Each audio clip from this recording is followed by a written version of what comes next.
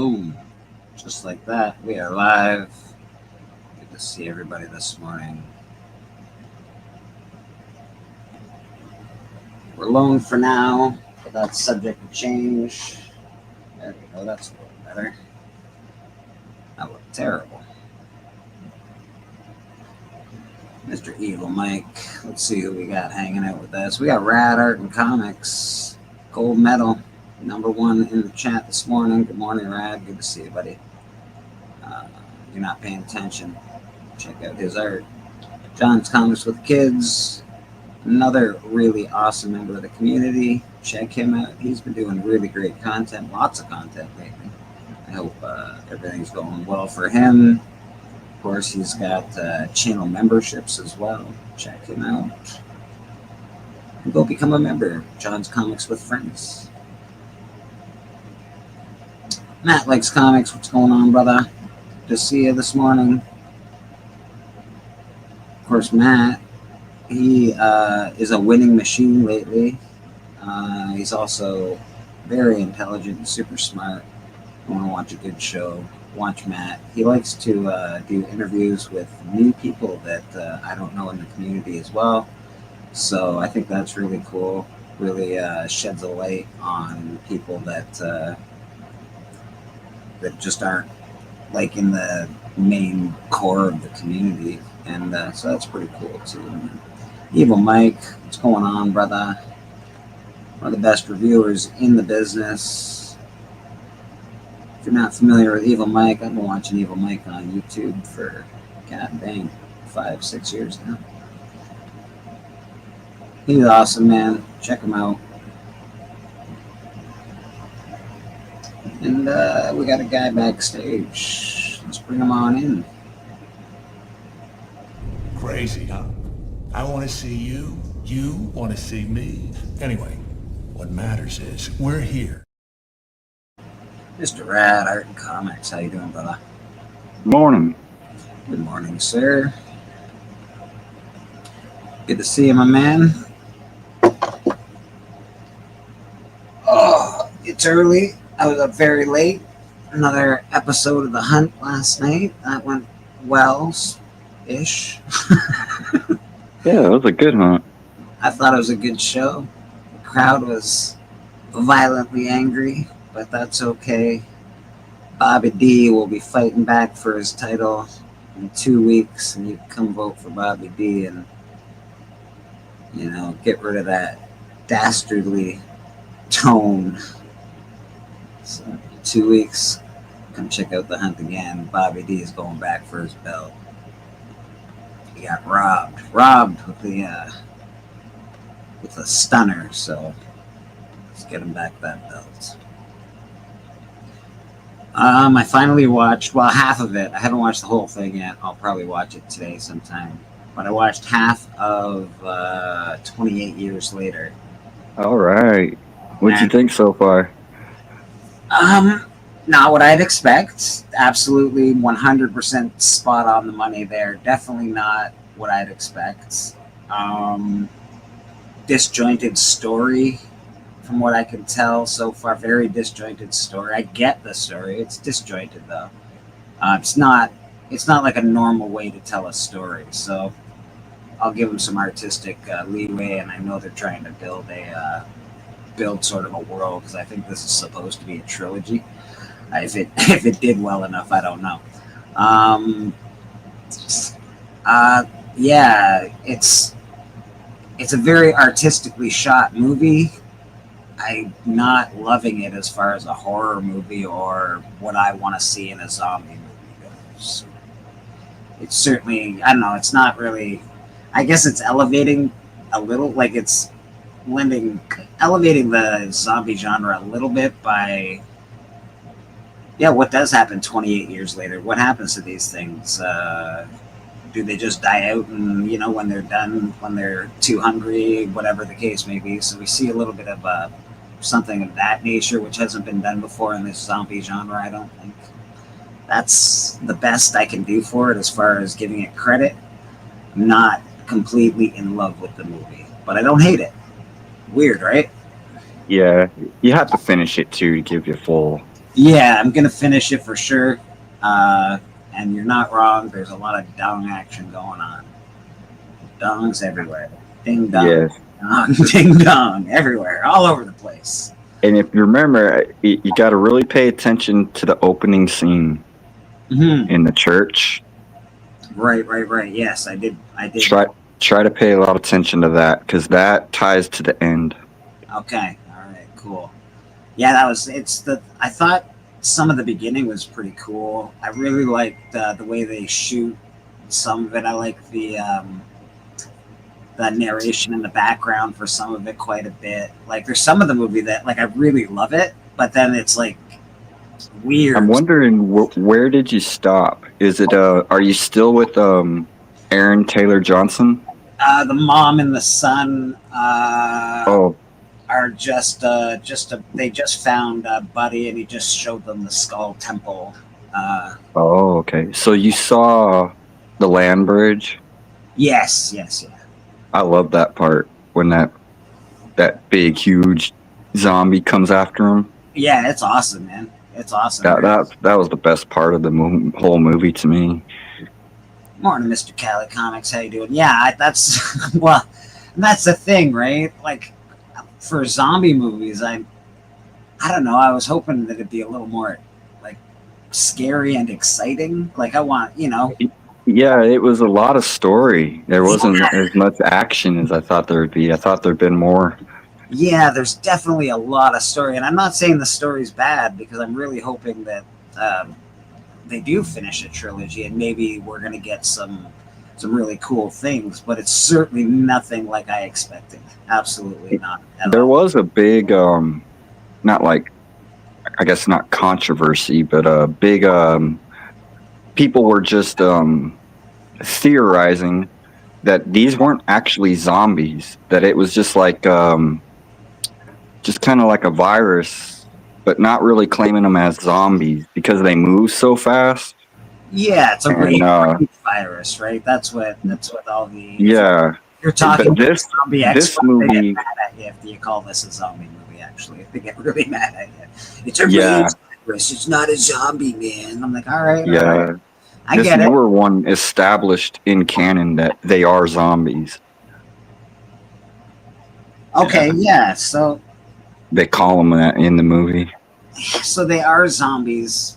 Are we just using it as a term because we don't know what other term to use for them? But yeah, I would say as it's a zombie. I'd consider them zombie. It is kind of weird that they move fast. However they got to be zombie form, they're still zombies. Like it's not like they get better. I think it's like they die and then they transform. So like it's living dead. That's a zombie. They're Ragers. Ragers. That's what he's okay. Ragers. Yeah. Yeah. I don't know. I would consider them a zombie. I definitely consider it a zombie movie. 28 days later, 28 years later. I always did. Like I Am Legend, they're rage virus as well. Yeah, in I Am Legend, in the book, they were vampires. Interesting. And Read the book. in the movie, they kind of changed them into, instead of vampires, more of a zombie type monster. And then what do we think about the Brad Pitt movie? What was that again? I can't remember. Oh, Daisy. Yeah. Daisy. I like that one. I just like the visuals when they're all piling up to get over the wall. That was crazy.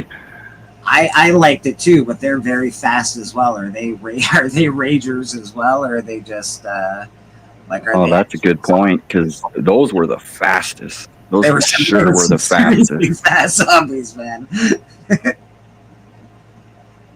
It was like they had like half their body would actually be skeleton, and they would still be running at you like a cheetah. Oh my god! So like, bro. yeah. That movie actually sort of made me fear a zombie movie again because you watch enough Walking Dead, you're like, dude, you can just walk to the next town, you'll be all right. Don't worry about it. That's what kind of throws me off on the 28 years later is they're not rotting. The the bodies aren't rotting, like they regenerate. Yeah. I'm wondering. Well, it's a virus of some sort, right? It was. I'm not sure what they were trying to create. Were they trying to create a rage virus? Probably not. I would highly doubt that. Maybe they were trying to create some sort of super soldier. Right. So who knows what they were actually trying to create? Maybe it does regenerate. It starts off with a rage virus and then makes you 10 feet tall with a big, huge dong. Who knows? Yeah. That's curious to me why they're growing to be like immensely tall. Huge. It's very cute. Yeah, it's like steroid effect. Yeah, so it's all very curious. In Cell, everybody's cell phone sent out a signal that makes the person that hears it revert back to our primal nature. And so everybody's cell phone sent out a signal that makes a person hear it and revert back to our primal nature. That's kind of like on DC Comics. What was it? Deceased? Yes. Or what was that? Yeah, Deceased. Yeah. Or there's also Zombie. Oh, no, that was Marvel Zombies. They sent it through the cell phones. Yeah, I Deceased. think they used the cell phones in the comics. That would work. Everybody's got one.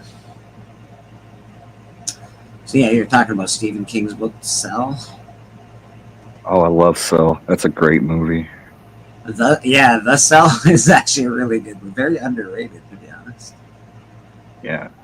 And that's the one with With Jennifer Lopez. Yeah. God dang. Yeah, I love that movie. That was a great movie. But this, it's an interesting plot.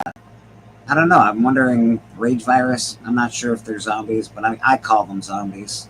But it's interesting to see where 28 years later is going, because obviously we've seen regeneration and we've seen huge zombies. Not a lot of action, but it's a decent movie if you like art house weird films. It's pretty good. Yeah. They're kind of evolving, like after 28 years of Yeah. they're evolving a little bit. Yeah. And it's weird seeing like the kids that are born into that world and how the kids react to that world that are born into it. I agree. I definitely agree with that, because it's a unique world. It's also we got to see that other places still have things like cell phones and whatnot, whereas Europe they're sort of in the dark ages in that movie. So it's a little weird to see that other places on Earth didn't really. I don't think a lot happened, or at least as bad happened. I think at the end of 28 weeks later, it says that Europe beat the virus and pushed it into Great Britain or something like that. They pushed it into a small area. Yeah.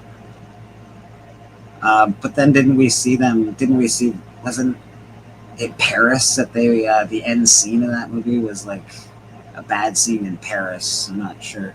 I think that was the first one, wasn't it? I think it was, yeah. I could be mixing two movies up at the same time. Days, weeks, years. Yeah. Yeah. It's cool though. I enjoyed it. And I also thought it was weird. So that's my rant on 28 years later so far. I still got to watch the last half of the movie, but so far it's pretty good. I watched. That's the same way I read it. Yeah. Okay. Good. Yeah. I feel about the same. I watched Happy Gilmore 2. That was, it was what it was.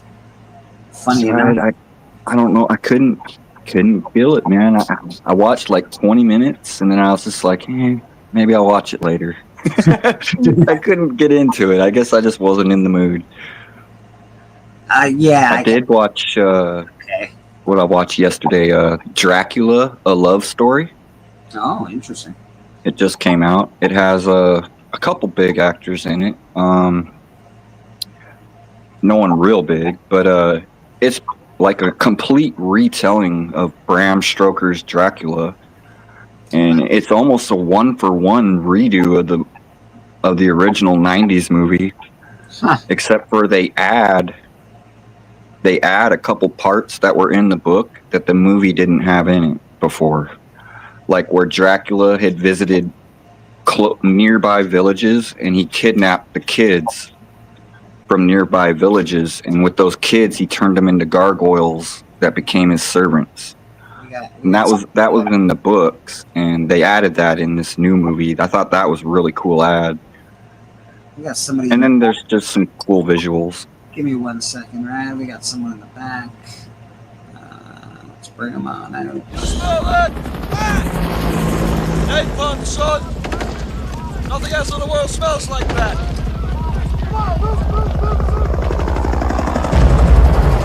I love the smell of napalm in the morning.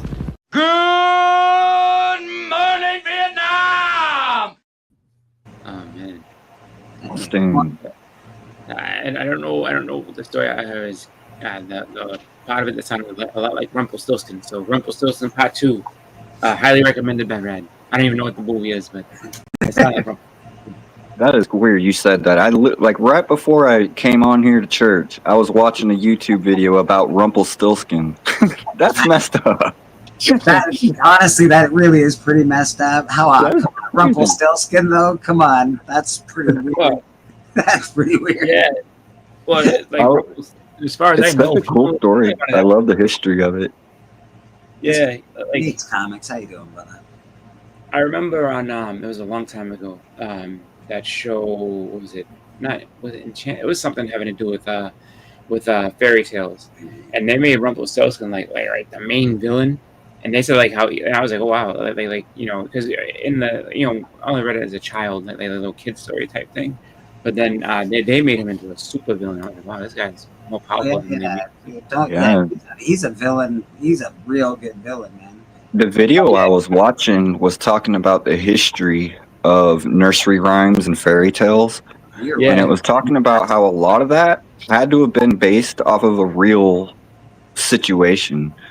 So they were saying like Rumpelstiltskin was probably like some weird guy that was living out in the woods, and this girl went out and he found her, and then he was able to do his little trick or whatever, guess my name or whatever. If you can't guess my name within 7 days, I'm gonna steal your baby. And she can't ever think of his name, so he steals the baby. You don't think that witch's house was made of candies, do you? You say there's always some truth to it though. Like there could be some truth to it. Absolutely. There's a little bit of truth to wives' tales, or like warnings, or it's passed down from generation to generation. You know what movie, honestly, truly, like really, what movie needs a I don't even know if it necessarily. It should be me, just because it's my take on it, I guess. But like, needs like I said, the Neverending Story definitely needs to have like a review and like, oh yeah, like this is what happened. Yeah, but then they're gonna make it crappy though. If they do a redo on the review, I know what your review is, Chris. We've gone over the review on the Neverending Story. But if they, I want to do that, but you know what? This movie's so shitty though. Like it's gonna be so bad. It's not gonna. It's gonna. They're gonna change everything. I'm going with the old one. Like I'm not worried about like what the new one does. I'm gonna go with the old one. Like, oh wow! But you know what movie? Willy Wonka and the Chocolate Factory needs one too. Just because it was on the other day, and I was just watching, and I was like, whoa! I was like, and I'm just sitting there, and there was one scene that really got me again. And I'm like, wow! And I was just like, how are you gonna sit there and do something like that? Like, how do you know what that is? The one when you said the weird people that give him the drink and then make him go they know he could die and they're like, no, go out there, go. We're just scientists. We're just scientists. Like I love the Neverending Story, but yes, it's for scientific research. But you told them nothing about what's gonna happen. Did you ever see?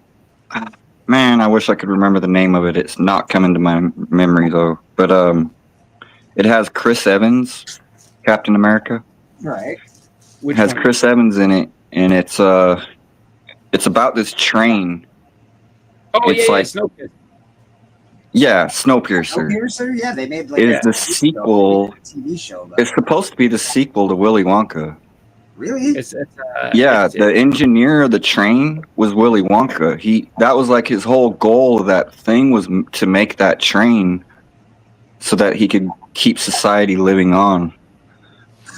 Yeah, Even Yeah, Cal- There's like all these weird ties to Willy Wonka in that movie. It's weird. or people have kind of connected dots and say like, oh, this, you know, so and It that's really could cool. be. Yeah, it's not like Yeah. canon, but there see. is like I say with Willy Wonka, like the thing is that so it's very funny when you look at ooh, Look who we those got. stickers. are those deck of cards. Got some stickers in. So this is Murder Oh, House. That is the production company that Callie and I are doing, and of course, Nice. this is Murder King. There's a nice Drac. Sticker. Drac drew that image, and of course, Very Murder nice. King up there. So stickers are in. We've got stickers. We got coins. This Kickstarter's coming together, man. So Very nice. I just wanted Like- to share that real quick. You guys keep talking. I just Yeah. wanted to I was gonna say I sent the cover to Callie. when you when you look at that movie, I mean, it's not a bad movie at all. Like the one that they made with Johnny Depp, you could tell like we're gonna make this much more safe because this is. But like if you look at the one, you know, the Gene Wilder one, like it's funny. You know, because, Gene like, Wilder, he wasn't going to take that role if he couldn't be introduced the way that they introduced him. You know how when he first comes out and he starts stumbling down the stairs and almost falls over, and then all of a sudden Yeah. stands up straight? Yeah, That and was he all said- Gene Wilder. Yeah, because he said that if that happened, like If I that way, can't like, do a wonky entrance, I'm not being a part of this movie. He wanted Well, no, people no. to not trust him. I guess the way he saw that character was like, look, he's like, so these people ain't supposed to know, or like they're not really supposed to know if I'm there to, you know, help them or hurt them. He's like, and that's what he was doing. He's like, you know what? He's like, from the moment I did that, you couldn't tell if I was telling you the truth or lying the whole time. If you And really it's want, like, if you really want to go Exactly. Willy Wonka and the Chocolate Factory, try reading the original Inception of Willy Wonka. Not a great book.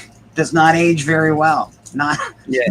not I great. never read the book. I never read the book. I just watched that movie. I'm like, oh, there's a bunch of crazy stuff in there. Slavery and like it's racist. It's not good at all. They had to make him rewrite it twice to make the first movie actually. Mm. Well, all I'm saying is that like some of his experimental candy is kind of funny. It's just like it's like that ain't forget turning the girl into a blueberry and nothing like that. Like it's just like some of it is like there's one Real that I'm asshole. like, dude, what the hell? That chick was an asshole, man. Well, no, they are. I mean, the kids were for the most part She bad. needed Even to do a blueberry. but even was it, you know, when you get to the point where you're you know just dealing with him, it's just like them everlasting gobstoppers, right? Like who's to say that it's not that exploding candy that he, you know, said, oh, don't do that, like just because he's like, oh yeah, there's exploding candy, you can give it to your enemies. And I'm like, that's not candy, that's terrorism. You can't just give people exploding candy like that's like, that doesn't work. What happened to Johnny's head? Oh, he was eating the candy, and next thing you know. That goes with all sorts of things that we watch, though. There's like the source material, and then there's what we get. Like, you know, Arnold Schwarzenegger's Total Recall, even though it's better than the whatever one that came out. And I don't hate the new one. I didn't hate it, but I liked Arnold's a lot better. Yeah. A lot It's better. not- Yeah. It's not even close to the source material. The new one is much closer to the source material. Yeah. You know, it's an Arnold. Is Total Recall based on a book? Yeah, it is. Yeah. Oh, I didn't know that. Yeah. Yeah. No. And Oh, that's interesting. So the thing that's funny is that like David Lynch made the he's the same dude that did Twin Peaks and stuff. He did that one, and you know, so that's why it's kind of all over the place, because like he's just kind of all over the place type guy. But I at do the like time he was riding high because he was in demand. Like he did was it Mulholland Drive? Twin Peaks was awesome. I don't know if people. Yeah, remember. Twin Peaks and Mulholland Drive. Like really like he was, you know, he was that guy that was like, oh wow, like David Lynch is gonna make this movie. We gotta check this out. So he's doing all kinds of crazy stuff. Apparently, actual Dracula is just naming his gods. Abaddon is the wrestler. What's it called? I've seen Abaddon. Belial. She's like a zombie. We're naming Diablo bosses. Yeah, that's it. No, I know I know what's it called? I know Abaddon. Like Abaddon, there's a wrestler. There was a wrestler named Abaddon. She used to work in AEW, and basically she's just like a dead zombie type thing. They're And I all was like, kings of the nine gates of hell. Well, absolutely. I know this as an adult, Evil Mike, but I don't know, like as a child watching it, and then you look back at it as an adult, you're like, this movie is it's a little questionable. there's some questionable things that happen in this movie. I hear all that. Just the Neverending Story is just a fun one, just because of the fact that it's just crazy as it is. It's like, oh my god. This is, Like- this is all in the name of fun and satire. We are not trash. I love Oh, Never. yeah, no, I'm not. I don't care. Like I saw that movie I saw that movie honestly when I was like 4, so I was just like, wow, this thing's all over the place. And then you And it go was back and watch scary it, when I was because I saw it really young as well, and it was scary. The wolf, the poor sad big rock guy, my big hands, just yeah. See, that goes over your head. Dude, the when you're- dragon grossed me out every time. Those wet scales on him just look so gross. They look like little I don't know, like balls of like pus scale. I'm like, yeah, you're right, man. It was weirded me out when I was a kid too. Blue looked questionable. all that stuff goes over your head when you're a kid, just because you don't think that. Like that. When I was a kid, I was like, oh, he just. Then you go back and watch him as an adult. It's like, oh my god, this guy. Someone needs to help him because he's just sitting there. Nothing's just gonna take me away. I'm not worried about anything else anymore. It's like, god damn. And it's just like even a Trey was like, oh, this guy's too sad for me. I gotta go. Now I was in the swamps of sadness. It's like, and this guy's too sad. And then just all that stuff was kind of like funny. It was like it's just to me, one of those deals where it's just like oh, put this on, that'll be all right. Because I remember when we saw it. It was a day that I was in, I think, kindergarten, and nobody really went to school. It's like some day that like a lot of people didn't go to school, so they just put on movies for us. We started watching that, and then we didn't get all the way through it because they were just like, oh, this is a little bit too much for these kids, and they turned it off, and they put on Teen Wolf. So we got Teen Wolf instead. And I was like, okay. But then I actually saw the whole thing, and I was like, wow, this movie's something else. And then What a weird one. When I was in public school, what was it? The Navigator, the last. I love that Oh, movie, yeah. The Navigator. They played it in the in the big auditorium with all of us watching, and we all watched it. I'm like, and looking back, I'm like, was this movie was it like, I don't know, was it like something amazing? Was it like, oh my god, everybody has to see this movie. We have to watch this movie. that was a I swear to God, that was a common thing in the 80s and 90s. Like, you know what? Just movie day. You guys are all here. And then literally, like, because that happened to me a bunch. And they'd be sitting there like, all right, do this. And then you just watch a movie all day. And they're like, all right, go home. I can remember watching it in school. The worst part is, for teachers, I've never seen, at least the teachers that I had, I've never seen a group of people that just didn't know how to work technology. Like none of them knew how to do it. They were just like, and they'd be playing with it. I'm like, all right, push this button and do that. And God forbid they had to do something with tracking. Oh my God, you wouldn't get That's that movie true. set up for at least- They always call little Timmy up. Timmy, come here. Timmy, come here. Help me. Yeah. Help me put in this divida. Help me put in this divida. Timmy, come on.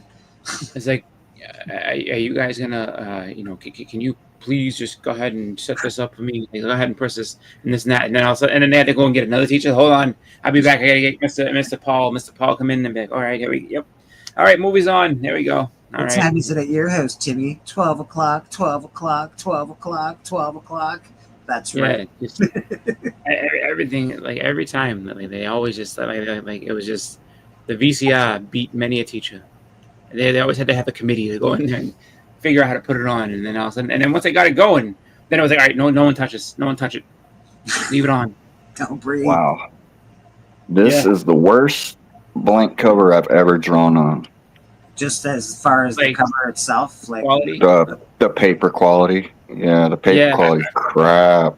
who's It's dynamite. Dynamite? Yeah, It's I've heard crap. that with, yeah, See how it's all shiny? Yeah. yep. There's like a coating on it. Yeah, there was some Transformers blanks that were from I think IDW that were like that, and the I can't- person that I had to do it like it doesn't grip anything, like it doesn't dry, so Right. what's gonna happen? It's gonna take. If I It's gonna take touch a it, long it'll time. blur. Yeah, Yeah. you need to like blow dry that as you go almost. Yeah, But they sell those little fans because I got my ceiling fan on high. Nice. Yeah, no, they have these little personal small fans. Who that had one for Heroes, and I forgot to try to get one.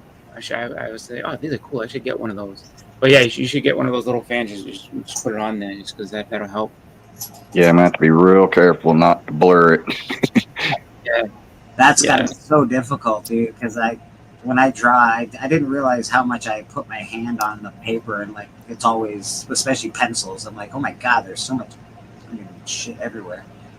Yeah, it's tough. Yeah, that's that. I would say, when it comes to the, I don't know if it's all indie books. I don't think it is. I know that IDW has a few that are just like they have like a little coding that makes it tougher. So if you try to get somebody to do a commission on those, like they really do struggle with them just because they want the colors to set in and they don't for a long time. So It's certainly not the first time I've heard it from an artist, though. There's certain books that they just do shit for fucking drawing on it. yeah, it's just that paper. It's just because they put that little coating, whatever it is, that makes it hard for the colors to absorb. So they will eventually. It's gonna take a while. You would think that it's a blank cover. You'd think that they'd be like, let's not put a coating on a blank cover that they're probably going to get a sketch on, because that's what we do. Yeah, I don't, or at least do like they did before, where it's like like there's some that have that like white paper above it, so it's just like it already comes like kind of wrapped in something, and then you can pull that off, and then there's the paper on that one takes the colors easier. Like it kind of absorbs it in, doesn't bleed through, but and I think that's probably what the idea was. Oh well, this will make it so it doesn't bleed through, but it also makes it, if you have it on there, it makes it so that the colors don't absorb either. So it's like Shout out to Flat Earth Santa, my emissary to Heroes Con this year. He went and got a book signed for me by Jenny Frison, and I'm very grateful. Thank you very much, sir. Oh, cool. And then I got one Jenny Prison sig. I have the Jenny Frison sig, in my opinion. So I'm very. Oh, happy. you got it on her Voltron. Yeah, I did, brother. Yeah. Nice. Yeah, so that's like, it's just what a cool thing to have signed by her. So I'm pretty excited about that. Yeah. Yeah, she was I think staying in a hotel because like when we came back on what was it, Friday or Saturday, she was like sitting down on the whole thing and she's like signing stuff, and then people were talking about it, and like her husband or boyfriend, whoever he is, he's like, oh, we still got work to do. Here's some more books, like so. Because she's really nice and she kind of like, keeps her focused. They know you guys Sign these books. Sign these books, bitch. Come on. We got more work. Yeah. I don't know. Jenny Frison's pretty awesome. She hasn't. I haven't really. I don't know. I haven't seen anything real different from her in a really long time. Mostly those covers from Something's Killing the Children, which are all really quite similar to one another. Usually just a face shot. Yeah, I hope she starts getting back into like, some like cooler. But she's I like her color theory. I just like how she uses her colors. Yeah, her use of color. I think a lot of people.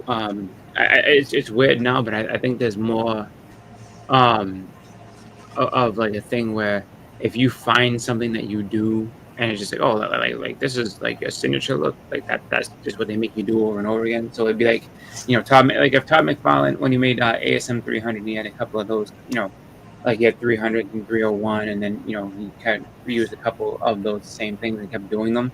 I think that's a lot of what happens now. Is like, oh, like you're known for just doing this, like was it right. John Tyler was known for the negative space bar, so that's all he does is just do those.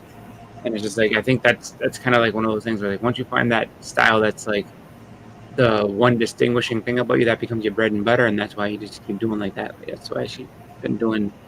I think maybe there's those she doesn't spaces. experiment a lot. She just sticks with Yeah, what's safe, like, and she knows what will bring the money in. Yeah. So it's just not saying that that's Yeah, you're right. You're probably right. being able to. I feel like I don't know. like if you're an autistic person, eventually that is kind of boring. You're like, oh, I gotta do this again. Like, how about I do this instead? Come on, Like, Right. But I don't, I think that just how like if you're getting paid, you don't really want to argue with the money. Like, no, I don't want to do this anymore. I want to do this thing now. Like, we're gonna pay you all this money for it. Okay. I don't want to do that anymore.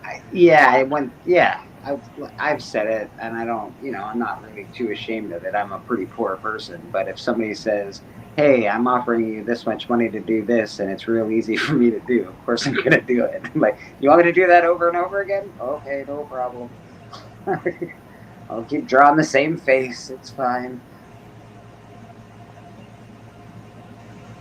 Yeah, something we artists have to learn early on is that if we want to make money and we want to make a living doing this, then we're going to have to deal with drawing things that we don't want to draw, because people are going to make you want to draw things you don't really want to. But if you want to make a living or keep going, you're going to have to do it.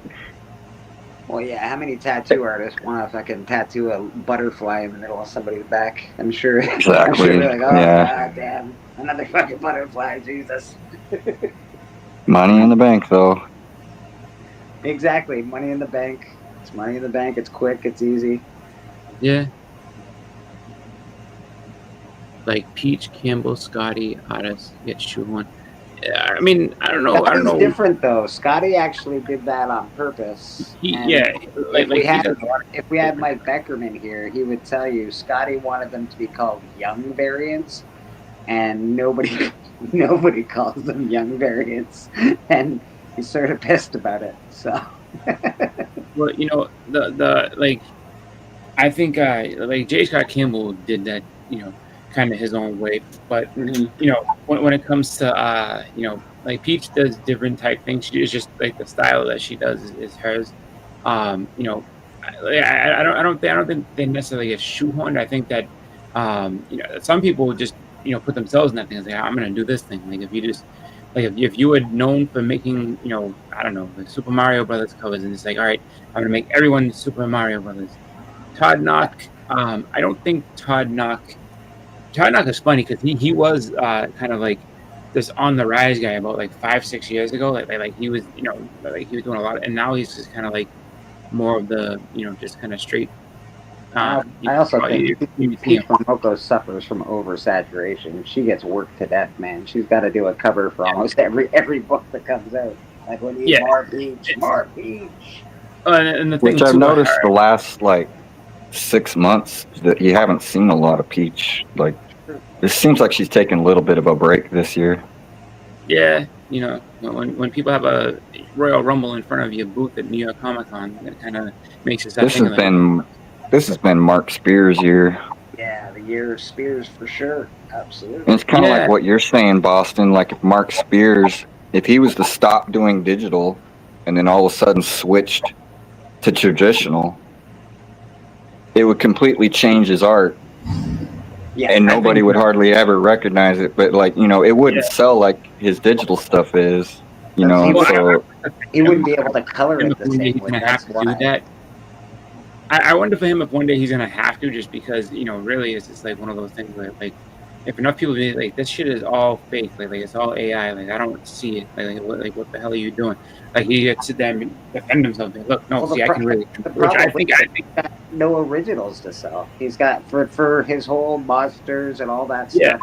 No original art. That's the weird thing is that I bet you what he most likely does is he'll do like the little outline and shit on you know what I mean. So he'll do like the very basic building block thumbnail type thing, and then scan that and then do all the real work after. Which I mean, it's not to say that he can't. Like that's the one thing. No, he can. He's a traditional painter. Apparently, he's been taught to be a traditional painter, so he is very capable of doing actual art.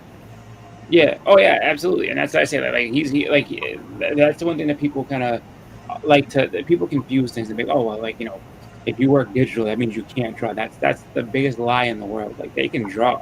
It's just people because I can tell you right now, all right, if you think you're the man and you can do all this shit and digital's gonna take you away, Here's Photoshop. Go, draw me something. Draw me something awesome right now. The thing Like- that digital allows you to do, if you're an artist and you really get into digital, you can become really lazy, because digital allows you to fix work real quick, allows you to do any color scheme you want. Like it's a great tool for an artist. If you really know art and you're real good at it, a digital platform is awesome for you. It's phenomenal, to be honest. The best thing about it is the portability. Yeah. Yeah, Nate just says he likes Capullo a lot. His art varies, but his style remains the same, but his work doesn't feel repetitive. I'd have to agree with that. Capullo is awesome. But then someone says his remarks are off. Who, Capullo's? Capullo despises. Capullo despises digital. Him or either him or maybe we're talking about maybe Max Spears. Dungeon Crawler, let us know who you think has awful remarks. And if you say it's Max Spears, I could see that, just because I'm sure he's very lazy in that way. Where it's like, all right, you want me to do a remark for you? Every day of the week, man. Capullo's one of my faves, and he's cool to me too. He's like the kind of guy that you feel like he'd play air guitar with you, and I know he would because he did it with my buddy. He played air guitar with my buddy while he was. No, he's a nice guy. Like him and Scott Snyder are both very nice people, and Scott Snyder actually is very funny because like he said that, like, you know, his dream that he did, and really like he almost didn't get into comics at all because he you know, liked being in Disney, and so like he worked for Disney at one point or another, and they were just like, hey, we're opening up. I think it was either in Japan or it was in Europe, one of the two. They opened up a Disney one, like, you're about the right size to be Prince Charming. And he's like, what? So he was like Prince Charming for a little bit and everything. I said it wrong. I was like, that's crazy. And I guess like his parents was like, look, we spent a lot of money to send you to school. You're not going to be goddamn Prince Charming. You know, let's go. But Mom, I want to be Prince Charming. He my was girl excited. Yurka has a main style, but she does mix it up. I want to say like 4 main styles, and that's very important. If you can mix it up as an artist, I think that's important. Like Peach mixes it up. She just summer hits, summer misses, but she does mix it up. Yeah.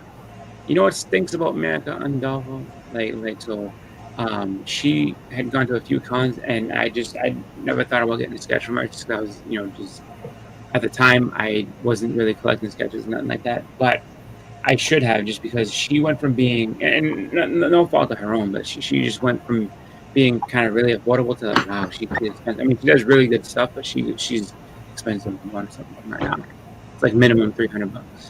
So I don't have to watch my mouth. I'm telling you the truth. I said nothing bad. I just somebody who's really cool.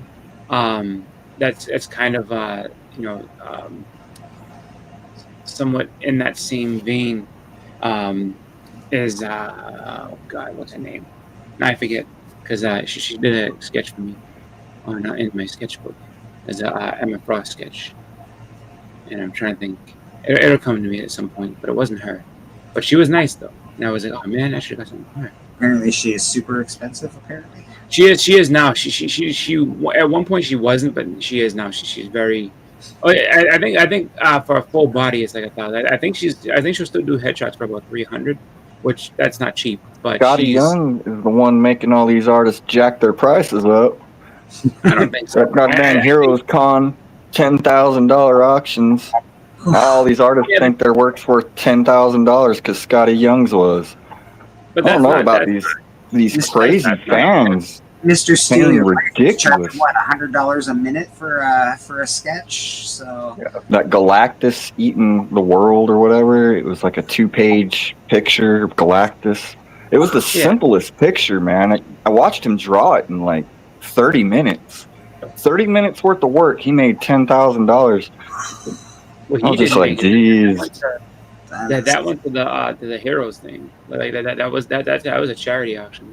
Like he didn't make that. Oh, he didn't get that. Okay. It says it's supply and demand. But still, like, Braga got that kind of makes every artist think that's what they can put their price up to, you know. There was plenty of stuff that was affordable. It's just, I think that what happens is that some people are looking at it where they have just, they have the time to do it. And, I mean, Yeah, that I saw that Hyde trailer. Yeah, I know they're coming out with the graphic novel, but they keep saying Christopher Nolan or whatever is teamed that- up with them. Is that who's directing it? Are they making it a movie too? Is it a Yeah, graphic it's a novel movie. and a movie? It's definitely a movie. Johnny Depp is in. I've seen the trailer for it. It looks. The trailer wasn't super I'm telling. just confused. I know that there's a graphic novel for sure. I just wasn't for sure of the movie. Yeah, they're definitely making a movie of it. It's got starring Johnny Depp. Yeah. I'm not exactly. I've read the synopsis. I can't. It's not.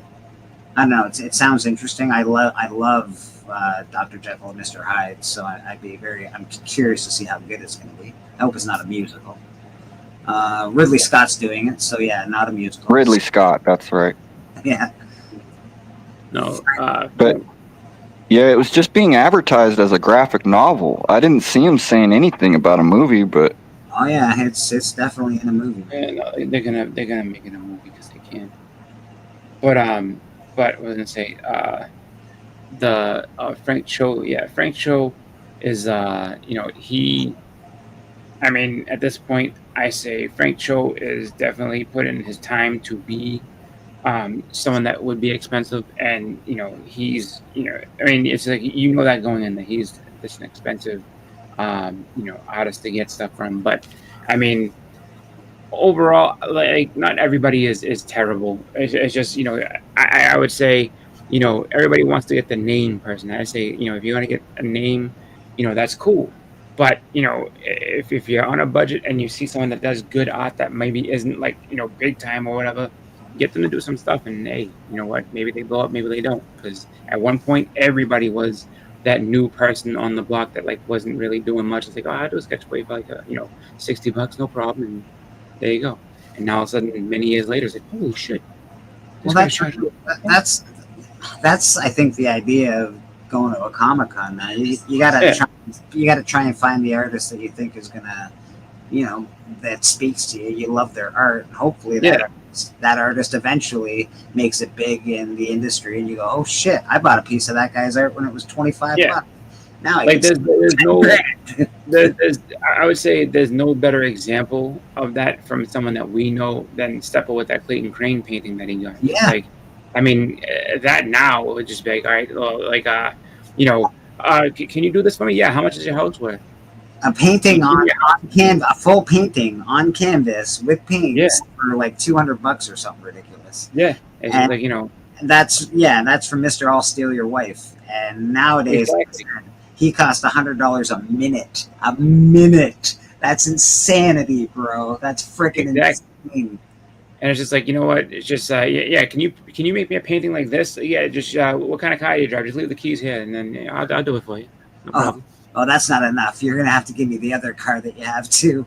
Sorry, bro.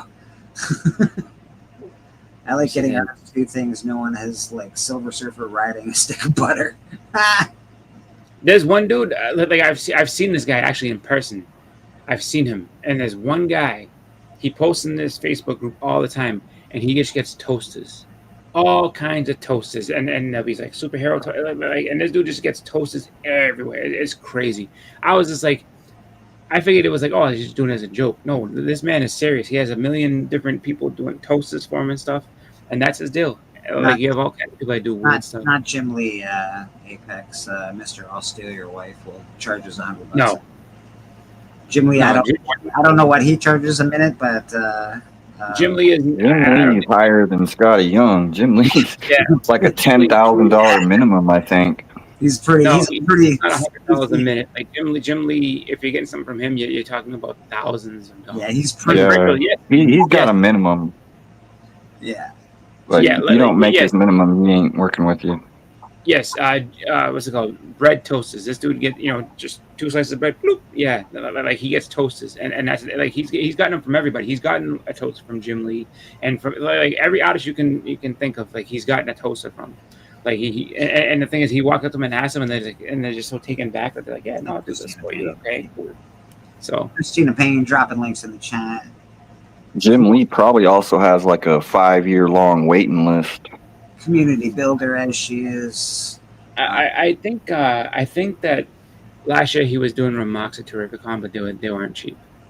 So Don't and forget, they were going to be like something quick, but yeah, it's just like nominations for the CBC Awards are over, but next will be the actual voting process yeah. to get your finalists. So don't forget Rad Art here, and of course Christina Payne as community builder,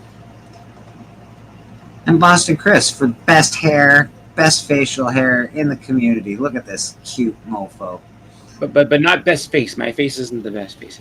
I tried, but the best face doesn't go to me. It's hard. It's a hard one. It's a hard one. I think Imagine CJ. that category for that, and best face is this one. I think CJ's got the best face, really. Oh, it's all. He's got my favorite face. It doesn't get shown at all. It's perfect. A lot of big artists this generation went to tattoos rather than comics. It's hard to get in the comic industry. There's money. There's money there. Like people. I mean, It's easy to get in the tattoo industry. It's not nearly as easy to get in the comic industry. That's for sure. yeah. Well, there's that, and then on top of that, yeah, it's just like you think about it. It's like people have been getting tattoos forever. You know what I mean? And comics have been around for a long time, but tattoos have been far longer. Like so, Well, it's and like, also tattoos are really popular now. It's not just jailheads. It's not bikers. Every Tom, Dick, and Harry is getting a tattoo. So it's everyone's got a sleeve. Everyone wants to look tough as nails, and tattoos it's all a lie now, people. These people with tattoos are not as cool as you think. Oh yeah, shit, no. I just showed my tattoos. Damn. No, but it's funny though because it's like like a lot of that. Actually, there's an artist that so the guy that did the Blade sketch for me, he was doing comic stuff, and I talked to his brother, and I was like, hey, is he coming back to do con stuff? He's like, nah, he's really busy with doing tattoos now, so it's just like he went from doing comic stuff, and he does some stuff sometimes, but like yeah, he's more into doing tattoos than comics. So it's just like, Apex apparently made money drawing tattoo designs in the Navy. yeah. Cool. Yeah, man. There's big money in it, especially now. Like I said, tattoo parlors are pretty hopping these days. Everybody wants a They have tattoo. them everywhere. Like, I mean, Every girl wants to piss off their dad. Every boy wants to piss off his mom. yeah, just everybody. Like, it's funny, but it's just like I know that like we got where I live at, there was no tattoo place at all. Like it wasn't. I guess like I won't say it wasn't legal, but they just didn't have any places around here. You had to go to like New Hampshire and stuff. And then they finally put one, and it was like right in my city. And they were just like, I remember it was like the year before we graduated, it came in, and then they were just like, hey, there's a graduating class of 2000. If you want a tattoo, we'll give it to you 30% off. So I know a lot of my classmates got tattoos that same summer. Every tattoo I ever got came out of a fucking basement. I don't really go to. My buddy's a tattoo artist, so he doesn't really work out of a shop, but he's a scratcher in his basement. And, it's a little cheaper. We just got to find the right person. Don't go to anybody. But Yeah. so find Well, someone who can actually tattoo. They actually will have people that will go sometimes to actual conventions, and sometimes they are tattooing. So it's like, yeah, like we'll do it here.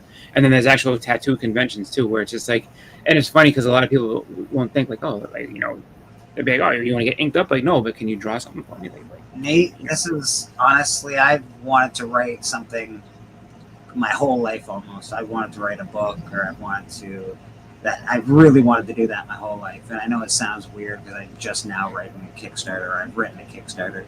But I don't know, 20 years ago, a girl that I met a few years before, 10 years before in high school, she was just like, have you written that book yet? I'm like, no, don't talk about it. But honestly, the Kickstarter is a game changer for people that want to write. Also, this community is a game changer. I can't draw, and I don't want to promote AI art, but to have people in this community that are artists and others that are writers can come together and do a project together, I think it's freaking awesome, dude. It's a very mutual, beneficial relationship, and it's freaking dope, man. Rad Art has done a cover for Murder King, which is the book Callie and I have written. The 6 books that Callie and I have written, actually. And his cover's so beautiful, man. It's one of the coolest covers of all time. So yeah, man, I'm super stoked about Kickstarter. So yeah, Yeah. that's my rant on Kickstarter. No, it's cool. It's cool. I think that you know, that like that's just fun to be able to, even if it's something where you know you just had just that creative burst and you just wanted to be like, you know what, I just want to see what this is like, and maybe it's for me, maybe it's not, but here we go, and then see it come to life. That's kind of cool. And the community supports one another, and that's exactly right. Like you have to have people that'll support you as well, which is a big deal, man. So Yeah, trying and I think you know, just a lot of that you know, just I think that really too, you know, to like what Nate said about things being like, you know, they have the option to go indie and do this stuff. I think, you know, you have a lot of people that might be working for XYZ companies. Like, I really want to, like, I have to tell these stories, but I really want to tell, you know, I work on, you know, whatever. I work on the X-Men, but I really want to do a crime story set in like, you know, the 60s or something like that. You know, you know, 60s England. I want to make a crime story about 1960s England, and I can't do that, you know, at Marvel. So let me go ahead and you know make that story over here. Oh, Dougie. and that's because regardless of what you think of It's raining. of Marvel, of DC, heroes, I'm an adult now, and there's sometimes I just want to read a story for adults. I want to read a good story. I don't necessarily, you know, not all hero stories are awesome these days. So it's the self-published works, indie books are really awesome. They permeate a lot of my collection, especially when I started buying comics again. I started mostly buying indie comics. He knows it's raining out there. He ain't trying to go out there. And it's like, nah, wait, man, not today. It's raining out, and there's no fun out there. Although I feel like dogs Dang. like. I want to go out so bad, but it's so wet. Yeah, but dogs like puddles, baby. Go find a puddle and splash in it real quick. Yeah, me too, Mike. I'm very excited to see the potential of it. I think there's books that have come out, stories, graphic novels that are acclaimed. So I don't think it's impossible to write a story in the form of a comic book and have a really good written piece of work. I'm excited myself. Can't stay long. Drop by to give you a thumbs up. Thanks, Lyle. I appreciate you, brother. More than welcome on if you want. If you come back, I don't know, but go watch Lyle. Is it Monday, Lyle, that you do the trivia? Because and it's hard trivia, man. It's not easy trivia. If you think you're gonna just breeze through this trivia, you're not. Canadian survivalist. Think Harryhausen. Oh, the guy that did Harryhausen. All right. When you photograph. Are you talking about Random Reads trivia? I thought it was Lyle. Kevin? I thought, oh, it's not. Yeah, I think I'm talking about Random Reads. Sorry, Lyle. My mistake. I was confused. I was like, I think he's talking about Kevin. Yeah, I think I am too. Yeah, man. Are you photographing your action figures, Canadian Survivalists? That's cool. If you're doing videos and stuff, I find that really interesting and really cool. I'd love to see some of that. Yeah, I saw a guy that was doing that. Like, there was a guy. I think it was Instagram and YouTube and stuff like that. But Some of those guys are great at it. It's like this guy was. I don't even remember his name, but he was like he really was just over the top with the stuff he did. He had like little like firecrackers and stuff. Money involved in it? Can you get paid from it besides having a YouTube channel that's successful? Well, that, and which is good. Don't get me wrong. Is there anywhere you get paid for that skill? Because it's an awesome skill, man. I mean, That if you think probably about is. it, I guess if you do it, so if you can kind of find a way to like sell it to people to like sell it to The like, toy makers probably hire them for advertising. like check out this little battle picture. We can show like this and that and everything else. So it's just like, you know, because I mean, you remember the commercials back in the day? They used to actually have people like, you know, kids playing in like little made up like foresty areas and stuff. Yeah. And I think it's just a fun hobby for grown adults, though. It is cool, Yeah. and I love watching it. The wrestling ones I love to watch. There's some cool ones, like just with Marvel figures and shit. Yeah. It's very cool. There's one guy who like does like he animates and he'll show you like the animation that he had and all kinds of figures. Like he's done stuff with like with like, Robot video Chicken games. really took that off. Yeah. Yeah. So this guy, he's a little different, but like he had one with like Michael Jordan playing basketball with like a Prince action figure, and so it was just like and like, they're dunking on each other and stuff like that. I was like, oh, it's pretty cool. And he How showed you how he like How actually. Canadian survivalist, if you don't mind answering a question, because I don't know the answers to these questions, how long would it take to make a 20-minute YouTube video of action figures fighting or whatever, some story? And would you be able to Man, do I bet that could take weeks. exactly? Would you be able Probably, to do one of those a week, or would it be like a couple of months before you could get one out? Like, I'm wondering the process of this, because it seems like it would be a long process. I've seen Hausen do it. Harry, whatever his name is, the guy from the Skeleton Guy, and he did Star Wars stuff. But Mhm. I don't know, man. That's Oh yeah. process.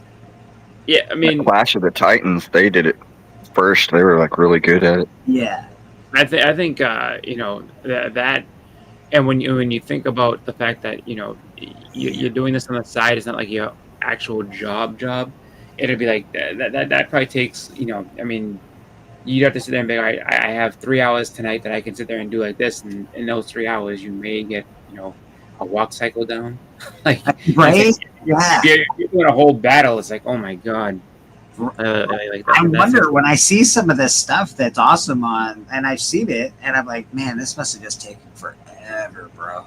Yeah, it's just like and then luckily, those people have 8 hours a day or longer to be able to do that. If you only have a couple hours a day, you're not getting much done, because you position it and you got to take the picture, and then So it's not feasible to like say I'm gonna start a YouTube show and we're gonna do a show every week, a 10-minute show every week, and it's gonna be awesome and people are gonna tune in.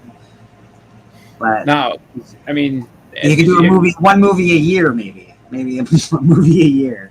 Yeah, you have to shoot it in pieces. Like if you tried to do like an episode of something like that, you would have to sit there and just chop up into little bitty pieces here and there. It's like, all right, we Christmas filmed this. 13. I know that. What was it? Del Toro. He made a remake of Pinocchio, Mhm. and it took him a long time, a lot of years to do that Pinocchio remake. It was all stop motion. Yeah, it's just like to me, it's just like I'm sure it's like one of those things. Like this part Take of a this chunk thing, of your life to do some of that stuff. yeah, absolutely. It's AI like, could probably do that for you in 10 seconds, right? You could probably say, make me a video of toys. Yeah, AI sped that up. Yeah.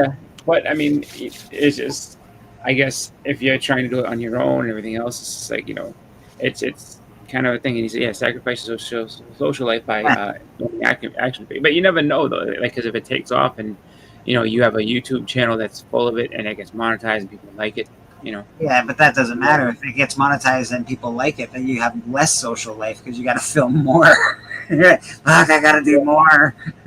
Although who knows? Maybe you get lucky and that's just the video that just keeps on giving. It's like, you know what? AI I made is this one thing and it just ready. Listen, survivalist. I prefer people that can do things the old-fashioned way. I don't think AI is great for art.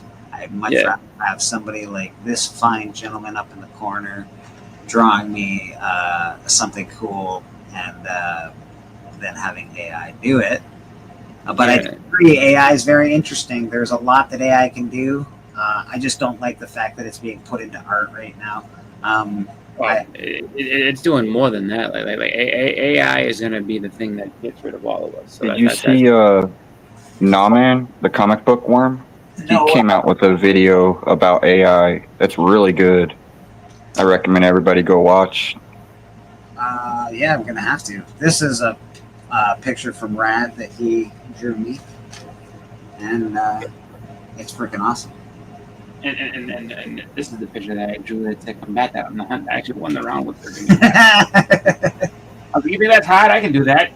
Like, see? the exact same thing right here. It's just sitting right here. Good morning, Susan Q. Boston Chris is going to show Rad up. Hold on, let's see Boston's excellent piece of art here. I'm not showing it up. I just did it differently. Oh no! You want to battle Rad? That's your attempt at battling Rad art and comics. Well done. Yeah, that's awesome, man. No, I like it. It was funny. I was just bored at work and I did it, and I was like, all right, let's see what I can do. And trust me, if you ask me to produce it again, I probably can't because I busted. I'm just busted. But it just was funny for that round. I was just like, because I was like, hey, how does it? Because yeah, put the finishing touches on, and here you go, and boom. That's actually a good point too. AI is going to make classic art very expensive. Well, I mean, you have that, but then also too, like the thing that I worry about, and I think that everybody needs is just that, like, shit. All you have to do is just, AI can basically replace just about any task at all. So if you work in an office, like, I mean, they could just program an AI to sit there and answer your phones. Or Well, one good point that Naman, the comic book worm, made in his AI video is that a lot of it is just buzzwords. A lot of this stuff you guys are hearing is just buzzwords. They're really hyping it up to be a lot more than it actually is. All this AGI, all this other stuff, it's buzzwords. Like, we're not that advanced. We're not going to be able to make a super intelligence. Like, it's not that. They're trying to make it out more than what it actually is. And I don't know. They're doing that so they can sell it.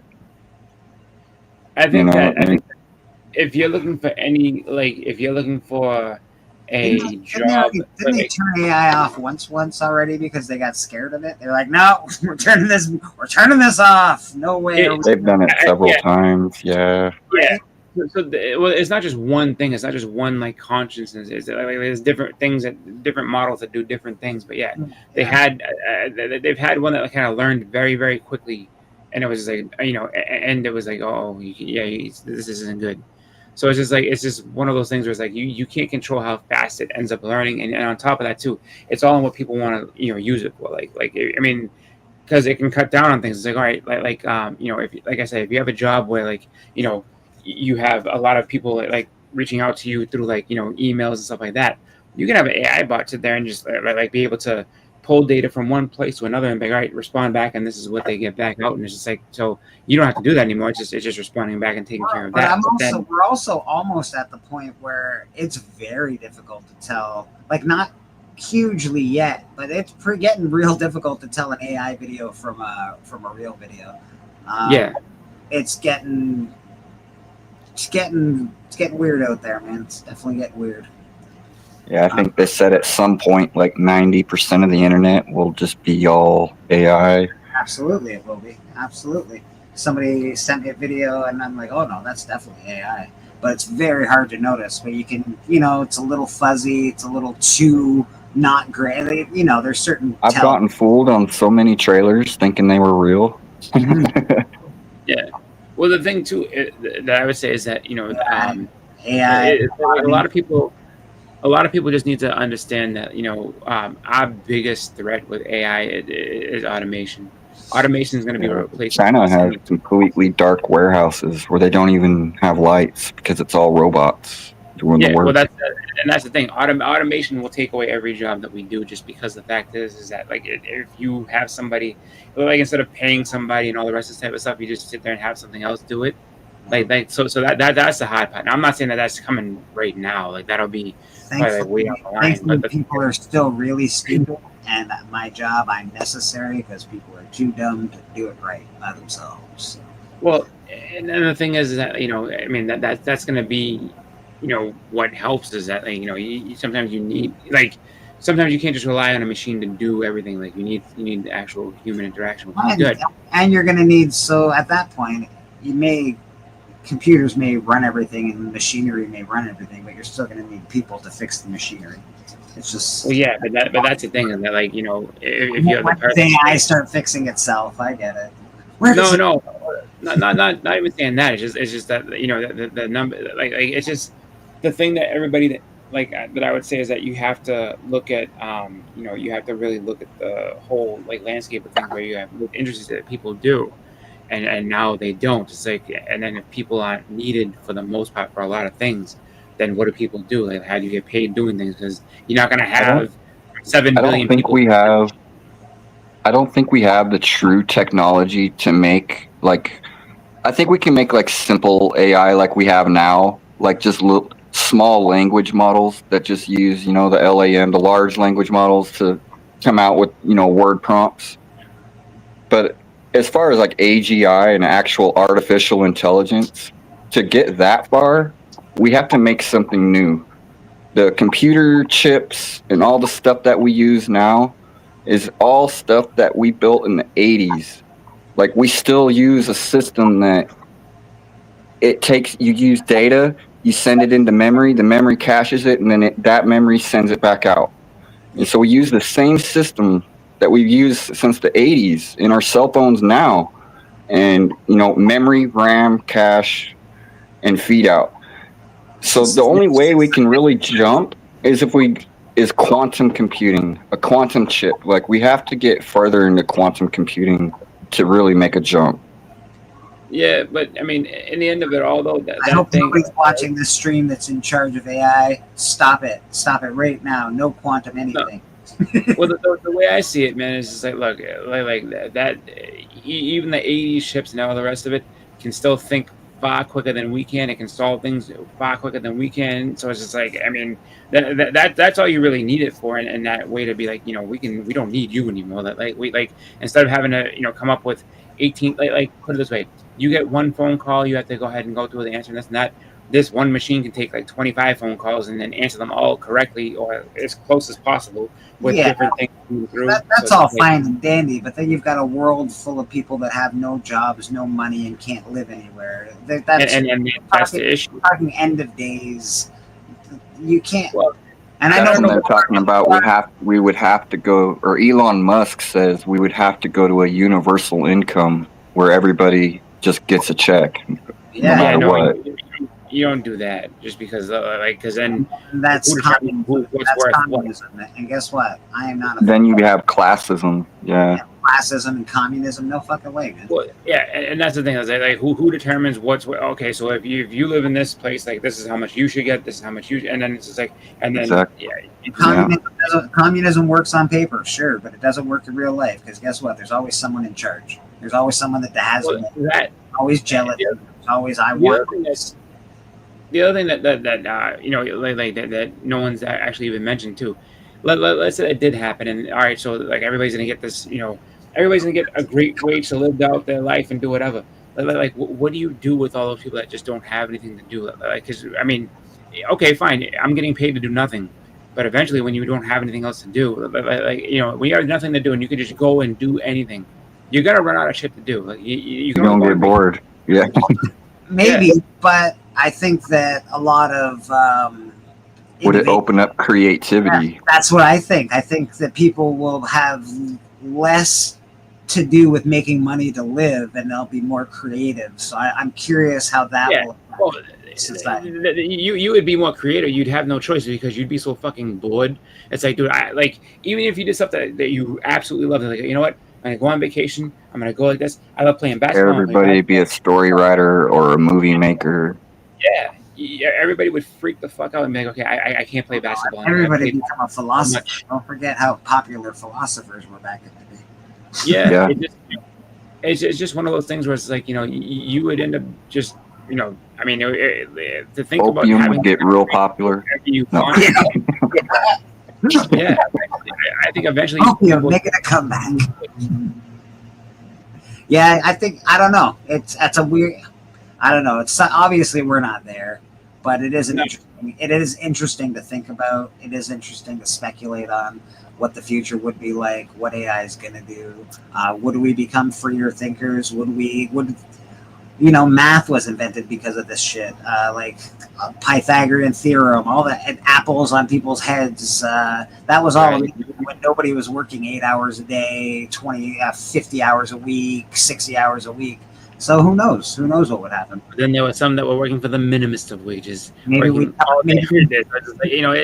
it's crazy. It's like, I think that the hardest part about that too is that you have to find something, because if you don't, you just croak. that's a fact. Like if there's nothing for you to do, you've done everything and everything. Like that's it. Like that's what happens. That's why when You have to have people, something to live for. Yeah. yeah, just because it keeps you going, it keeps you busy. It's just like because I mean it's I just think I actually rebuttal that with hope.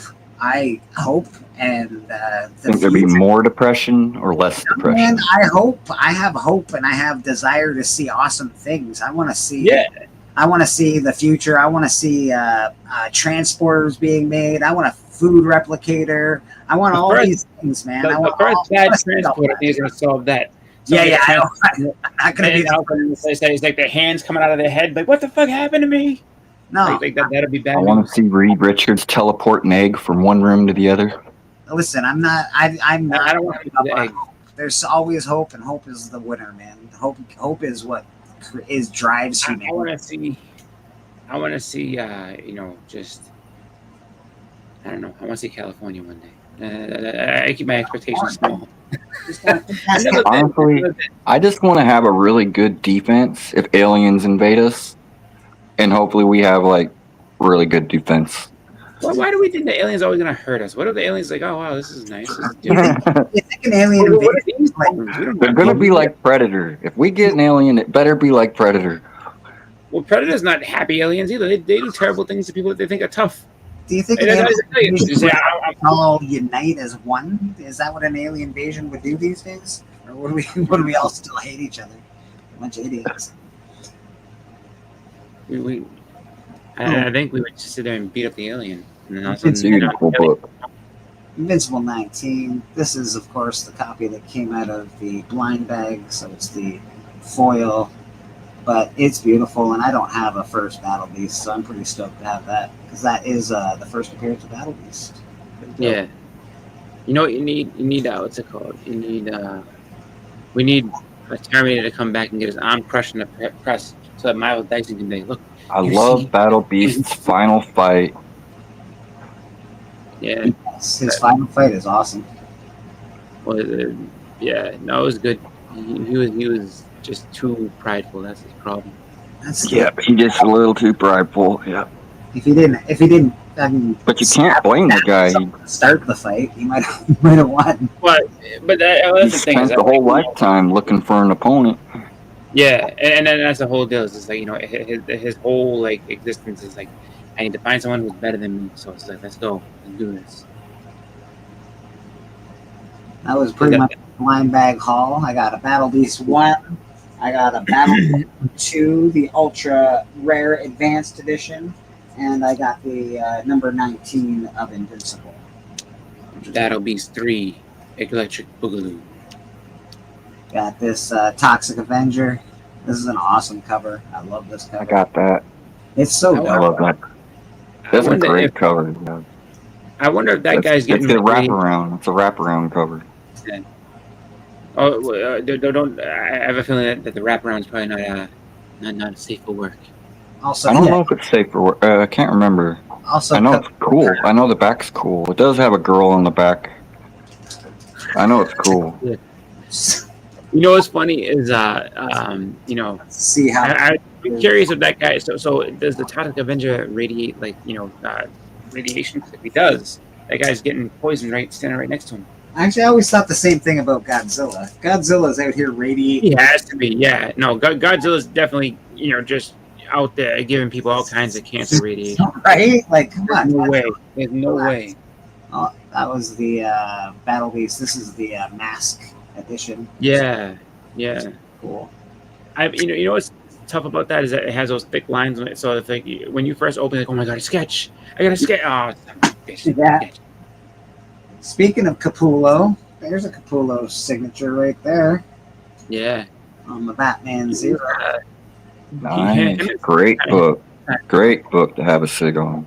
Right? Awesome. Fan Expo has now Fan Expo Boston, like they have an experience to meet the two of them. I got one Greg Capello sig finally. I have a couple. I was Got looking it at on this a few years ago. Demons. And this is awesome. This is my Shoto Warriors 1. This is also signed. Yeah, Herb Chimpy. Herb Trimp signed that bad boy. Or Trimp. Trimp. I don't know how you say his real name, right? I've always said Shrimp, but it could be Trimpy. I've heard Trimpy, Shrimp. I don't know. I feel like his friends call him Trimpy. We just call him Shrimp. So that's I like Shogun Warriors, man. I like all that. Call him Mr. T. Shit. Mr. T. Yeah, that is true. He is a Mr. T. Just not that. Picked up this guy recently, which I'm really happy about. Yeah, Booster Gold. Nice. I didn't pay too much money for it, and it's getting more and more expensive. And it's a really I nice. think that's going to be a big movie. Sold. Yeah, pretty cool. We someone should go ahead and talk to Bleak and say, listen, we need to change that from Booster Gold to Booster Sold. Okay. Old. We got Deadpool 6. This is I collect the 2099 characters, so this is the first appearance of Deadpool. We need that. That's a cool Yeah, book. I remember That's that. really the first female Deadpool. Yeah, Yeah, I remember people being into that when it first came out.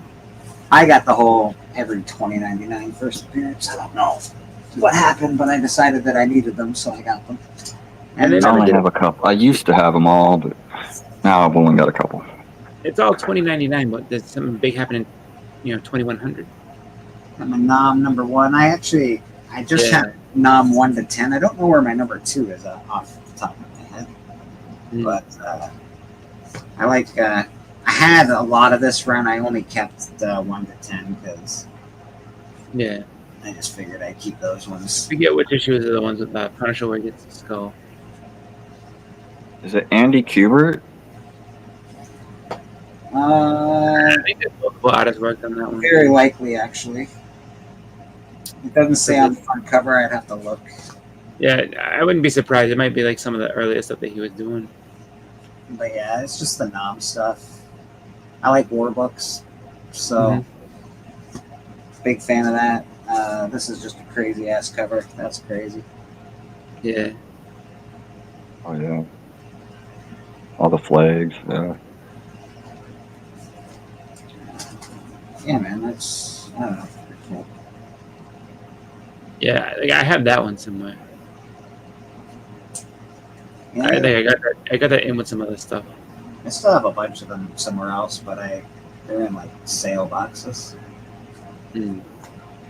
But I like the 1 to 10. I figured I'd just keep those because I really like the Nom series. Yeah.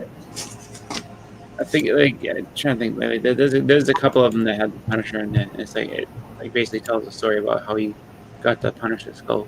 Now this one, I don't know. I gotta really keep it careful. I don't want to mess this one up. This one's really, really expensive, so I don't want to mess that up. Yeah. The Dark Oh Hawk. jeez, that's a high dollar book. Yeah. So I gotta keep. I gotta be careful with it. So you can only see it for a couple of seconds. Sorry, guys. Sorry, everybody.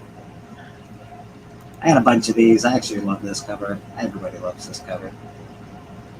Daredevil. Oh yeah. Yeah. Dirty Harry Daredevil. No more, Mr. Nice Guy. Hey, Bleak, I would say to you, if you have a bunch of those, especially towards the end of that run, you should not sell those straight. I'll put it this way: like I don't anything. I want to say from 80 to I think it's 80 to 84. Yeah. Those ones are expensive because they're low print run. And then 52, 53 is like 10 of this 10 of this particular copy. I don't know how much of the run I have left, but yeah. No, I was saying about the Nom, like so the Nom, the end of the run, they're low print. So yeah, those are actually kind of pricey here and there. And then the 52 and 53 is the what's it called, the Punisher skull. Werewolf by Night, which is some of my favorite stuff. Yeah. Yeah. Great covers. Love Marvel horror. Yeah, man. Just awesome covers, great headers. I don't have a ton of Werewolf by Night, but I do have the stuff that I kept is in really nice condition. Yeah. So pretty good condition books. Really nice. That's Werewolf by Night number 4 in near mint condition. That's pretty cool. This one not in near mint condition, not even close, but it is Werewolf by Night number 2. Mm. Couldn't give that one up because it's number 2.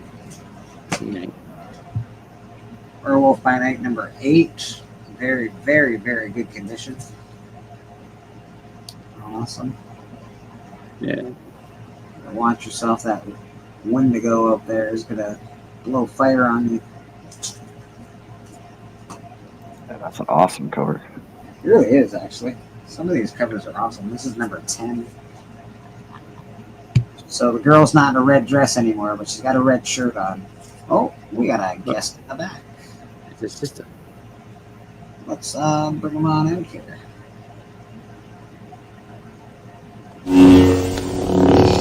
Impressive. Most impressive. What, that he can climb a rope? Yes, yes, very Well, impressive. no, I've never seen anything as impressive as that in my life. See? Because last time he was like, he probably cuts out people in half all the time. He's like, oh wow, I didn't cut him this time. That's pretty good. You guys, Miss me again! Miss me again! No, he was. No, Luke Skywalker wasn't teasing him. He was just like, I'm just trying to get away. I don't want to get cut. This one's actually really awesome. Love it. Yeah, get him choked. Wow, she's almost showing off her trademark, Mr. Plug. She's definitely got her trademarks trademarked. Yeah, these are really good Werewolf by Nights. Again, I don't have a huge Werewolf by Night collection, but the stuff I do have is in really good condition for the most part, except for number 2. Number 2 could use a little rebuy. Whoa! Look at the front of her dress. Oh, I've looked.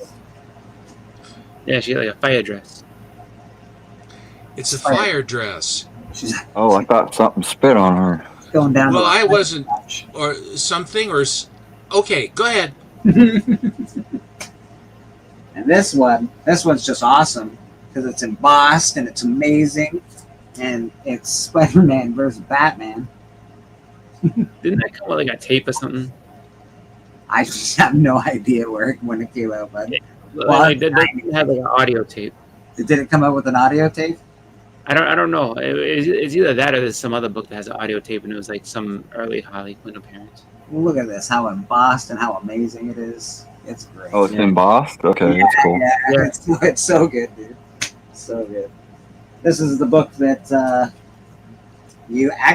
everybody should really get one of these. One of them's, they're easy to find. They're in dollar bins everywhere. This is the first appearance of all of Star Trek Next Generation. So they're literally in dollar bins around the world. Star Trek #1, Next Generation.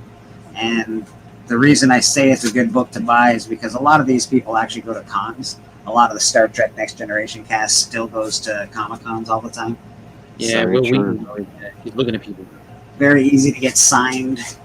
Very easy to find signatures for. Will Wheaton stares out from the celebrity like this all the time. Just I don't know. peering out. A couple of random Walking Dead books. Actually, the money person or the money people I would say to get from that would be LeVar Burton and Patrick Stewart if you can find them. I was sort of going for Gates McFadden and Martinez Sirtis I mean, and Tasha Yar. Tasha, that would be a good one to get. Would be Tasha. she's been to some. I've seen that. Let's go. They had Rika, they had Will Wheaton, and then they had that Tasha Yar at a con I went to. But LeVar Burton, Rainbow.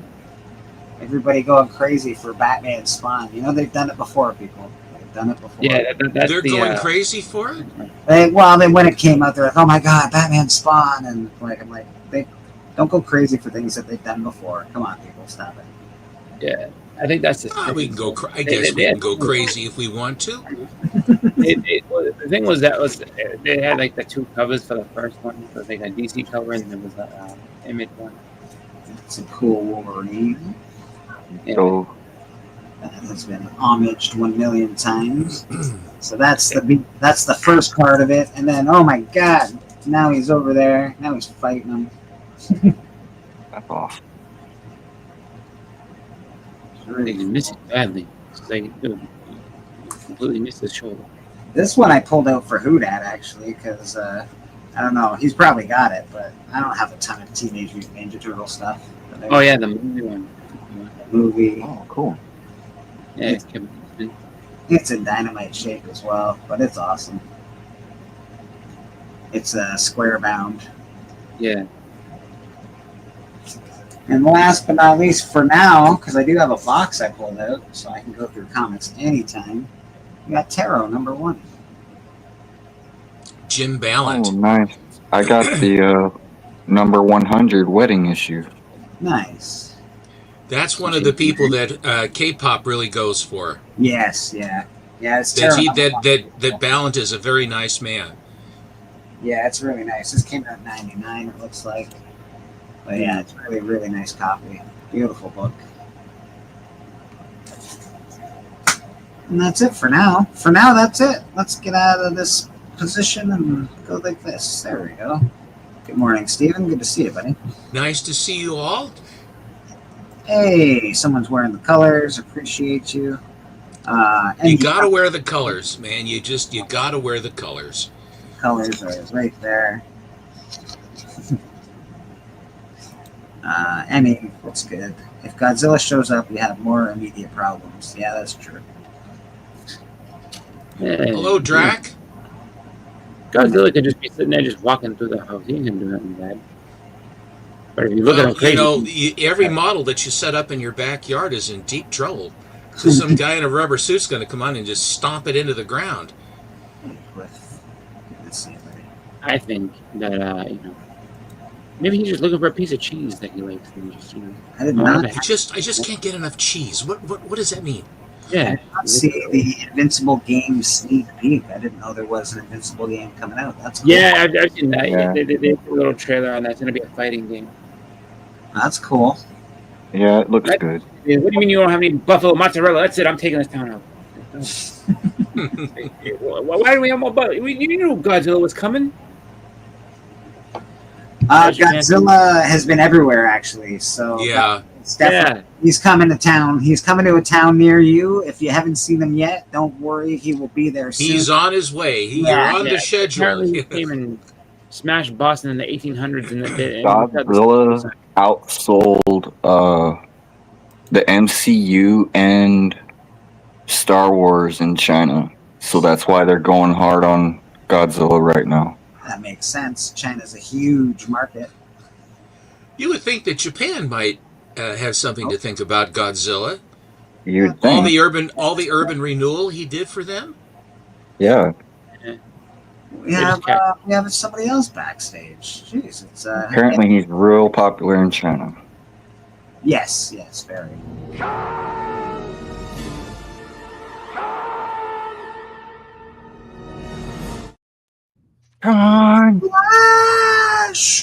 Velveeta. See? Speaking of cheese, this part of the show is brought to you by Velveeta. Velveeta, the slice of heaven in a box. Smooth and But it's not buffalo mozzarella. So I'm gonna come and still be mad. They got a mozzarella and a cheddar that's like this too. Is it I just buffalo went to the mozzarella? store and Dude, I love buying Velveeta in a brick. Mm-mm-mm. yeah, this is for my Mexican food, my casserole that Yeah. I'm going to do this afternoon. I always took it and put it in a Hi, pot big man. and melt it, mix in some salsa and some taco meat. And you got some awesome chip dip. does sound That is traditional classic fare. Yeah, it's White not corn or yellow corn? yellow. Yellow. Salted or just plain? Either way, I Either try to way. eat less Salted. salt now. I try Oh, to eat man, less salt now. Oh no, salt is our friend. Judiciously. Yeah. Crap. Bonzi, don't have- I took umbrage to those people that says, who's this White Gloves guy? Is some guy named White Gloves? I said, oh my God, you are so illiterate. Don't you know who you're talking about? And that really touched me right here. It really touched me when you said that. I started laughing. I said, "Yeah, these guys have no." I've been subscribed to them for a long time. I said, "Yeah, I they don't know. know who I I've am." seen. I mean, that's. I have to shit. They're young. They don't know anything. Yeah, I take no offense to it. It is what it is. You know. Well, they do that again. I'll call them up short again, Monty. Don't you forget. Yeah, he said, "You don't know who that is?" Come on. Yeah, a lot of people don't know who I am. Yeah, Maybe they that's didn't what- even know. It says Mr. White Gloves. I even show the white gloves, and they go, "Oh, what does that mean?" I said, "Oh my God." Yeah, they're I don't know how long they've been streaming and everything, but they're not as It means he's a chauffeur or something like that. What do you think? It was Nathan Hall, yeah, wasn't it? I think it was Nathan Hall, yeah. yeah, And those guys get around. Nate gets around. Perhaps Hagen doesn't get around quite as much, but anyway. But I had to call him on that one. yeah. I was sitting there. Well, I appreciate that, Steppo. No worries, man. That's Oh man. Deserve to have something thrown at you. So That's what you how's tell every- how have the Chili's been doing? Next weekend is going to be the great pepper picking. The great pepper picking. Yep.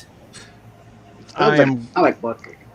I'm going to get my minions over, and we're going to start picking peppers, and I'm going to start setting up my dehydrators and my powder machine, and get all that going next weekend. And the process has begun.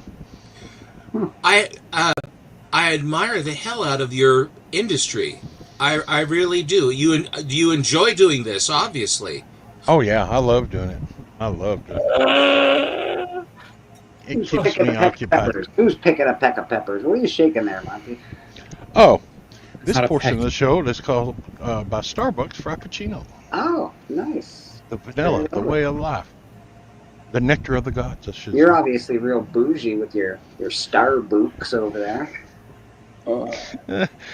That's just one of my very few guilty pleasures. I haven't drank coffee that I brewed here in probably 3 months. Used to drink a cup every Yeah, but Friday, your cup Saturday, is. I have your cup, a cup of coffee. Slam that baby down there. That'll do something. Yeah, I used to do that Friday and Saturdays, and I wouldn't drink none during the week. I feel like the one week. of those cups is about 2 years worth of coffee, so I think you're all right. Not for a coffee drinker, it isn't. No. Fair enough.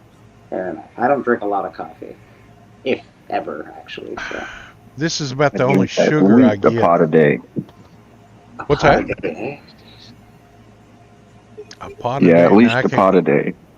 I can't do a pot a day. Internal things start happening. A holiday? I work graveyards. What is it? A pot a day. Pot of coffee. Oh, a pot of coffee. Yeah, A pot a day. I said, oh, he this. said internal things that happen, which means it sends him to the bathroom. Can't have that. Yeah, I don't smoke the left-handed cigarettes or the killer stuff. Not into that. I bet you have to be very, very careful when picking peppers to not touch your face or near your eyes, because that'll close them up really quick. That's got to sting like a mother. Yeah. It happens very, very few times than you think, because I'm real careful. I think after the first time you learn, you listen to me. Don't put your hands in your face. Have you ever seen Monty's eyes? He did it the first time he picked peppers, and Oh, he's been wearing glasses ever since. I understand that. I mean, that's what I figured. The bloody orbs, That's it. He did it one time, and that was enough. That was it for him. Well, I had to put my shades on because I was driving to Amarillo yesterday morning, and I put my shades on. I got outside town and I looked over my shades, so I turned around and come back and got them, and I just had never taken them off. So That's fair. I went to a AMA Con, Amarillo Con, yesterday. That's nice. How'd that go? Like turkey, you know what, on a hot rock. Oh, jeez. Wasn't That worth a doesn't sound flip. It was not worth a flip. Drove an hour and a half up there. Paid $8 to get in. By the way, the first con I've ever paid to get You into. paid to get into a con? Hold on a My second. God. Yeah. So I went in, walked all the floor and everything, found 3 comic book dealers. I'm not done with you, Monty. You paid to get in a con.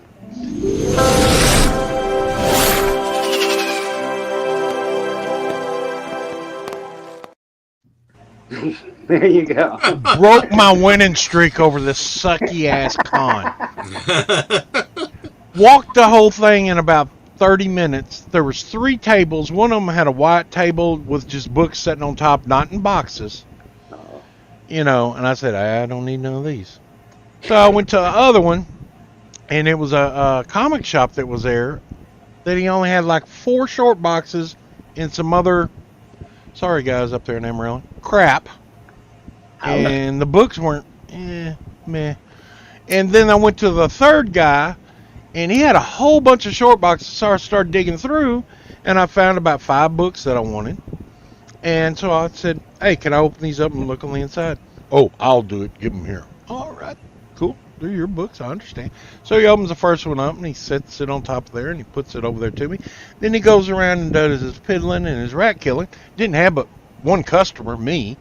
So I'm sitting there, and I open it up, and I'm looking at it. Brown pages. The brownest pages I ever seen. I mean, they like the Sierra Desert had blown in the pages. I'm talking. I said, no, I can't do this. So I shut this one, and I said, can you open this? And he said, yeah. And he's over there like he has a customer. Well, he don't. He's over there just looking around, looking down the aisle, and I'm sitting there going, finally he comes over, and he takes it out, and he sets it on there. Then he walks off again. So I open it up. Brown pages again. I'm I like, wonder that was the smoking house. I'm like, really, dude? Really? Come on, really? So then I said, all right, can I see that one? He said, am I going to have to open every one of them? I said, well, yeah, if I'm going to pay for them, I want to inspect them. He said, well, they're all like that. I said, well, I guess I don't want none of them then. So I just turned around and walked off. I'm like, Did he? Wow. See, That guy, Turnabout is fair play. that guy really wanted to sell comic books. He was in the sales prevention team. well, they were brown. The pages are the brownest. I mean, it looked like they'd sat in the attic for years, and somebody took them down. Then they went back to the attic, then took them down again. I mean, they were cooked. Did you end up getting anything, or did you just kind of? I got 2 Spidey Super Stories, Oh. which I'm trying to get a full run, and I bought this. I don't know why I bought it. I already got it, but I bought that. I like Nice the cover. white, and nice white cover. Cover. yeah, so what?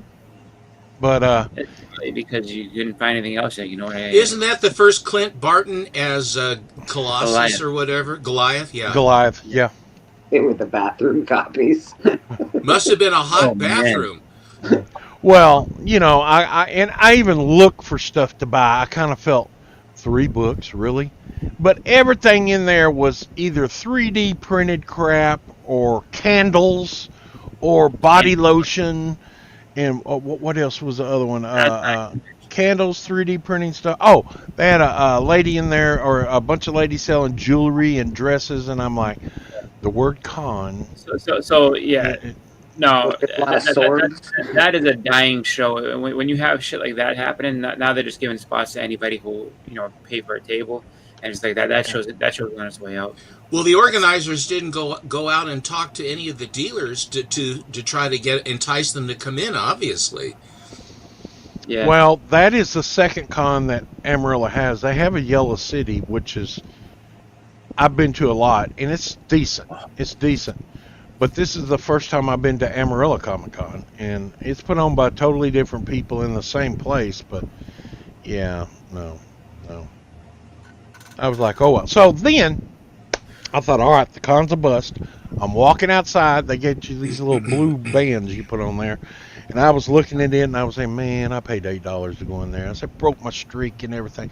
I walked out of the con, about 5 steps out in the parking lot. I looked down. There's a blue band. I'm like, are you freaking kidding me? I could have got in for free. So I picked it up, and I got my pickup, and I was driving around the side, and these 2 girls dressed up in some, I don't know, they had short skirts, and they had bunny ears, and looked like they come from outer space. I don't know what the hell they were, So I stopped, and I said, are y'all going in the con? Yeah. Have you already been in? No. Are you going to go 1 or 2 days? Just today. I said, here, take these. They go, oh. I said, I'll get you in free all day today. So they kind of skipped, hopped, walked, whatever they did, and I drove off. So I drove to Big Texan. Big Texan Steakhouse. World famous in there. Got in there, sat down, and ordered me a 18-ounce ribeye. Woo-hoo. You know, medium. I went a little daring because it's medium instead of medium well. So I went medium. Got that sucker back, started cutting it up, and it was rare. Oh, are you kidding me? So the waitress comes over. I said, what is this? You know, how done is that? She said, oh, that's rare. Didn't you order medium? She punched the little thing. Said, oh, yeah, we got to send that back. So they send it back, which I hate sending anything. Oh, no, it's bad news. Anyway. So I get it back, and it's been cooked again. It's tougher than a daggum. They should have gave me a new steak, is what they should have. They should have recooked this and give me new steak. Because a place like that, the world famous Big Texan, come on, dude. So I'm sitting there. They took my steak back, and I got this baked potato sitting in front of me, getting cold. So I'm eating it, going, and it takes forever. So I get it back, and I chew this thing. An hour later, I walk out. Of course, I bought some shirts, and I was going to go to the Buc-ee's up there, and I was just so disappointed about the whole trip. I just said, "Screw Buc-ee's, I'm going home." I would say that I would say that the chances of that being a positive thing after the first two, you were wise to. It all comes in threes. Might as well just go home and avoid it. Yeah, yeah. And then I come home and comic shops when you were on your way back. That's what I would have done, man. Fuck that shit. Let me go to a comic shop I know. Well, I was going to go by Big Apple up there, the one that was at the con, but I got to the exit and I went, no. No, I'm saying when you got back your way, did you go back like to your shop and like, hey, I need to buy a book? I was all prepared to buy a book and they had nothing there. So oh no, they had closed by the time I couldn't get there in time. By the time they closed. This is why conventions for me. I went to I think about 7 or 8 conventions with money in my pocket and I'm ready to buy. I mean, nice things. Yep. I came home with all my money, and after the first 3 or 4 times, I'm kind of going, and then you get all this anticipation, you get the juices flowing, you got your you're ready to do some horse trading and you're ready to go, and there's nothing to buy. There is no, or if there is maybe 1 or 2 books, they're probably in lower grade than you want, and they're priced at near mint. I said, well, I guess I have my answer. It's crushing because you get everything all fired up to go, especially if you have to drive. I remember going up to but you drove an hour and a half. I even for ones that are right here in my town. It was there was nothing to buy. So that's when I just stopped going. Plus, if it's crowded, then you're being pushed around and all of the, I won't go into it, but my joy of it basically got, it's better dealing with dealers that or if you go on eBay or something like that, and then you can shop, and then if you have a dealer friend, they find it for you. That seems to be the way it is with me anymore. Yeah, this is one of the worst con experiences I've ever had, and like you said, my anticipation was like probably at a level 90 out of 100. I was like, ooh, yeah, I'm getting warmed up. I'm going to go September, next month, and I'm going to go to one of my favorite ones. This will be a warm-up, see if I could. And all I was looking for Spidey Super Stories to get a full run. And, yeah. And not an unreasonable expectation at a comic book convention. They are getting hard to find, but, they're not a high-dollar books because I already got the 3 biggest ones out of the whole bunch, But it's actually difficult to find that run. I'm not gonna lie, Splash. Everybody now is looking for those. Like I've been to 2 different shows. People like let me see Spider Stories and this and that, and really like I don't know why. So popular? What's going on? Is there a reason everybody wants it? Like I know it's these the headers are cool, but what's these books? The number printed were, I'd say, medium range level. but they were focused at little kids through the PBS Sesame Street. And every time these come out and everything, all these little kids just scarfed them up, which had a medium print run, and they just tore them to shreds. They just tore them to shreds, and now they're just not out there. Callie, and that's not even a lie. I feel like that sometimes because whenever I'm after a book, it's at its highest freaking price in the world. I buy the book, and then all of a sudden it's like, oh no, it's only $200 now. I'm like, you're a dick. Stupid book. It's probably because I'm after them. I feel like that sometimes. I swear to God. There's a puppy. Bobby Delgado in the chat. He's a good boy. He's still the Hunt champion, but that's okay, Bobby. I know that you'll come back and you'll defend and you'll fight next time and beat the hell out of Tone. Say, what, my belly, please? He's a good boy. Good boy. Those were some awesome books you showed, Bobby. Yeah, they were great books. The stories were great. The oh my God, the signatures, awesome stuff, Bobby. Honestly, really awesome stuff. Yeah, it was by coincidence. Y'all were talking about cheese, and I had cheese over here.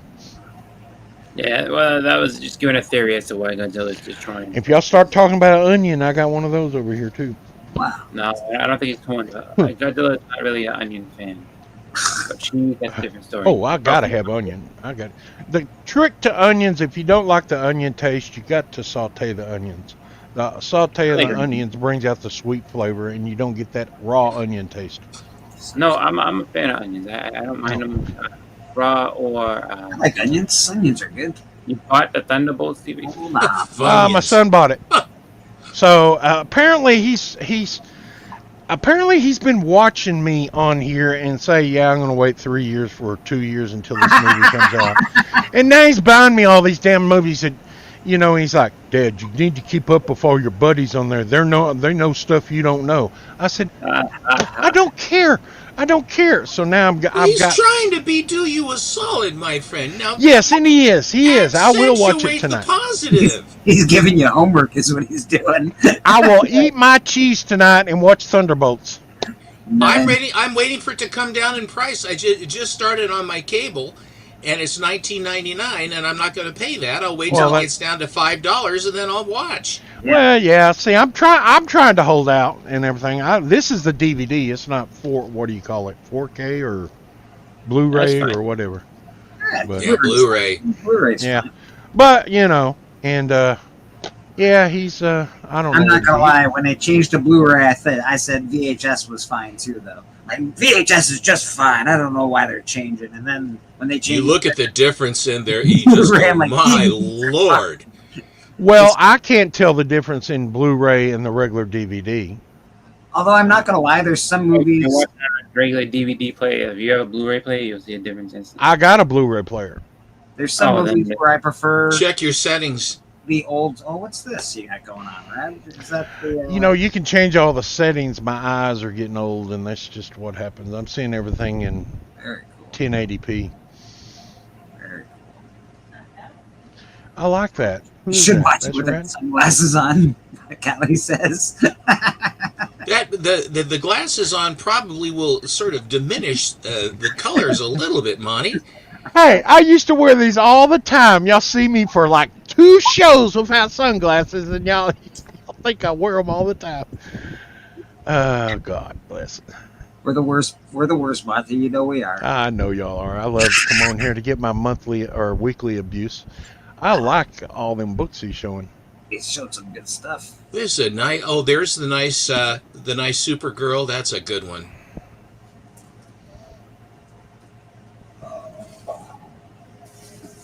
I like that Daredevil right there. Bleeker, are you going to do the top 20 or any of that jazz? I sure am. Yeah, you want to do that now? Well, either that or I could. I got a package in the mail. I have out to show. I would love to. Oh, hang on. He's showing. Oh, okay. If you don't know that's what that, the bagged. I didn't know. Daredevil pack from Whatnot, I believe. I did not know that. Yes. I'm jealous. Very jealous, to tell the truth. Looks like a card pack.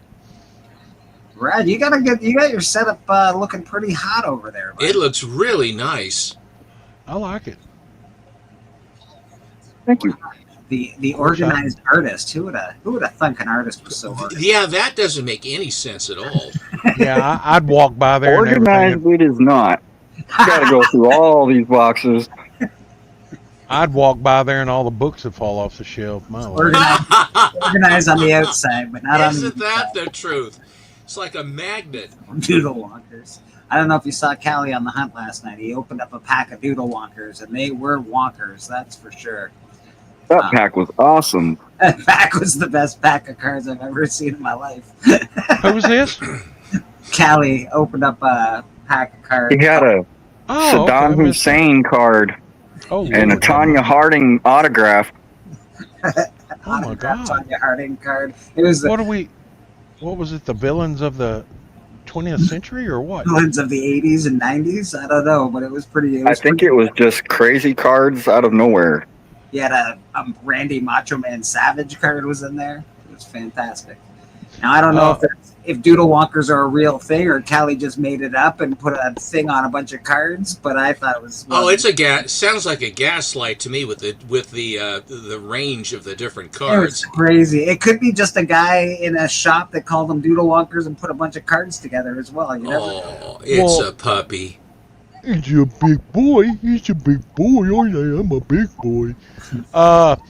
Yeah, Christina Payne opened up some Warner Brothers cards last night on Mad Spidey, and she got a bunch of the old Warner Brothers stuff. She got the Bugs Bunny, the Daffy Duck, the Yosemite Sam, the Tasmanian Devil.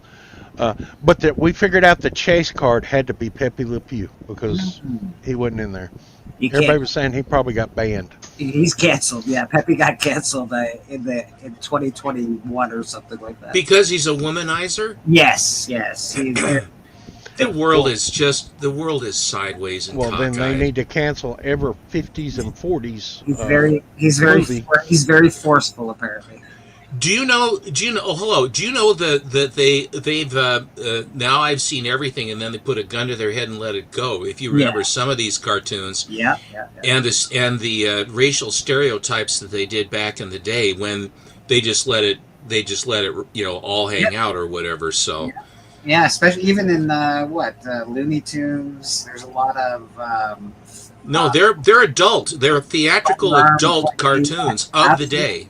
Absolutely, I'd have to agree.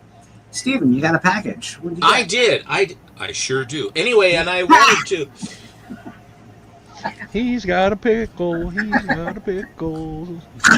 I'm sorry, that's a the little. stem's right on the apple there. Here, my friend, Mr. Yeah. Bleeker, sent me a package from Canada, and it only had to go across and get to me. It traveled to Tierra del Fuego. It went into Lithuania. It went through customs in 7 countries, and then finally arrived. Pretty sure it went through war-torn Israel right now. War-torn Israel, yes. It went through Gaza. Went to Gaza. Went down to the main Gaza post office. Very efficient there. Very, very efficient there. It probably got delivered to Matilda and she had to take it back. I think so. Yeah. Must have been. Oh, by the way, today I am favoring you with Supergirl. Lovely. And I'm going to be on Mr. Atkinson's program this evening on Superman show, and it will be Superboy. And so we're going to immerse ourselves in Uberboy. So finally the package came, and it's from my friend Bleeker, our friend Bleeker, and here is the first one. Ariella. Monty, there's a dragon that has got a problem. Looks like Apparently. I'm not sure if that might be the first appearance of Ariel, actually, Steve, by the way. This is the Warrior Nun. Yeah, Steve Englehart and Ben Dunn. might be the first. It's been done, hasn't it? Might. Ooh, I like the cape on that one. Done. Oh, that's a nun. I just looked real close. Dang, really? The Warrior Nun, bud. It's already Oh, I didn't see that Warrior Nun up at the top. Dang, that's sacrilegious. Dude. Do you know there's a show? There's a show of Warrior Nun, and there isn't. It's like so many of these.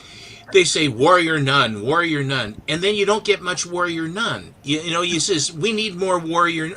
I'm ready for Warrior Nun. More Warrior Nun, please. Being a warrior. Yes. And there's a lot of talking. I don't know. I just don't know. I don't know. Yes, you will know. You will know when it's happened. But I just don't know. A lot of chit chat, not enough warrior. Yeah, more warrior. It's sort of like with Moon Knight. Less talk, more Moon Knight, please. Yeah, I'm gonna have some Moon Knight with my Moon Knight. It'll be truth, justice, and God's way. Oh, That's right. Then the lightning bolt comes down. You know? Yeah. Here is Madam Satan, number one. Her arch enemy. Whenever I see Ray Hall, I always think of Bobby Ray Hall, the race driver. It's Bobby Ray Hall and the Chaparral in Texas. They're winning again. that's a nice looking book, though. I like that cover. Oh yeah, I do too. I do. Bleecker knows that I'm a sucker for Xena. I've got so much Xena now. I like the. I mean, I have Xena coming out of my eyeballs. And Tell her to get off your face, Stephen. That was my Sorry, love. I'm so sorry. I'm so sorry. I couldn't help myself. That was my love, Xena and Gabrielle back in the day. yeah, and the best ones are when they're both in the tub, and they're like at least two covers with them in the tub together. Oh, we all knew. We all thought actually- it was going to happen. We all thought, "Come on, here it comes. Here comes the kiss. Here it comes." Nothing. We get nothing. That was that was in an episode also. Yeah. Yes. Yeah. That's then you watch it, then you try to freeze it just right. Well, look, Kevin Zorbo's in that one. Yeah, You know- but my DVR tracker was always off, and I couldn't. It always had the gray lines going across it, so I was like, all right. That's a nice painted cover. Or not DVR, Kind of a VHS. nice My cover, bad. actually. As far as Xena covers go, that's a really nice cover. And the other thing about VHS, if you put them on pause too long, or if you stop in the same spot or whatever, then you're watching it because the tape, no matter what you do, will stretch. Especially when it rewinds, it always puts such stress on the thing when it goes through that. Yeah, that's what happened to my what was the name of that movie? Debbie The one with Does the girl and the Debbie in Does the Dallas. cartoon world and the guy.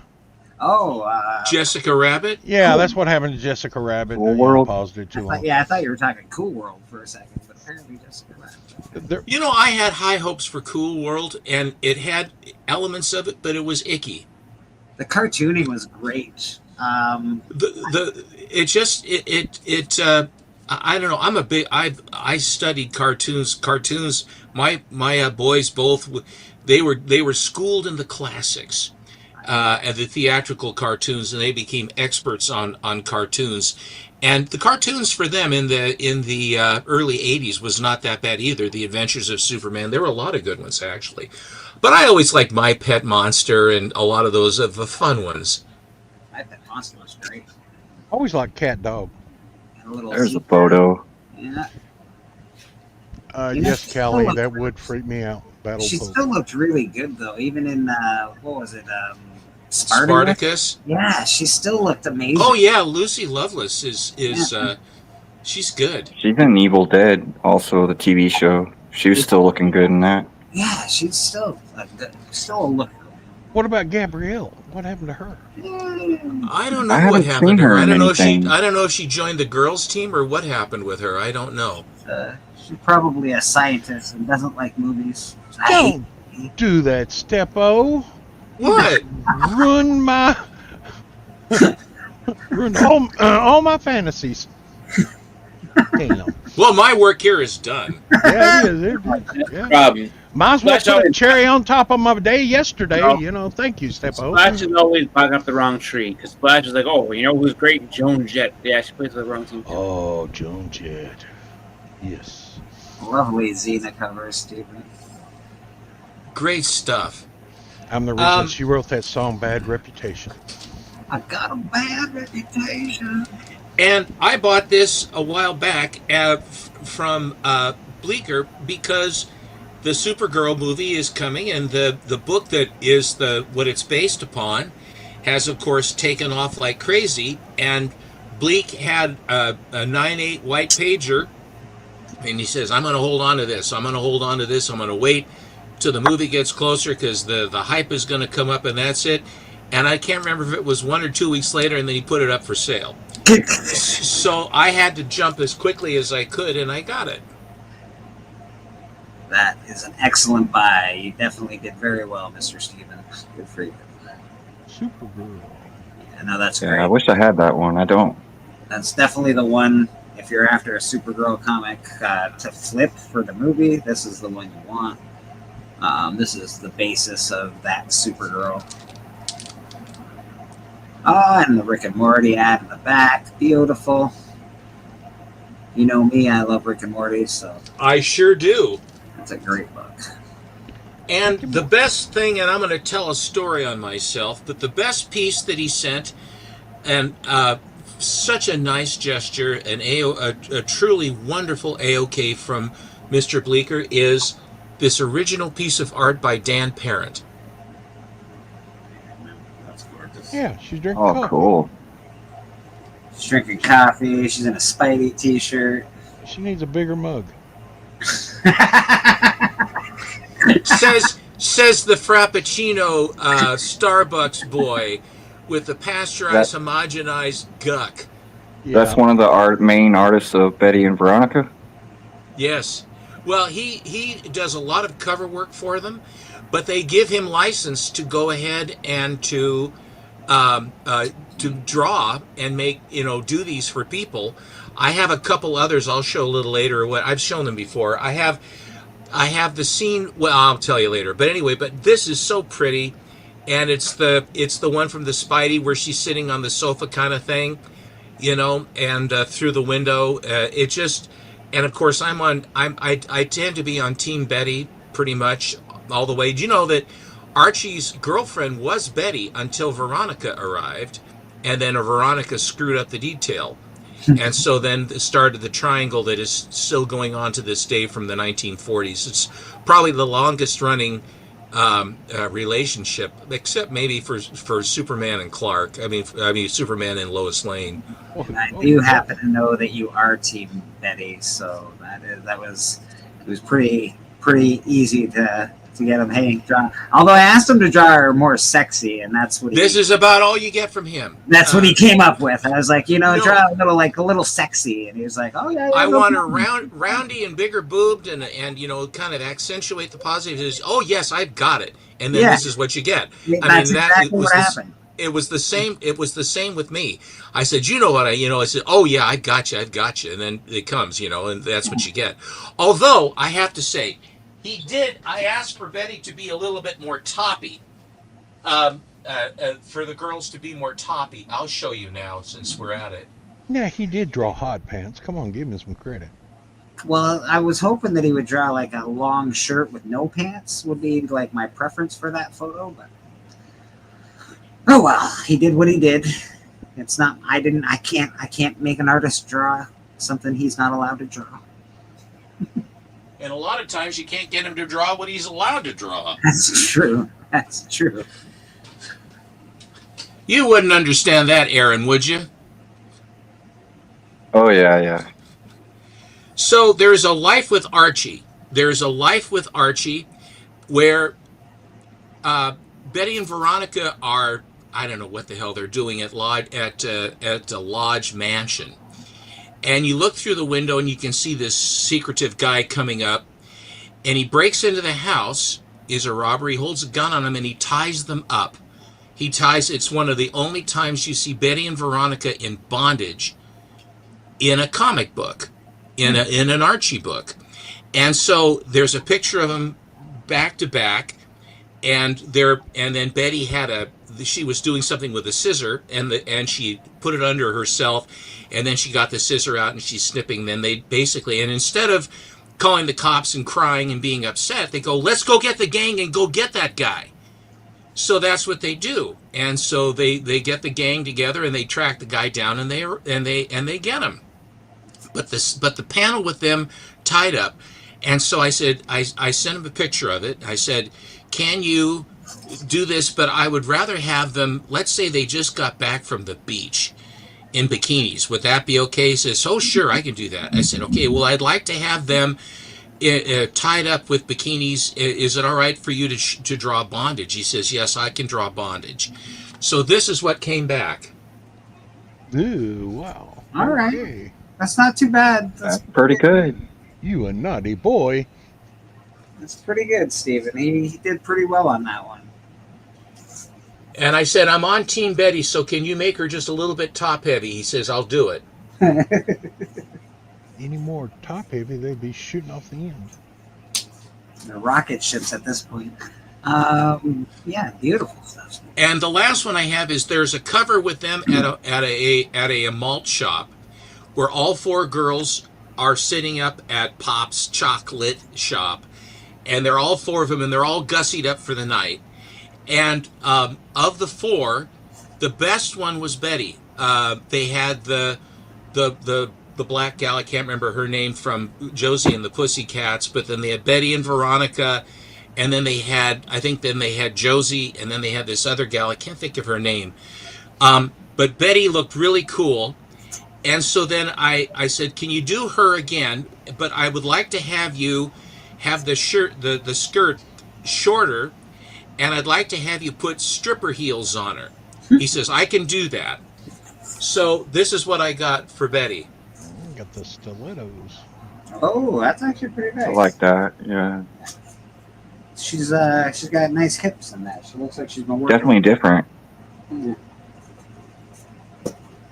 So, and he was very reasonable. And he says, do you want to have it on a big piece of paper or on a little piece of paper? I said, I'd like to have it on a big piece of paper, because I wanted to have a larger image. And I was somewhat, I won't say put off, but I thought I would have a larger image. But when I look, they are actually larger. Yeah.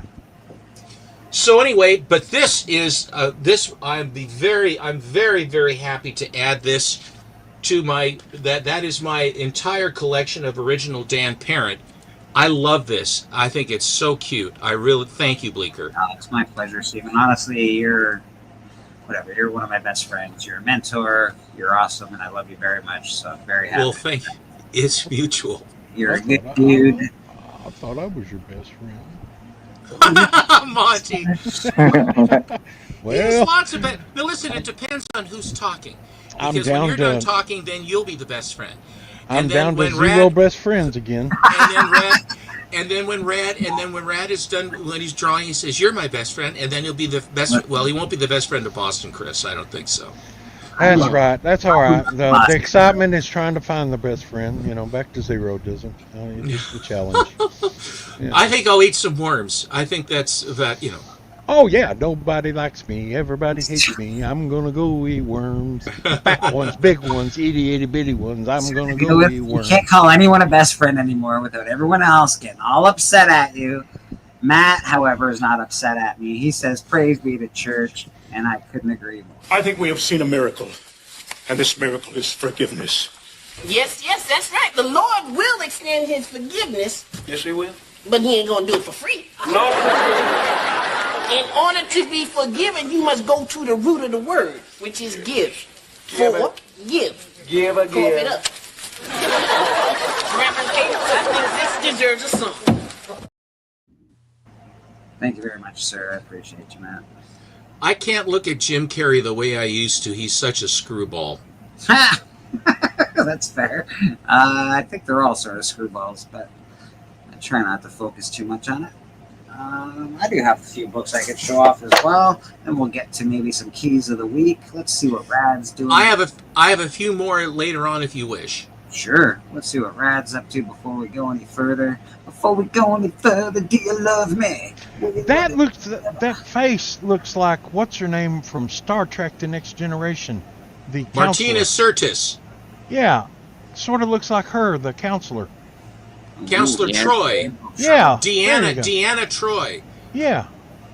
Very nice, Rad. Very nice. I So got I got a sister-in-law that looks like her too. that is rad art. I think I showed off a piece of art earlier today from Rad. It's over there now. But if you're looking for a piece of art, if you're looking for a commission, Rad is reasonable price.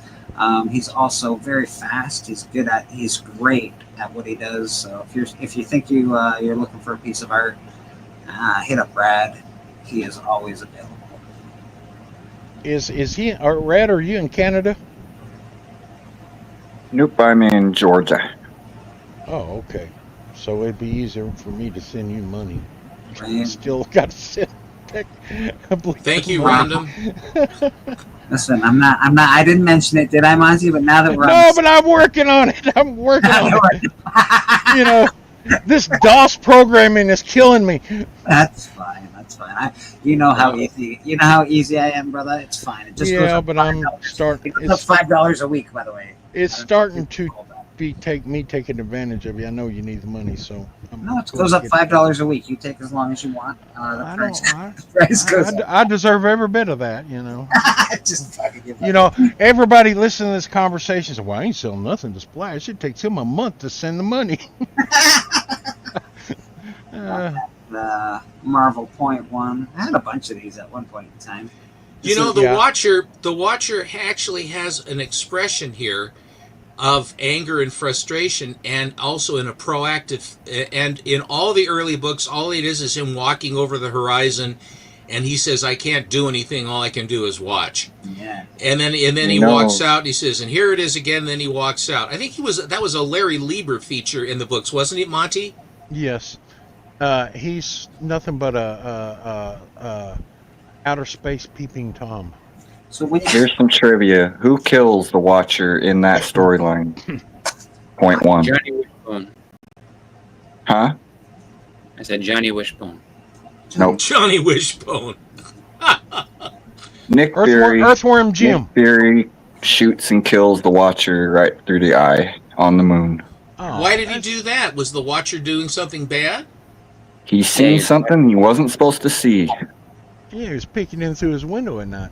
I am going to show everybody. So there is something with this book. You really have to be careful when you buy the book. A lot of them have. I just took it out of the bag. Oh, I don't know if you can God, see. I don't know. Can you see the line that's right here? It goes almost all the way across the book. It's a line from the Subscription. from the machine. I don't know. Oh, printer's defect? Yeah, so a lot of them have that defect, and they don't come back as 9/8 with that defect. So you have to be real careful, because there are ones that don't have it, but a ton of them have that line that goes across the whole book. So when you're getting that book, just be careful when you buy it, especially if you're looking for a 9/8. I love this book, and I know we're not allowed to talk about this guy anymore, apparently, but I love the TV show, so I went out and found this American Gods #1. David Mack. Yeah, I got both variants. Oh, cool. So Why aren't we talking about this anymore? it's Neil Gaiman's in this. And Neil Gaiman's a bad cat? Apparently. Yeah. Yeah, he's on the outs. he did some bad things, so we're not allowed to talk about. He was the talk of the town for quite some time. Everything he does is pretty awesome. Different talk now. Yeah. Ooh. Alien. Is that a Dominator? It might be a Dominator. Is that one of the That's Dominators? That's a Todd McFarlane cover. I like that. It's beautiful, right? If they just Is that a Tom? I have. Really? Yeah, I have that book. That's awesome. if they just remove that. It's one of his first works in DC Comics. That DC up in the left. If I that got was a just couple gone. I got a couple for Matt Likes Comics here. I'm sure he's gonna love these. Oh, Ambush Bug. This is the son of the Ambush Bug. Now And that's then, just freaky. of course, you gotta have Ambush Bug as well.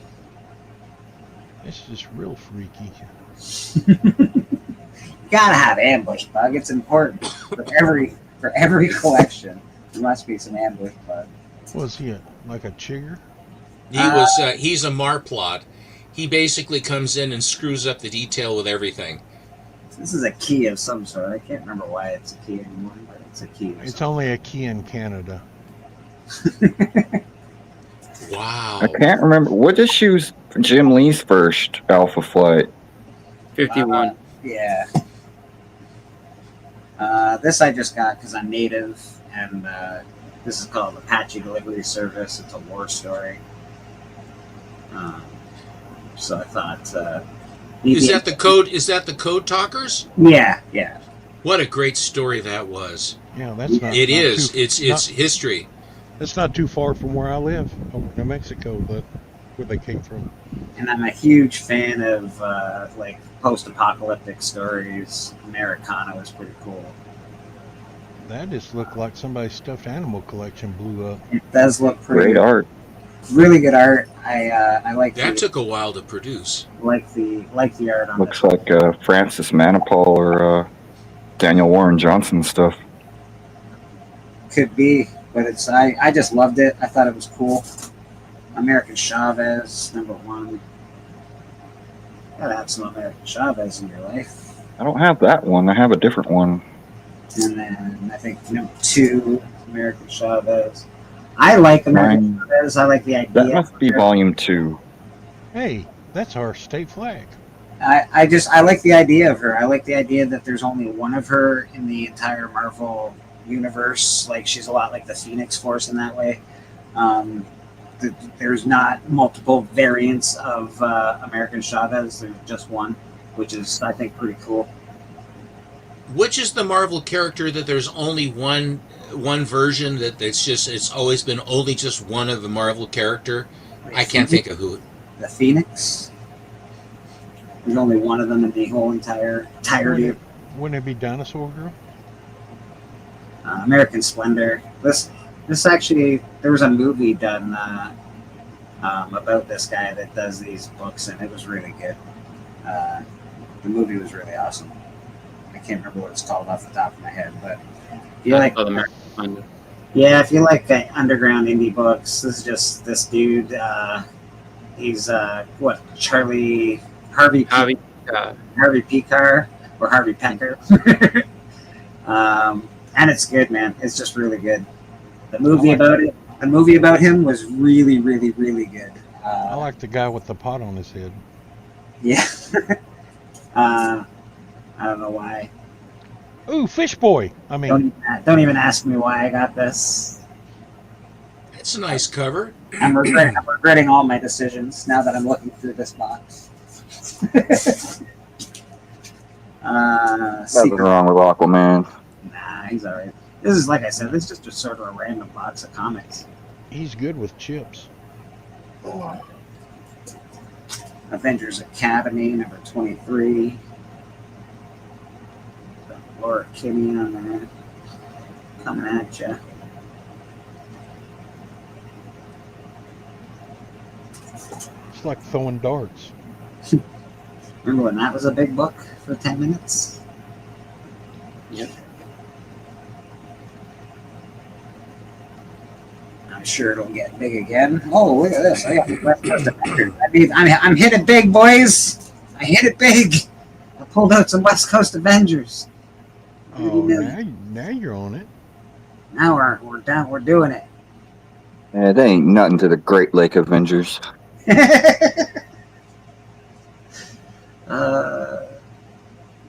What is that? Hang on. What is? Go back. Is that a cactus? It is a cacti. Yeah, they're. Then there's the lady hiding in the rocks. You ever drank water out of a cactus, Monty? Yes, Nope. I have. I think I got this because it's a Peach Momoko cover. Actually, it's a pretty nice Peach They Momoko. also aloe vera. They also make a drink out of aloe vera. Haha! Got that fly. It's, I usually, like I said, Peach Momoko is a hit or miss for me, but that's a hit. I'll take that. That's pretty cool. And then I don't know. I think everybody's probably got these, but these are. I don't know why I get them. Oh yeah, the copper cover. I love that cover. You got the gold. You got the copper. You got the red. Yeah. You got the hold on. You got the silver. Yeah. Oh, and then you got like the silver, Silver and blue. and then another silver one. Yeah, Marvel greatness in the 90s. They were trying to take your money for every Sure, penny were. you had. They sure. But the book that And- destroyed the and- industry, killed it, was The Death of Superman. Yeah, If you Yeah. if you have a silver one of that what's it called, that Vision, that's actually worth a lot of money because that's the era. oh yeah, that's interesting. Yeah. So I'll have to look it up because I don't think I do though. I don't think I have the air copy of that. Well, no, out of those ones there, if you have a silver one, like I saw it, I was like, why? Because I saw somebody just posting it on it was expensive. I was like, what the fuck is so expensive? Why is this I expensive? just wonder, like, the cost of printing on those foils had to be pretty high. I don't know how they were able to print such a high run with the cost so high. It's weird. Yeah, back then Reynolds was selling aluminum pretty cheap. This is for Rad. He'll love this shit. I'm sure he'll love this shit. We got some Toxin action. Ooh, Oh, yeah. It's that's a awesome. good one. What's the name of that Toxin? Toxin, yeah. Yeah, I've that never is seen Carnage and Venom's son. I've Oh, never for seen that God's book. sake! Oh, I don't even know what just happened. Nothing. We still see you. Yeah, I know something happened. My computer just went in a weird How way. long was that run, Toxin? Not very long. Oh, no wonder I didn't see it. Extreme Carnage. Toxin's actually one of the most powerful symbiotes. I can't remember why this is a key, but I know it's a key. As powerful as Null? No. No, Null's king. Yeah, Null's definitely the most powerful. And this, I love this because of the movie, so I got this cover. You got Two-Face in the back, you got Batman, you got the city. I just think the cover is really nice. And the trade dress doesn't get in the way. Yeah. It's really nice. No. Ratman! Well, Battlestar Galactica, because I love Battlestar Galactica. A ragtag group of individuals. And then this is Black Cat, but she's being bartered up by Venom, it looks like. That is Damn. cool. Yeah, That's like a Cthulhu Venom. yeah, Cthulhu Could that Venom be on the Black Cat there. That's actually really awesome. Octopussy? Octopussy, yes. I don't see James Bond around anywhere, but I'm sure there's something there. More Battlestar Galactica.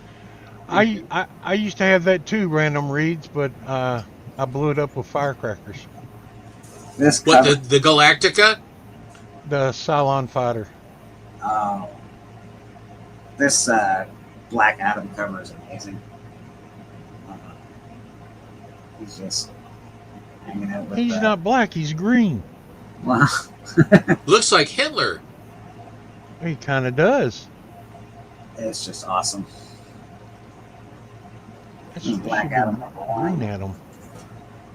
I think I sold my other copy of Batgirl 50, which is done by somebody else, but there's Batgirl 50. Terry Dodson. Terry and Rachel. Yeah, that's a Terry.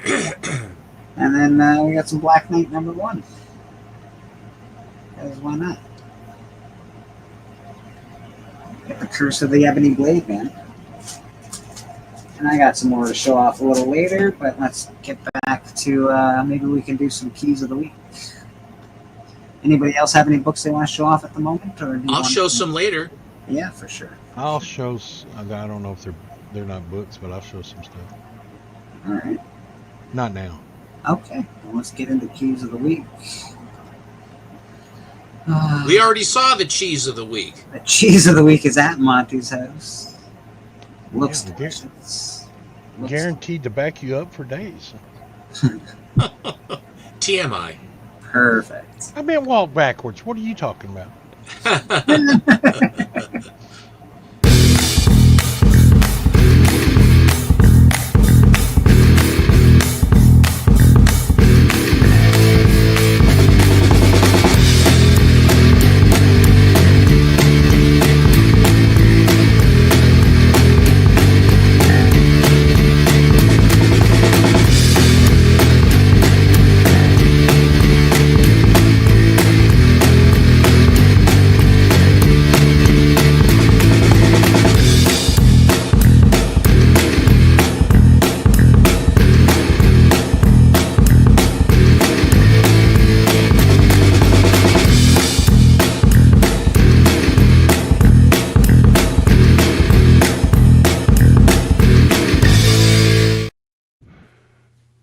Oh, Great intro. thank you, sir. Keys of the week. Let's see what we got this week. What is this? 8th month, 6th day, I believe. That's where we're at. I sort of want to get into this one day just to go through some of the cool features that Key Collector actually has. It's really fun to go through this. I wouldn't take it verbatim necessarily, but some of this stuff is really fun. Inspired covers, classic sci-fi, all the Darius, Mandalorian stuff, Death of Superman stuff. Like, there's some really cool, like, $50 keys, $100 keys, $20 keys. And again, don't take everything verbatim, but it's a pretty cool site if you like this kind of thing. And you just sort of like learning about comic books and seeing what's going on. The keys of this week. Let's start it up. We got Amazing Spider-Man number 9. It is the first team appearance of Aftershocks, allies of the Shocker. All right. Shocker's got a whole team now, apparently. Damn. Cover A is not so bad. Spidey's looking like he's taking a bit of a beating. And of course, Hulk stomped him. yeah, nobody's helping him, though. They're taking pictures of him, though. That's Oh yeah, they're all putting it on Facebook. yeah. Sounds like today's society. Yeah, exactly. First team appearance of Aftershocks, allies of the Shocker, Spider-Man's shocking defeat. Ha! I see what you did there. Shocking. Battered and broken, followed his battle with Hellgate. Spider-Man needs to level up if he's going to survive the next round. Peter Parker is a different man following Hellgate's revelation, but Mary Jane Watson has a revelation of her own. How convoluted. And the first foes put Spidey's strength to the test are Shocker and his new allies, the Aftershocks. So he must be in some sort of fighting tournament. I thought the allies were the Delirium Tremors. Well, they're Aftershocks now. Oh, got an Archie book. I have that. I have the whole set. Okay. Did I show those to you? I'm not sure. No, not the Spider-Man. The Archie. No, the minor threats. I don't think you did, but maybe. Oh, let's check a look at this though. I didn't get into. That looks like Jay Scott. That is a lovely cover. That is gonna fly off the shelf, man. I also want that cover now. Oh, geez, that's a 1 in 100, so it's probably gonna be $50 to $100 right off the Man, top. she got nice looking tinnies. Shoes. You can get the trade dress one, which is fine. Doesn't quite.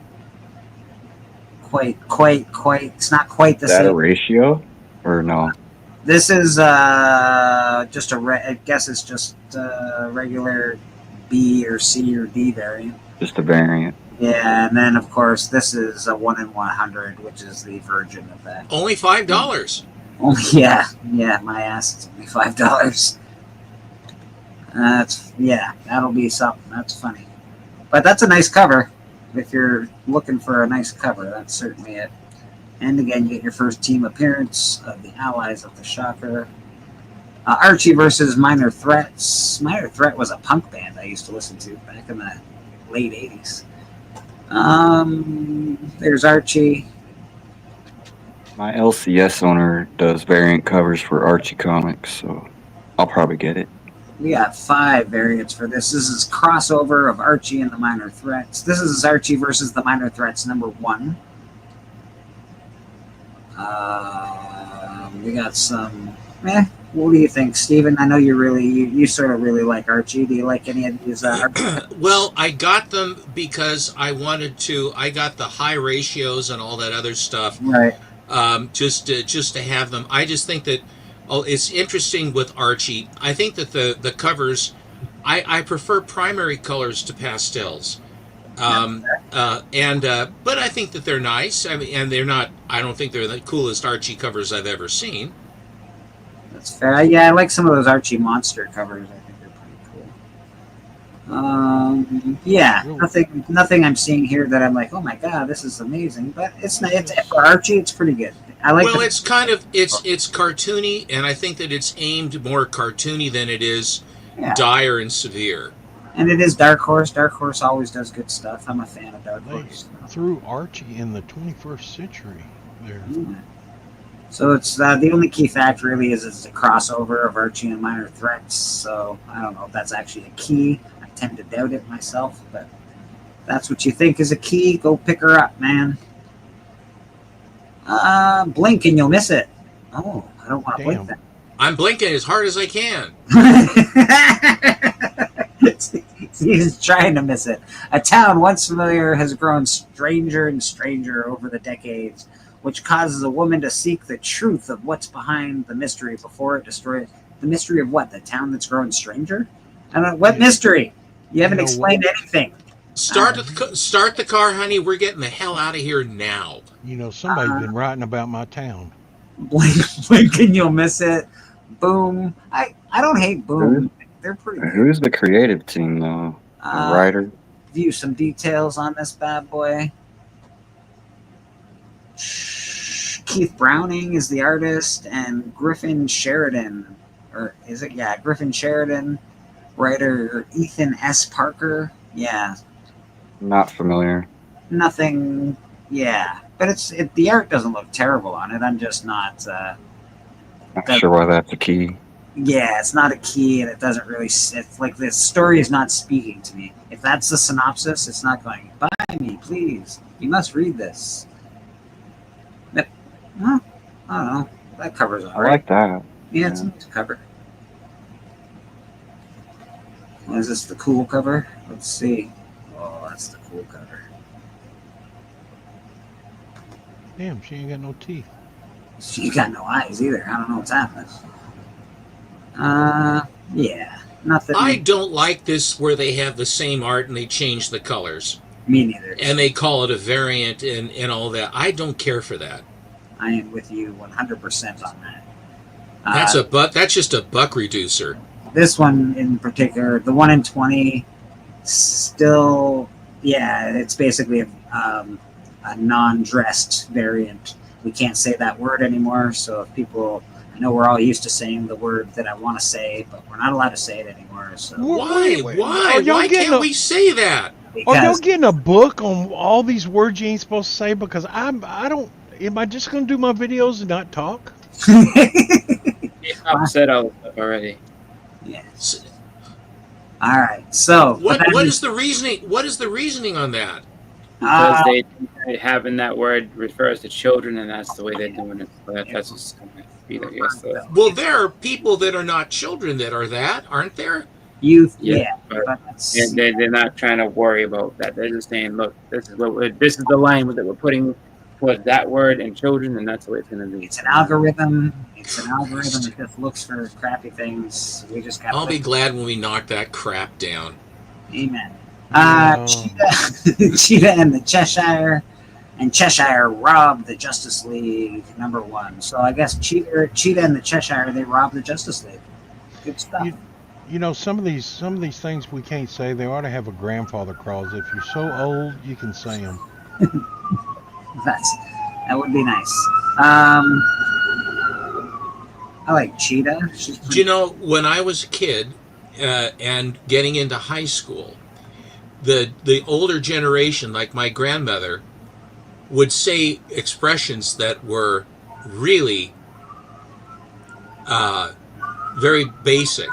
She was very, very kittish, very well put together, very well appointed lady. My grandmother, very, very, but she had expressions from her youth that would not fly in the current vernacular. So did my grandma. We had, definitely not flying. Definitely. From candy words to words for other things. Definitely not good. Yeah. Oh, you know. Cheetah and the Cheshire. What's that? Sorry, Boston. What are you saying? You have to look at the social climate at that time, though, just because that's really what informed all of that. So they called it plain, and they said the names. They didn't candy coat it. They just laid it out, and there was no great outcry until everybody got all touchy feely.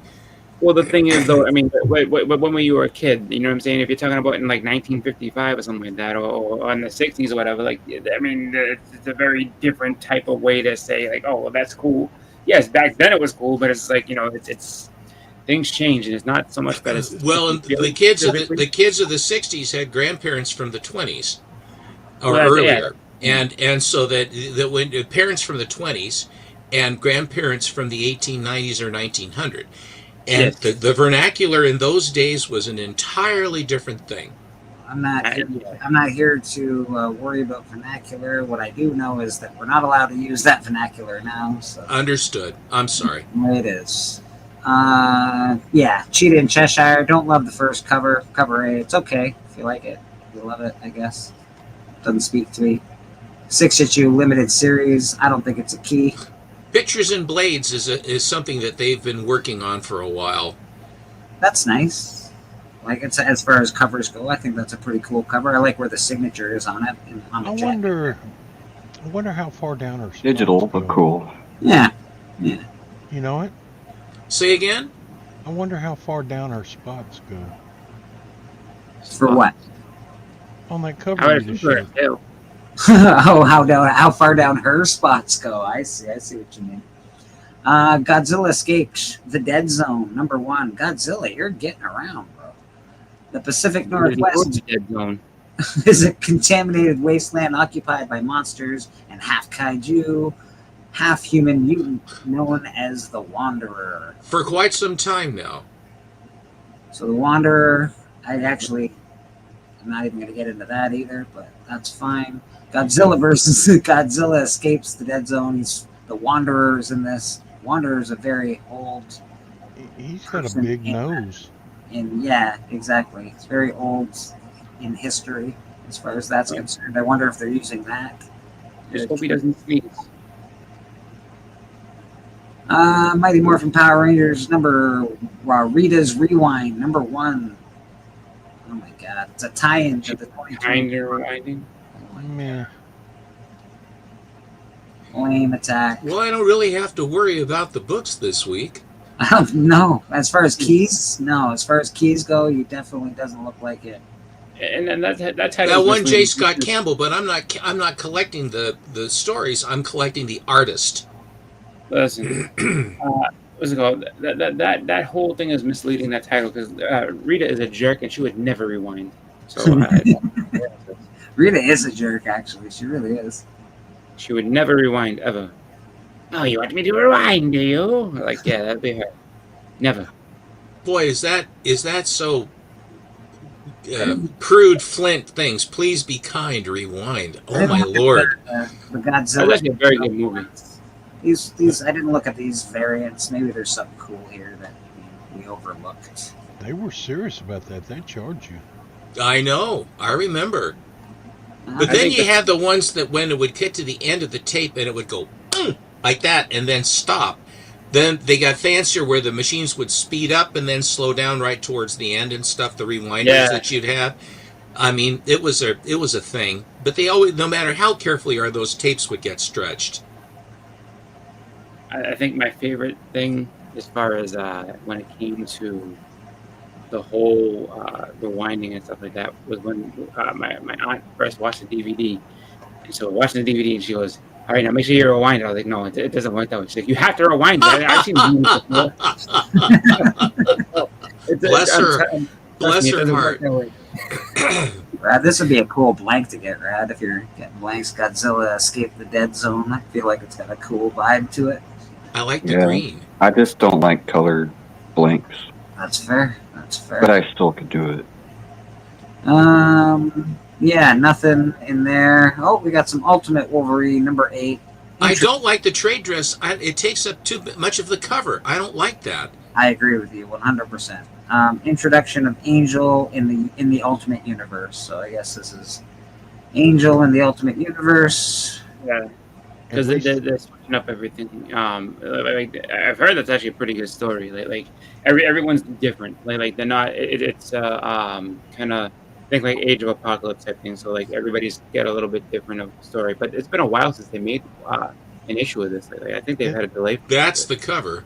At least the numbers at the top. Yeah, that gets rid of the trade dress on the side anyway. I like that. I just don't care for that. That's that's pretty typical for Wolverine. Yeah, that's I want to say homage to the Origins cover where he's standing like that. Yeah. The other covers are better. Again, Chris is right. There are a lot of people that are really enjoying the Ultimate storyline. So. Gosh, it's just not aimed at me. Ooh, what is this? Wolverine by Chris Claremont, #1. This is going to sell so well. Yeah. Reprint. This is going to sell so well. It's going to be ridiculous. Chris Claremont on Wolverine.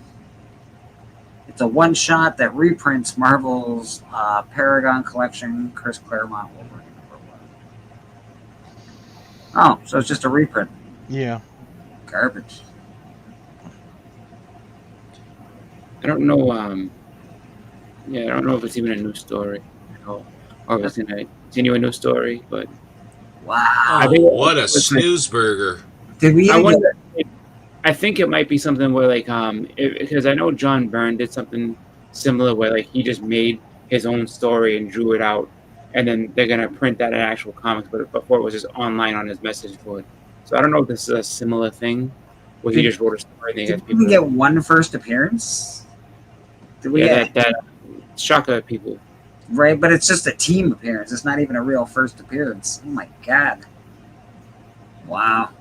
I honestly, the only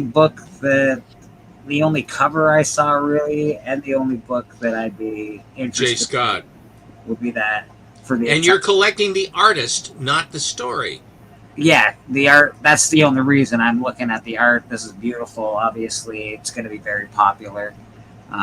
Yeah, that's hot. But wow, that really sucks. This week sucks for Keith, I'll tell you. Yeah, it does. Makes me happy that I don't buy the new ones. Let's go through the trending 20. Try and do it quick. We knew this one was going to be on here. I certainly knew this one was going to be on here. Robert Downey Jr. just showed this book on his Instagram or something like that. So this book went from a $5 book to an $80 book real quick. There was a couple of those showed up, or at least one showed up in the auctions, the comic auctions. I think someone on Astonishing had it. He looks like a kid smiling with braces. It says high 25. Trust me, it's not selling for 25 right now. 2,900% increase in copies sold in this week. Ridiculous. Talk about FOMO. I understand trending, but like this is all FOMO, and there's no reason that this book should be that expensive. There's 1,000,000% no reason this book should be $80. For $3, I think would be probably an appropriate price for this book. Great Doom cover, maybe $5. But I don't know. That's crazy to me. I just laugh at it. It's funny. We got Paul Jenkins' Sidekick, #1. This is trending. It was an adult film, an adult animated series is in the works with Solipsist Films, who I've never heard of. I have not either, but it is Image. Image always they're always going to do that. Looks silly. I would never have bought it, to be honest, but that's cool. Fantastic Four, #247. Doom cover. First appearance of Christophe Bernard, the adopted son of Dr. Doom and heir to Latveria, appears as Dr. Doom in Fantastic Four 278. The colorist screwed the hood and cape. It should match the tunic. Yeah, that really doesn't look great as far as color goes, but that's this is popular this week. RDJ's post was a hint that he will be portraying an altogether different character. Interesting. So everybody's specking on Doom. There's too much Doom spec. Doom spec is alive and well. So yeah, we'll see what happens. I collected the first wave, but I stopped after that. Hey. Everybody knows why this is popular right now. If you don't, I think I mentioned it on Big Show at one point in time. This is the Marvel Comics Presents #45. It's the story where the Incredible Hulk challenges Hulk Hogan for the use of the name Hulk in what appears to be an unfriendly commentary from Marvel, courtesy of Peter David, aimed at Hogan. After handling Hogan, the Hulk says, "Any other of you clowns want to swipe a name you don't deserve just to get ahead?" Okay, I see. So they're very upset at WWF for stealing the Hulk as a name for Hulk Hogan. Well, it's funny because I want to say, like, I don't know, it was 1990. So I know that for a while, they owned, Marvel had some type of like licensing or something like that. Like they owned Hulk Hogan's name Yes, for a while. I mean, they owned that and Hulkamania for a while. he did buy it, but he did buy it, but at some point in his life, Hogan was able to. He was free of that. He did own the Hulk Hogan. Yeah. But Yeah, like he got out of that, but yeah, he was. It was kind it of took strange. a long time. Like Hulk Hogan is owned by Marvel. It's weird. Well, yeah, it's like, okay, you owe us 10% of everything you do that you advertise with Hulk Hogan in it. It's like, damn it. Earth X number 12, first appearance of Shalabal as Silver Surfer. Who was this? Was that the Silver Surfer's wife that died, or that he sacrificed? Was that Shalabal? His girlfriend. Well, she didn't necessarily die, but that was his girlfriend when they spared Zen Love. That's the wife he saved. Yeah. That's the one she's becoming the okay. Herald. Now she's a herald. The House of Ideas. In a different Earth, she became a Herald for like a few minutes. From 14 years ago, no, 25 years ago, actually. I'm like, So yeah, obviously she's in the movie, so this is popular. I'd probably wait a minute to get it, but if you want it because of her character, this is her first appearance. Very cool. 2000. Interesting. There's only one there's only one cover. That's interesting. Weird, right? It's like almost to promote. They'll give you 6 covers to. Okay, never mind. Yeah, but this was done in 2000 when that wasn't the way of it, I don't think.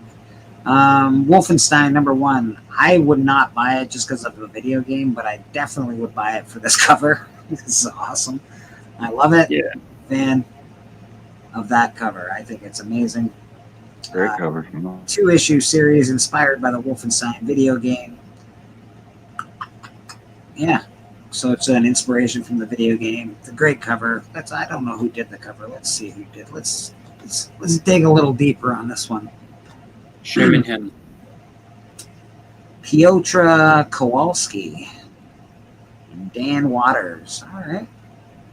I do love the George Jackson. Let's see the variants. There are a couple variants for this bad boy. I actually like that's nice because I like the red, but I think cover A is probably my favorite so far. Very, I don't know, Transformers meets World War II. That's a little weird. And last but not least, yeah, I'd stick with cover A. Big Scully guy on the front. That's my favorite.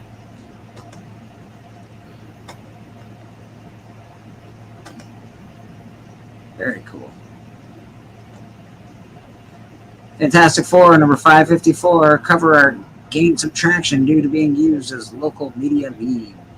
Okay. Gained traction because it's a meme. Good stuff. God, we're a smart species. Hold on. I buggered it all up. Capes number 1. Another image number 1. Robert Kirkman. Well, that's I think that has something to do with either Walking Dead or Invincible, one of the two. Yeah. No, Walking Dead. It's got to be Walking Dead. Yeah. And okay, Kirkman can't miss these days, so that makes sense. That was in 2003 that this came out. Yeah, Machine Head. Yeah, so it's got Invincible though, because there's Machine Head, 5-page preview of Walking Dead. Yeah. So it ties into both. First appearance of Kid Thor. Yeah, which I think has something to do with Invincible too. But I know for a fact Machine Head's a villain in Invincible. Demon Knights, number 1, 2011. Is this Etrigan on the cover? Sure is. Very cool cover. New 52. I don't know if I have that. I should probably check. First appearance of Exorcistos and Exiled Amazon. Okay, very cool. James Gunn revealed the full mural of the Hall of Justice seen in the Superman movie, which included this very obscure character. I know TM has been talking about that, and Biggie's also talked a lot about it. The mural in the end of Superman or whatever it is.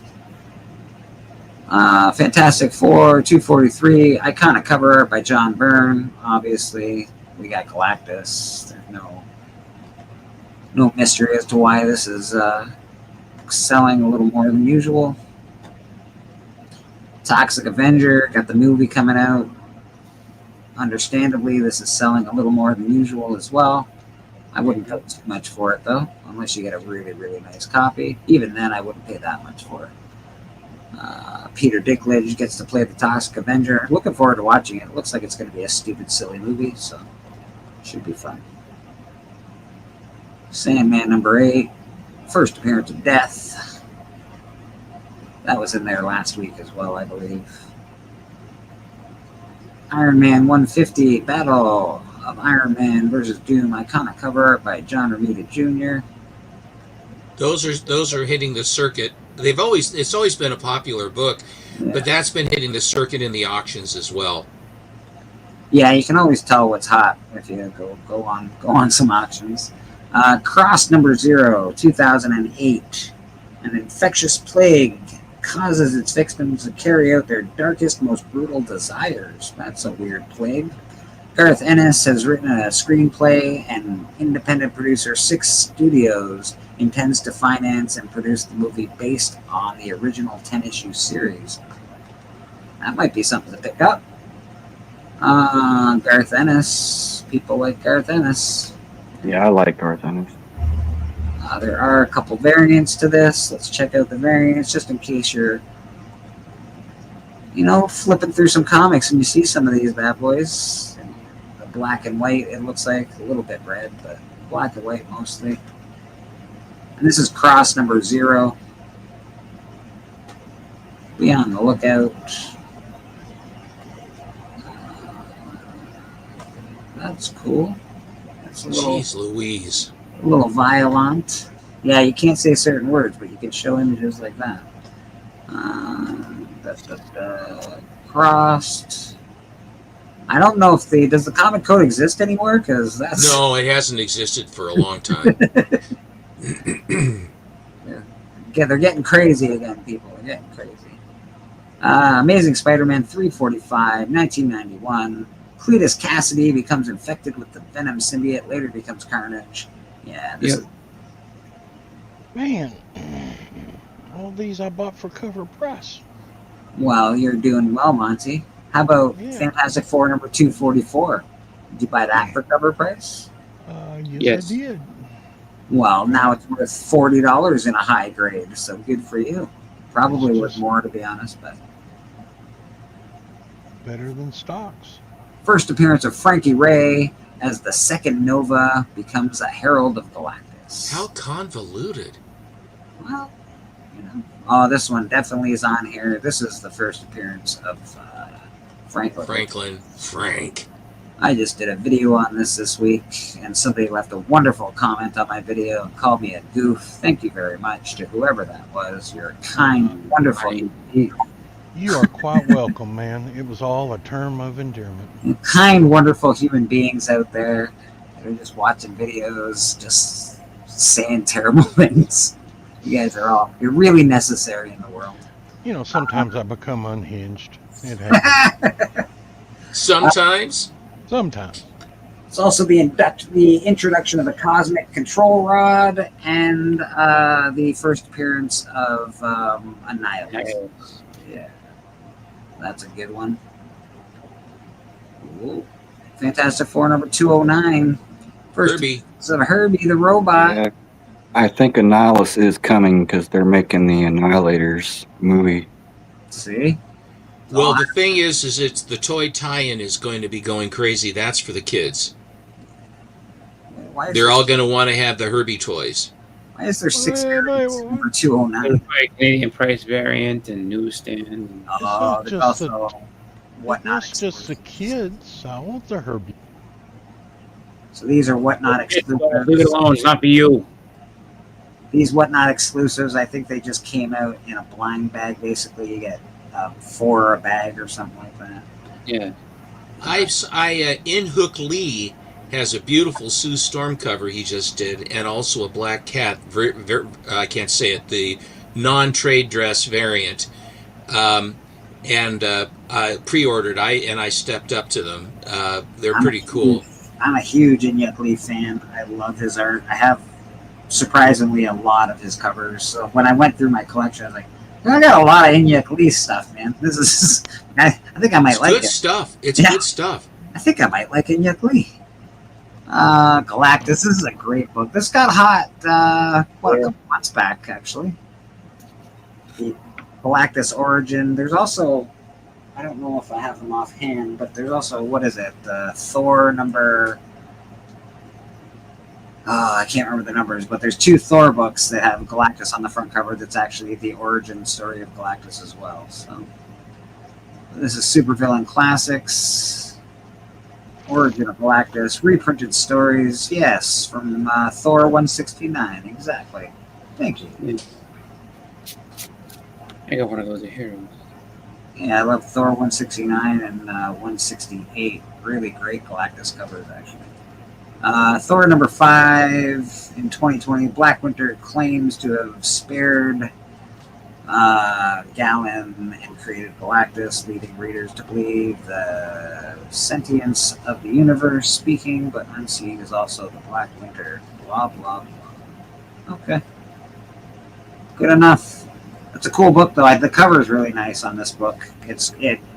It pops. It really does pop out at you, especially the way they have the Galactus, the title. I don't know what it is, but it really makes this book pop out. So it's pretty cool. I think it's a good buy. If you want to buy something cool this week, this would be a good one to buy. That'd be fun. And that's the trending 20. What do you guys think? Yikes. You got pretty much all of those, Chris, I would imagine. I didn't see anything. No. I have a couple of them, not all of them. Hey, look at this guy, Who Dat Comics, jumping in with a $5 super chat, and we of course appreciate him. He's not on the panel today, but he usually is, depending on when he has to work. You know what? Usually I do the $5 one, but we're gonna do this one for Who Dat. Think big. Think positive. Never show any sign of weakness. Always go for the throat. Buy low, sell high. Fear, that's the other guy's problem. Nothing you have ever experienced can prepare you for the unbridled carnage you're about to witness. Right. Super Bowl, the World Series, they don't know what pressure is. In this building, it's either kill or be killed. Right. You make no friends in the pits and you take no prisoners. You son of a bitch.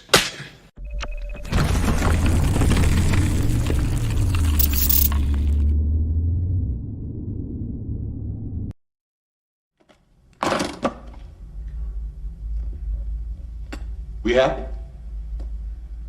Vincent! We happy? Yeah, we happy.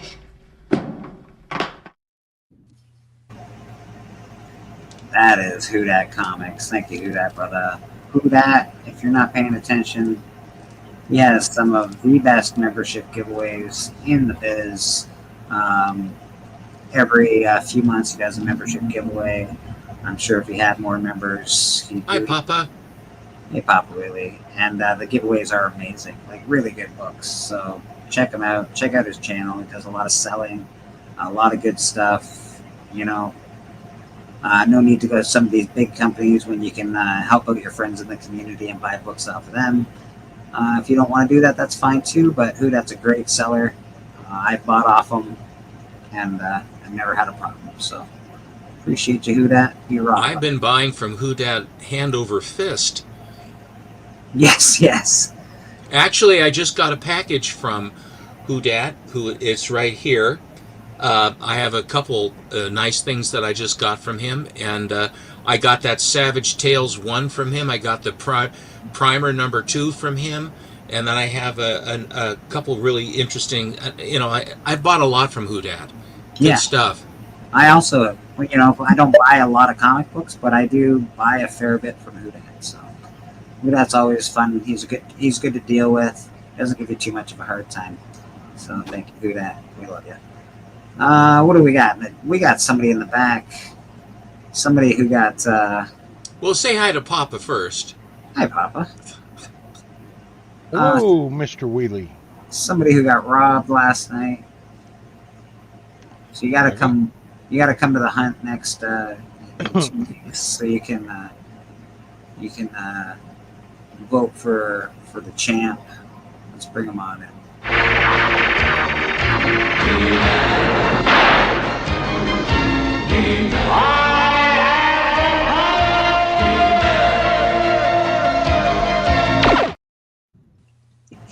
There he is, Bobby D. How you doing, brother? Doing good. The champion. Hello, hello. Papa Wheelie, how you doing? You didn't have sweet chin music this week, Papa. What happened? Everybody was busy, or you just we can't hear you, Bobby. I don't know if you're trying to talk, but we cannot hear you. His chin was sore. Take a day off. Yeah, maybe his chin was a little too sore. That's all. I'll be back. Oh, wait! I just heard you there. All right. There you go. I think I hear you now. Cool. Good to see everybody. Hi, Bobby. Good to see you. I can hear you clearly now. The rain is gone. I can see It just stopped raining. Who'll stop the rain? Listen, I'm not going to sing them all, but I can also sing that. Yeah, man, that's very cool. So we just went through the trending 20. They're pretty neat. The top the keys of the week this week are sad display of keys of the week, but that's okay. Yeah, I don't they go were. through books of the week. I know there's a lot of books that people are probably interested in buying. I don't look at those. I just look at keys of the week. If you want to go see the books of the week, you can do that yourself. That's a lot of stuff that I just don't want to get into, but keys of the week is always fun for me. So see what's going on, see what they think is a key. And to be honest, I'm sure there are more keys that they don't really know about, that they're just trying to sell books. But if you read these comic books, I bet you there's some actual first appearances in some of these other books that they're not mentioning on Keys of the Week. Do you want I should show just a few more? Do you want I should show a couple more? Yeah. You want I should show something? Oh yeah, of course. You should show something. Come here. This is Bobby the Nose. This is a FOMO. I bought the complete set. Alan had put up that he had gotten some of these, and it's Amanda Connor covers, and they're really cute about Starfire. Oh, wow. And it has sort of a Linsner touch to it. I thought it was Linzer when I first saw it.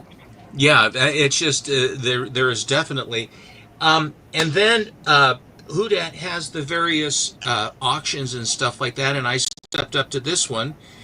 I've been buying a lot of these Black Widow books with Selena Belova or whatever, the gal. This one is signed by Devin Grayson and J.G. Jones with a certificate of authenticity, but I like this one because I have all the variants now of this.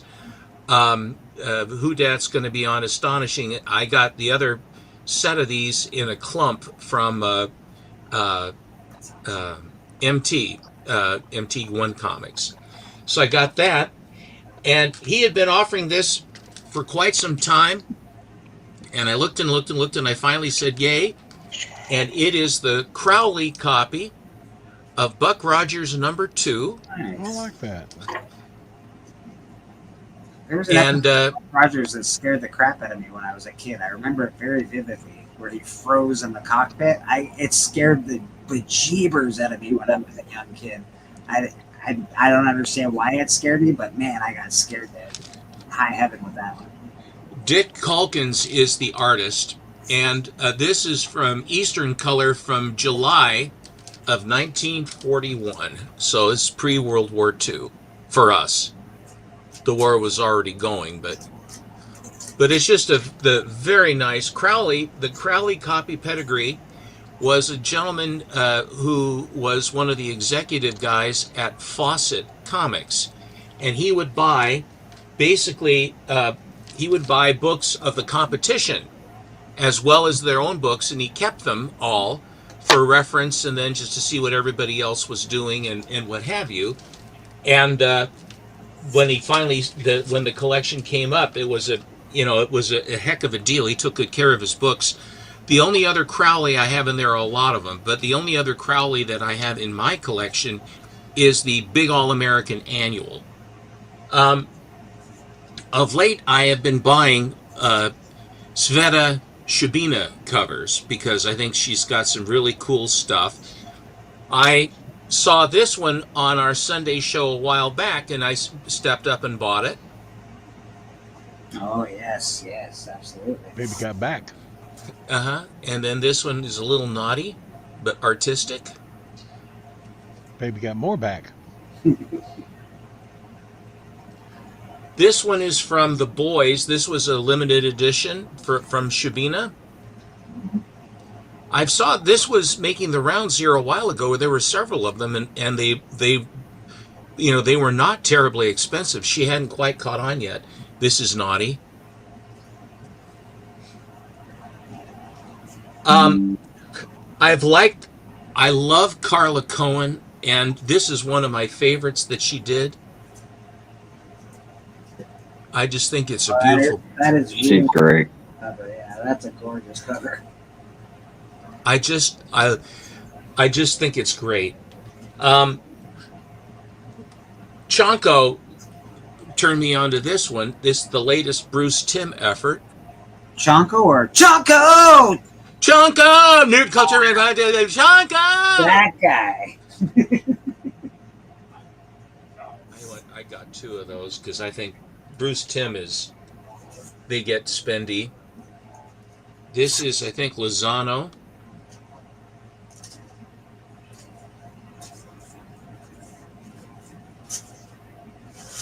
And then this is the guy that does the White Widow. What's his name? Jamie Tyndall. Tyndall. This is the Tyndall homage to the Michael Turner cover that has Kara Zor-El on the cover. Yeah.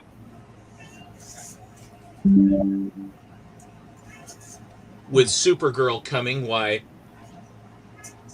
And then here is there were two versions.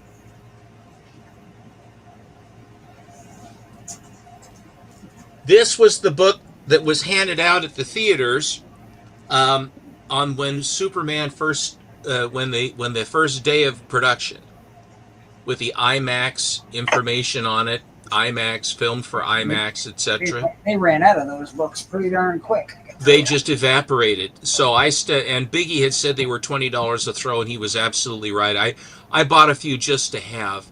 I like the cover a lot. I feel like a lot of them got stored in people's lockers at work. Is what I feel like happened. But hey, what do I know? No, that wouldn't happen. That would never happen. That would never happen. I love this cover. Oh, we got Bobby back. Let me bring Bobby back in here, Steven, real quick.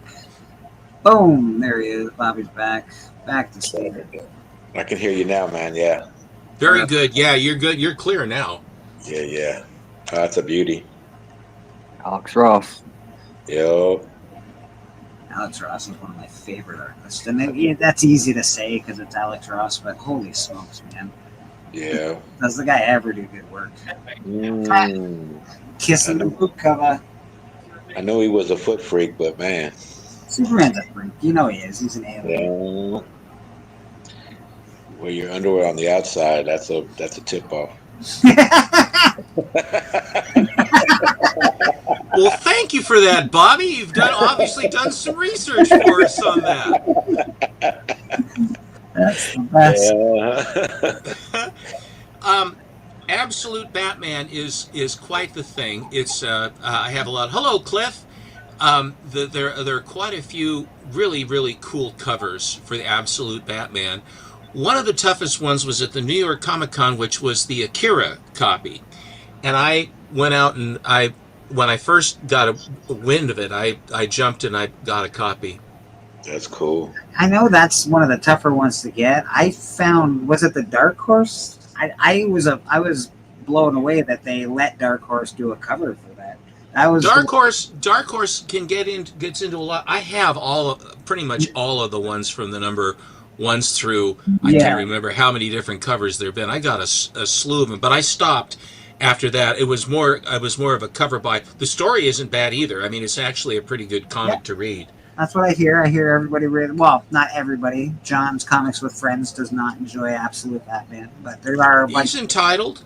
He's entitled, exactly. Oh yeah.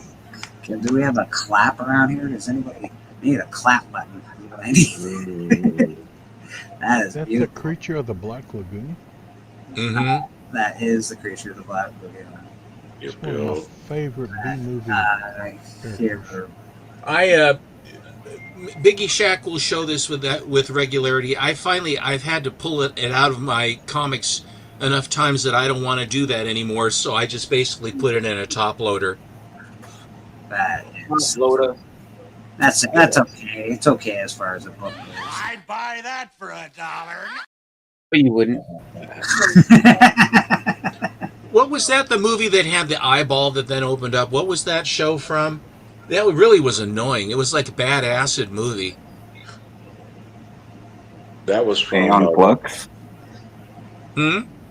I think of Aeon Flux when you say an eyeball opening up, and she catches a fly in her eyelashes. Gross. This book was an absolute disaster, and MT did the restoration and cleaning and pressing of this thing. It had 1.5 feet in the grave. It was almost gone, and then but I've never seen the solution for the cleaning solution that he used to clean this. What they always do is they'll pour it into a jar just to see how much color they got off. It was so dark it looked like a cup of coffee.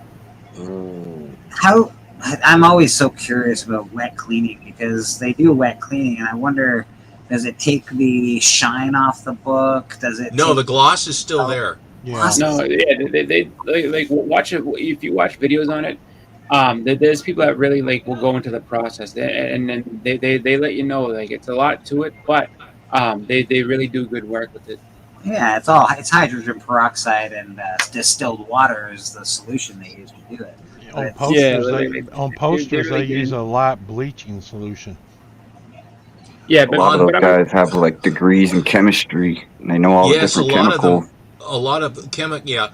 Mark Oldroyd, who is Suddenly Comics, is a chemical engineer, and so when he talks about the solutions and the percentages and the all of that other stuff, it really is a science project. And that little captain thing. He said he'd buy that. You cannot buy the first Brainiac for $1. So you wouldn't buy that for $1. You buy it for I would buy it, but I would buy it for $1 if I could. If the opportunity came up. This Wings cover is a cool wartime cover, but this is also the Okajima copy of this book.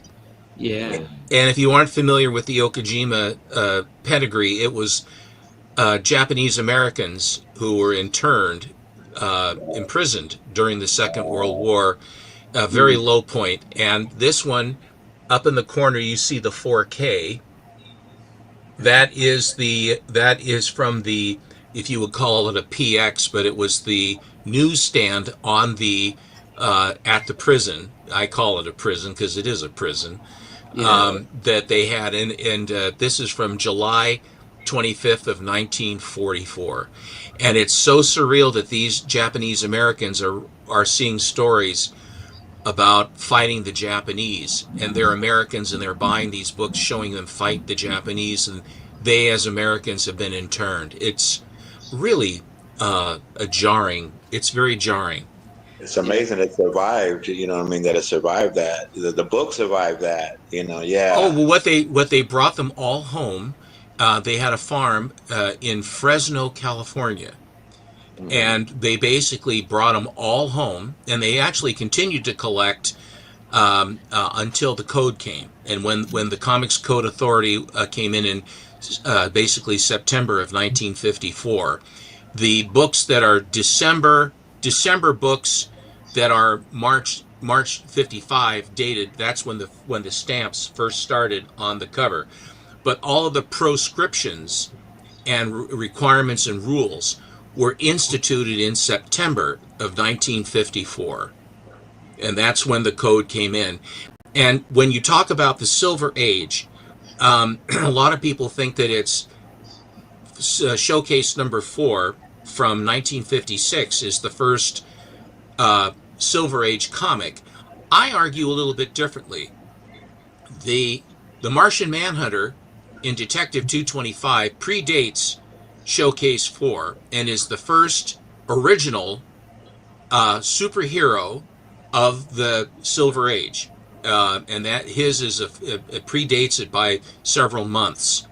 But that notwithstanding, but the basically taking the Golden Age characters and revamping them, recostuming them, and rewriting their origins differently for Earth 1 and Earth 2, as it turned out from Flash 123.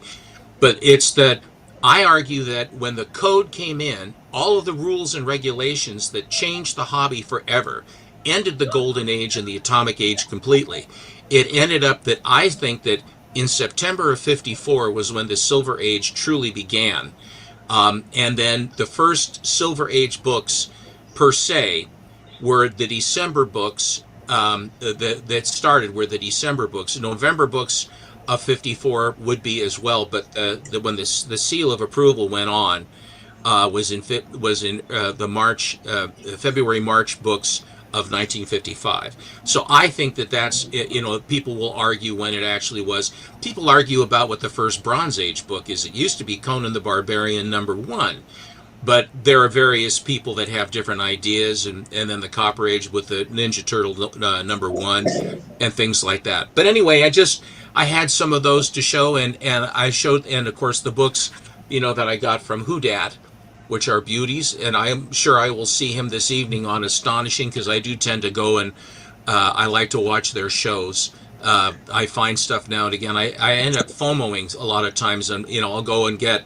Someone will have a lower grade copy, and then it'll be one that I would like to have. It doesn't happen all the time, fortunately. But anyway. Hey, everybody! An old man's talking. Grandpa's the name. Did you know this tree dates back to frontier times? Wow. Shut up! Love you, Steven.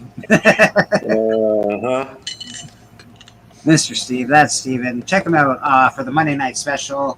I believe the chance for nominations are now over. It is done. It ended last night at midnight Eastern Time. And now the next stage will be voting. So when you do vote for Comic Book Community Awards, remember Steven and Alan, Comic Collector Geek, for their Monday Night Special, which is a great show that Steven and Alan do every Monday night. So check them out, and don't forget to vote them on the Comic Book Community Awards. Thank you. It's a pleasure, brother. It's a pleasure. Yeah, very cool stuff, Steven. Very cool. I got a few books if nobody else has anything they want to show. Monty, I heard that you had a comic collection. Don't you ever show comics on your comic book collection show? I'm such a stingy person. I don't want y'all to see my stuff, Oh, yeah. I don't want to see your stuff. I want to look at comics. Okay. Well, I'll let Bleeker go, then I'll go. He's already set up. Let me go find my shit. Yeah, from Academy, New 52. So I don't have the pedigree of books that Mr. Steven has, but I got some cool stuff. So this stuff I really like. I love this cover. Big fan. That's cool. Ghost Rider. Texturia. Ghost Riders. Ghost Rider always has good covers. And of course, you gotta have this one if you're a Ghost Rider fan. I've got most of the first appearances of Ghost Riders, and I have the big one, which obviously Danny Ketch, the only one that matters. I got the big one, which obviously came from Steven. He gave me that a couple years ago now, and pretty amazing. So pretty happy to have a lot of the Ghost Rider stuff. Midnight Suns. These got really hot for a while. The Midnight Sun 28 and 31 were the hot books. Ghost Rider 2099. I love that cover. Great cover. Yo. Make me dig out all these books. Here, there's the 28. I actually had this in a 9.8 before I sold it. It didn't, not for very much money. It was alright. Made a bit of money off of it. Will we ever get a live action Midnight Suns? I don't know. They talked about it. Lost and Chris will like these ones. G.I. Joe number 5. Bam. Cobra. I got someone in the back. And this one, Boston. This one I just kept because I like the cover. I'm a huge fan of Cobra Commander. Oh yeah. That's cool. And back. We got somebody in the back. Let's bring them on. I feel like. Go ahead. Go ahead. I was gonna say I feel like The Rock ruined G.I. Joe with that G.I. Joe movie he made.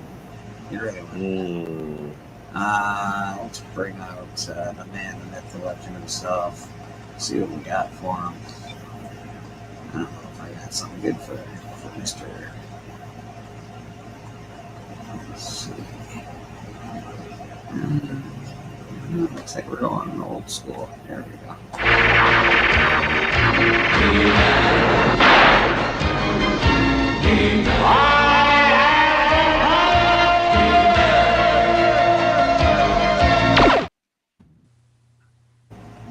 Legend. Correct. Legend. My name is Adam, and this is Cringer. Just kidding. Man, good to see you guys. Happy Sunday. Happy church, everybody. Happy Sunday to you, sir. Good to see you as always. G.I. Joe action. This is the Wedding Fantastic Four, Peach Momoko. Wedding Companion. Yeah. Really nice cover, actually, if you like Peach Momoko. Castells. And these guys, you gotta keep. They're not the first appearances or anything, but they're still pretty awesome. Flash Gordon, number 1. Flash Gordon, number 2.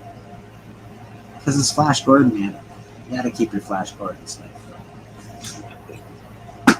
I really am a huge fan of Clive Barker, so I pick up a lot of his stuff. This is Clive Barker Ecto Kid. Clive Barker's awesome. It's actually sort of shiny too. There's a lot of shine to it. It's pretty cool. It's a great cover. And embossed, yeah. I was like embossed. Yeah, it's embossed. It's shiny. It's got all the '90s gimmicks that you ever wanted. Perfect. This I bought because I like the cover and I like skeletons. So Very cool. that's just really cool. Extraordinary. I think that was really cool. Got some Eternals. This is the first appearance of Gamenon, the Gatherer. Yeah. One book I've never owned, Eternals. No? I've never owned an Eternals. This is just a great cover. So, this is Devil's Reign. I do have most of this Devil's Reign run. Taskmaster. Just cool. And I love Judge Dredd. So that's some Judge Dredd. Oh, the new movie is in such trouble. Yeah, bro, it's not looking great. This wonderful girl has Powerful girl. her soul. Eric Larson, I think that is, yeah. I'm a fan. I like the Doom Patrol as well. I watched the TV show. I loved the TV show, so Yeah. big fan of Doom Patrol. There's some of the Vertigo run. DC did that. Yeah, the Vertigo stuff's really cool, actually. Yeah. Now, see, I like that. That's Steve Lytle. He did that art. He came from Kansas City, and the Doom Patrol. They were based in Kansas City at that time. Yeah. That one's so good. You gotta have two of them, apparently. Yeah, man. It's a wrap around cover. Yeah. And this is a funny cover. It's just a burrito. It's fantastic. Yeah, Doom Patrol and Suicide Squad in this one. Yo. That's a good crossover. It's like they continued in it's a 2-part story. Yeah. And then I got a little bit of Doom Patrol for some reason. I just Steve Lytle. Yeah. I like the characters. I'm a fan of weird off the path characters. There's your showcase. I believe that's the death of the old Doom Patrol and the rise of the new Doom Patrol. Yo. And what else we got over here? Some more Doom Patrol. Yeah, that's cool. That's the show.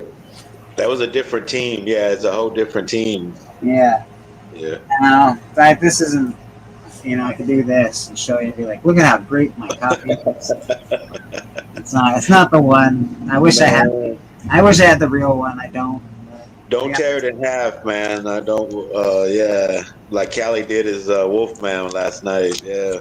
I have this as a placeholder until I get the real one. So I'll do it for now.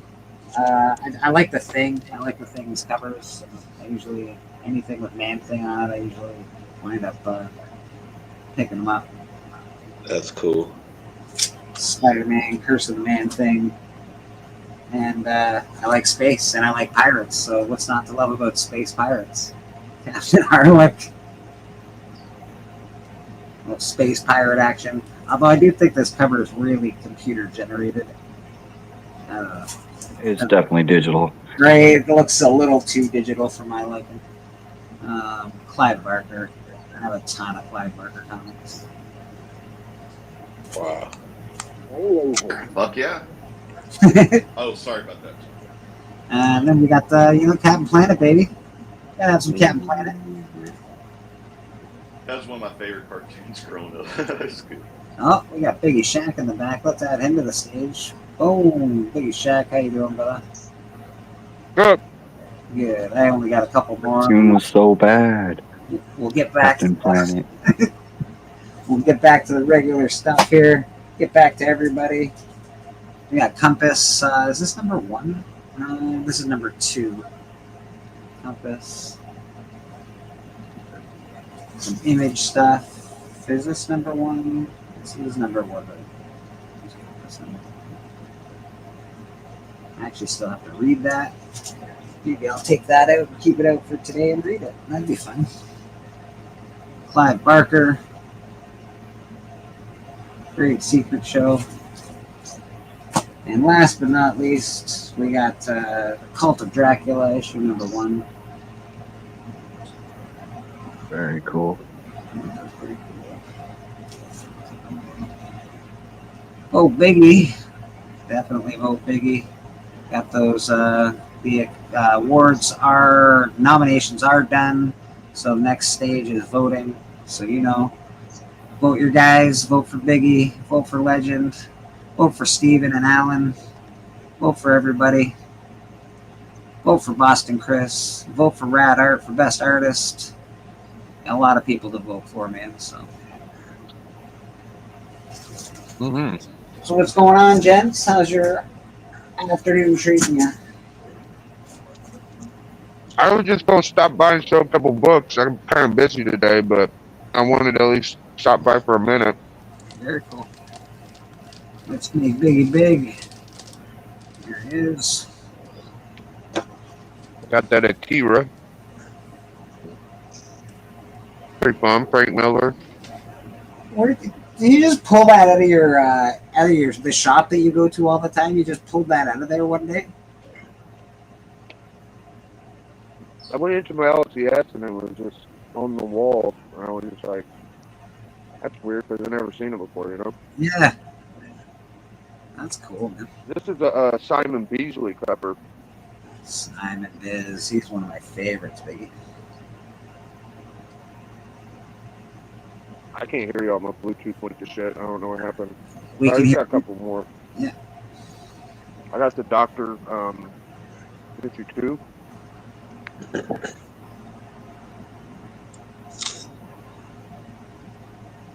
And issue 1. Nice. That's all I got, Bleak. I'm gonna switch my thing back to Bluetooth. Very Here we cool. go. That's Biggie I don't know Shack. what happened.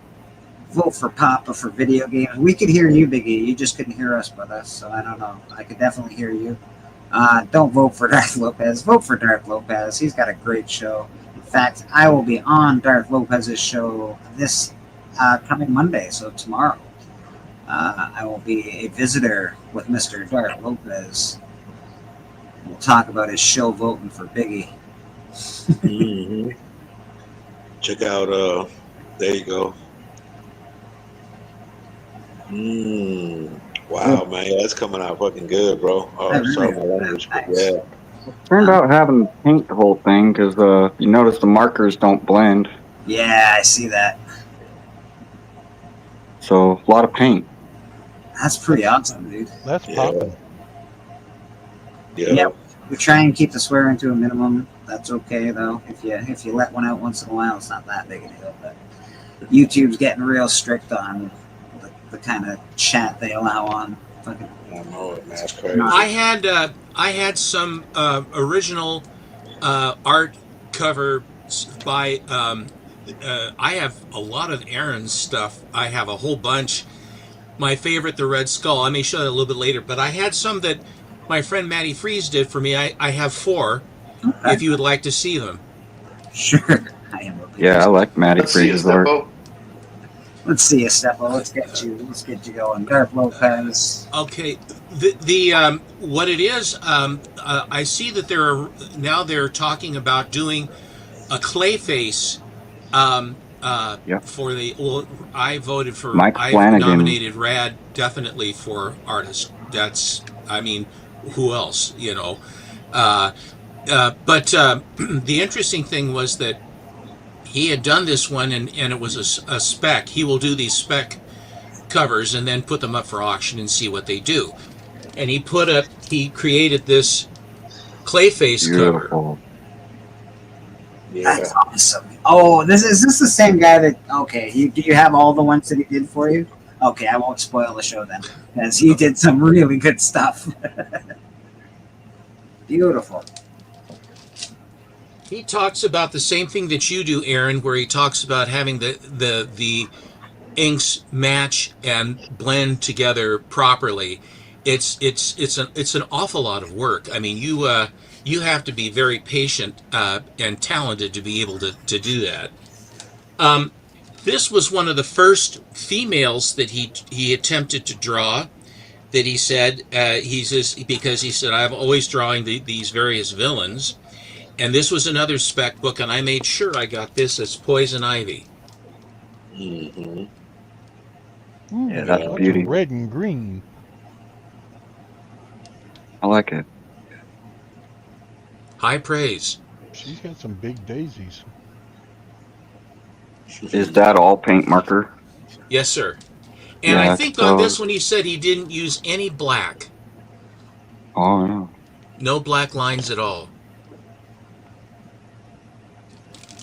I'm not sure exactly how that works, but then I've commissioned him for 4 different covers, 2 of which are now back at the CGC being graded and slabbed. All of these have gold labels because he's a certified CGC artist.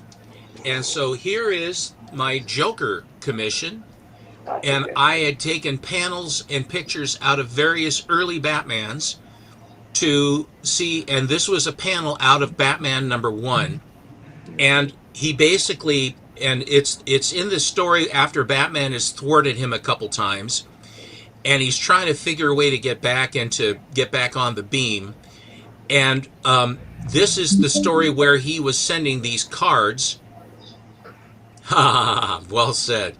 I say vote for the ability to speak freely. But anyway, the playing card with the Joker was that he would send these to these rich people. He would send them these decks of cards that were all Jokers, and then he had razor blades affixed to them with the Joker venom on them, and the people would cut their fingers and then die a horrible death frothing on the floor with a smile on their face. He killed a lot of people.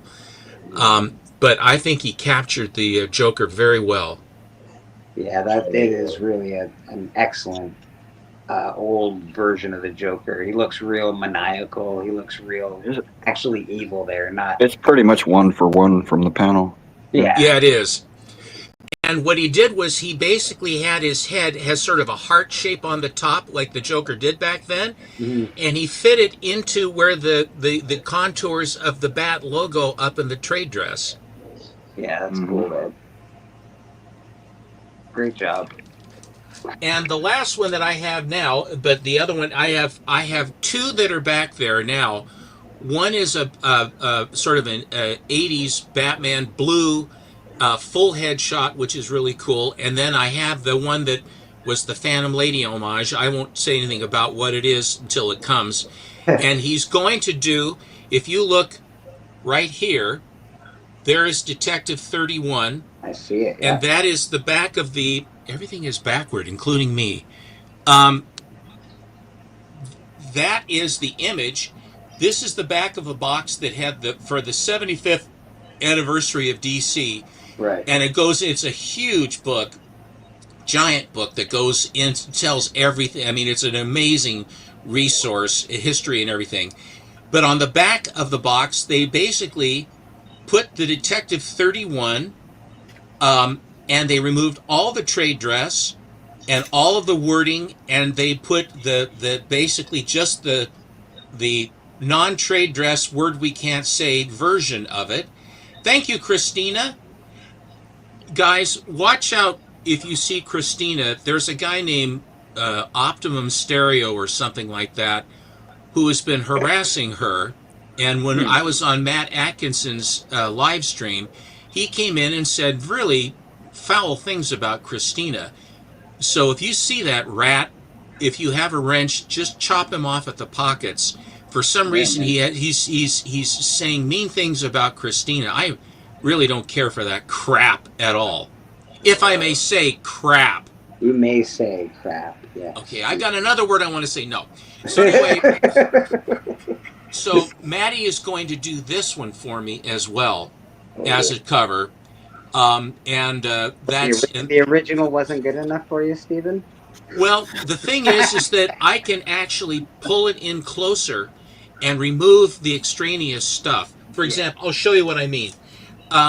So one of my favorite covers that I got recently, because I collect Captain America, is the Captain America Weird Tales number 74 that has the big red skull reaching down with the hands, right? Yeah. And it is the hugest departure for the artist who did that, whose name is Martin Nodell, who is the Golden Age artist for Green Lantern. Now it's fine work on Green Lantern. It's very workmanlike. He is no Lou Fine. He is no Fred Ray. Okay, but he is. It is very, very cool, distinctive Green Lantern. And so, I mean, he's not a Shelley Moldoff either, but he is Martin Nodell. And he was the artist that did this Red Skull thing, which is a complete, I mean, it's a revelation that he would have done that. So I asked Maddie to have the Red Skull coming in, and instead of having this sort of it had a red picture frame, it's a picture frame cover, and has a big red outline, and then it's sort of a lighter color behind the Red Skull. It doesn't really contrast. I said, what I would like you to do is, there is a Superman comics, I think it's 32, which is the one with him on the cover, and it says it tickles, and it's black, and it has the lightning bolts hitting him, right? Yep. So so what I asked him to do, I want to have the Red Skull and have that black background with lightning coming up, and to enhance, it was a Wayne Boring cover from 1945 with him basically ghosting for Joe Shuster. And so he put, to make the Superman pop off of the all black cover, he put a Celadon green aura all the way around him. And I said, I want to have the black cover with this, and I'd like to have you Celadon green around the Red Skull. And if you could do that, and this is what he ended up doing. That's unbelievable, dude. That's cool. Yeah, man. That is so dope, Steven. Holy smokes, buddy. Yeah, he nailed it. That's a good one. And he sent the CGC for you, I assume. That looks like something that should was on the shelves. White splash? Yeah, looked like a pre-code. Now, see, I want to say something right now, because you had said something about Martin O'Dell being, he's no Shelley Moldoff. And, you know, for those of us who aspire to be Shelley Moldoff, so few of us are. So few of us ever get to be Shelley. But one day, and I'll be honest with you, like I actually like the fact that you were talking and giving all the different stuff and saying like where he came from and all that, just because I don't think enough people really know a lot of these Golden Age guys and what they were doing, and you know, just what their normal work was, and then the cool like little offshoots that they do like this. So that is awesome stuff to know, Seppo. Thank you for, you know, really having all this knowledge and sharing it with us, because it's really cool to like hear somebody that has the passion for it and really likes the stuff to be able to let us know like what's actually going on out there. Thank you very much. I appreciate that. A lot of this stuff, I'm still learning. If you only stop learning when you stop breathing.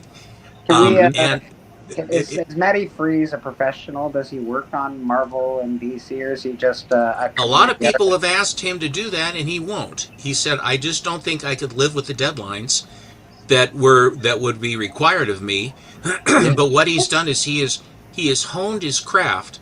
And he sells books, and they call them Matty books because they're basically a lot of the offbeat adult books, the naughty books that they always have to wait till after midnight to start showing his books that are, you know, I mean, not that he's drawing them because he has done quite a few of these where and matter of fact, the next auction that he will be at, I don't know if it's going to be tonight. It might even be tonight. The nominations are closed, Matt. They closed. Yes, they closed at midnight last night. But the reason he's a freelance artist, but he's a full-time artist. Yeah, is he eligible? He makes his living off his art. Okay, I see. That was my question, right? Yeah. So anyway, that's the, you know, there are all these blanks, and of course he is very, very careful about how he buys his blanks, because he has to make sure they're 9/8, because he wants to provide when he sends them in, get 9/8. You don't have to send them in, you can just keep them raw, but I always like to have them in and have them come back protected. Well, especially if it's just simply for a cover art, like it's beautiful. I agree with you. He does great work. I've actually been summoned to go touch grass and interact with you know, the world, so I actually going. But that was an awesome cover, and you know, I definitely all right, Martin. More of that guy's stuff, because he does like that was really fun to see that stuff. So you know, I'm always looking to see different people that sketch and do like really fun art and stuff. Well, tonight it's Green Lantern. Tonight he has a Green Lantern that he's Hal Jordan is coming up tonight. So is that on the Astonishing auction tonight, or? Mm-hmm. Okay, I will have to check that out, because again, I mean, like most of my sketches come from conventions, and you know, it's just like it's good to have different avenues and try to get some stuff from some other people. So well, these things usually go somewhere between $200 and $300. His Spawn, thank you, Papa. His Spawn went for $6. Of course, that's our very own Rad Art and Comics right here. I'm taking off, but I will. Okay, Chris, thanks for coming. Check out the Astonishing to see the art that's on there, and everybody have a good rest of your weekend. Enjoy SummerSlam if you're watching it, and if you're not watching it and just chill it out, have fun and have a good rest of your weekend. Thank you. Some only last Have a so good long. weekend, Boston. Yeah, man. It's just, summer lasts so long, and it's actually nice weather. Get out and do some fun things when you can, because it's going to start snowing soon enough. You don't want that. Amen. Amen. Boston, have a Anyway. great day, brother. Appreciate you. Yep. Everyone take Bleeker, care. Bleeker, make me big. Oh, yes, sir.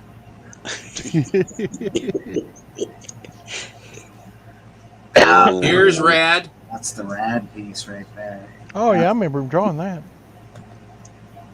That's a beauty. And we'll say goodbye to Boston Chris. Don't you forget, check out Boston Chris. Him and Houdat do a show called Graphic Content. He also does a few interesting things on his channel once in a while, but mostly it's graphic content. And he does Sweet Chin Music with Papa Whaley as well on Thursdays. So don't forget. Yeah, man. I can hear those. One thing I can Aaron. say about that picture is that Steven asked me to do the Golden Age Joker because that was his favorite version. And so, I had never done the Golden Age Joker before. So I started looking through all my references, figuring him out. And I figured out he's really hard to do. He's really hard to do in an original way to where you're not just copying it one for one. Exactly. And so, and I use that as my reference for that and that Joker. But I'm kind of happy. I'm happy with the picture, but I wish I could have got a little more closer to the Golden Age. Like, I think the hair, I could have done some more to his hair to make it look closer to the Golden Age, I think. But It's a great piece, right? It's I a still like beautiful it. piece. I love it. It's a great. And this one, I love all the things I've gotten from you. I do. We have them on display upstairs. I mean, if you're on the wall or if you're on display upstairs, that's where real people go. This is my sanctum sanctorum. Enter at your own risk. But upstairs, the public comes by, and that's where your art is on display. I refuse to put this one up there because this is my favorite piece you've done. That is my favorite piece he's done. Oh, as well. wow. It's so good. Well, I'm next to the cover for Murder King's pretty awesome too, actually. I So was going to say my favorite piece that I've done so far for Steven, I think, is probably Tomb Raider and that Power Girl. Well, the that's Power Girl that I just sent you. Those two are probably my favorite. I'm looking forward to getting that. That will probably not make it upstairs because I want to keep it here. yeah, as far as the Steven pieces you've done, this is I put a layer of clear epoxy on that Power Girl. She looks really good. Oh, I'm looking forward to it. yeah, that's a beautiful piece. That is definitely a beautiful. And I called you and I said, "Oh my, I'm sure it's gone." And you go, "No, it's still here." And I couldn't pay fast enough to. You capture him so perfectly. You have the Germans of the Second World War. I won't say what they are, which is Hydra. Obviously, it's Hydra. Mm-hmm. You've got the That cosmic all cube. came out of my mind. I used zero reference. I looked at nothing and I made that. Well, it has Nuremberg. It has the Nuremberg banner hit to it. The war torn background. Captain America's shield, he failed and it's destroyed. Adamantium has been cracked.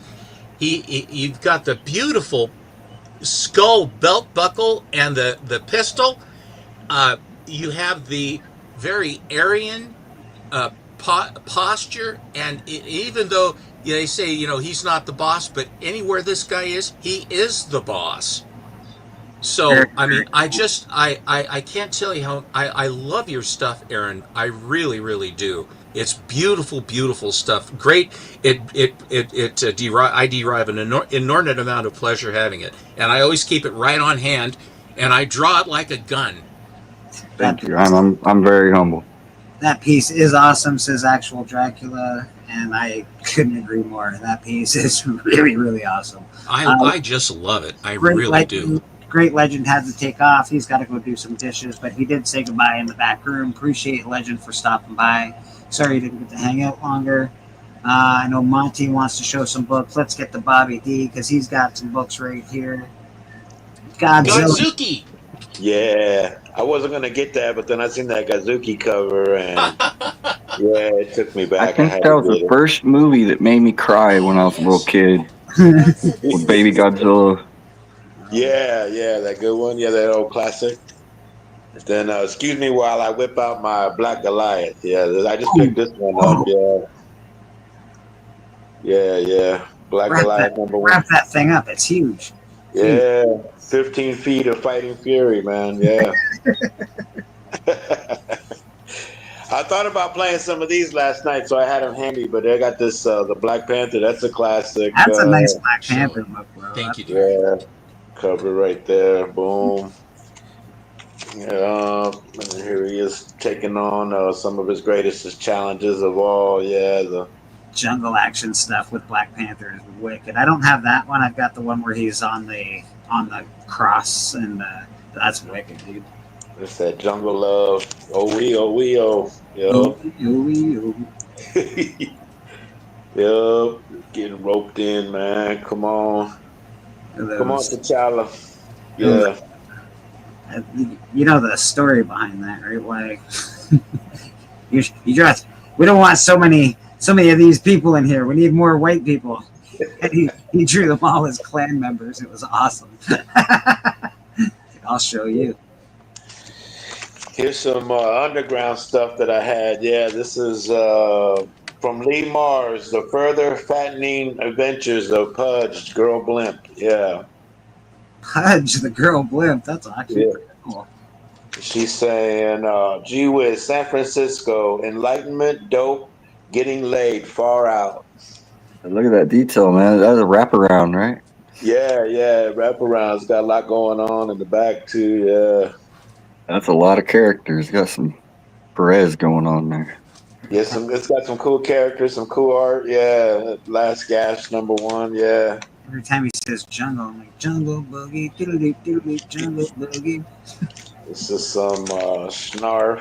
I don't know. It's got the spirit on there. Snarf, isn't that the name of the Thundercats pet? Snarf. Yeah, this was before that. Yeah. Snarf. Yeah, pretty sure it's Snarf. Bad Zam.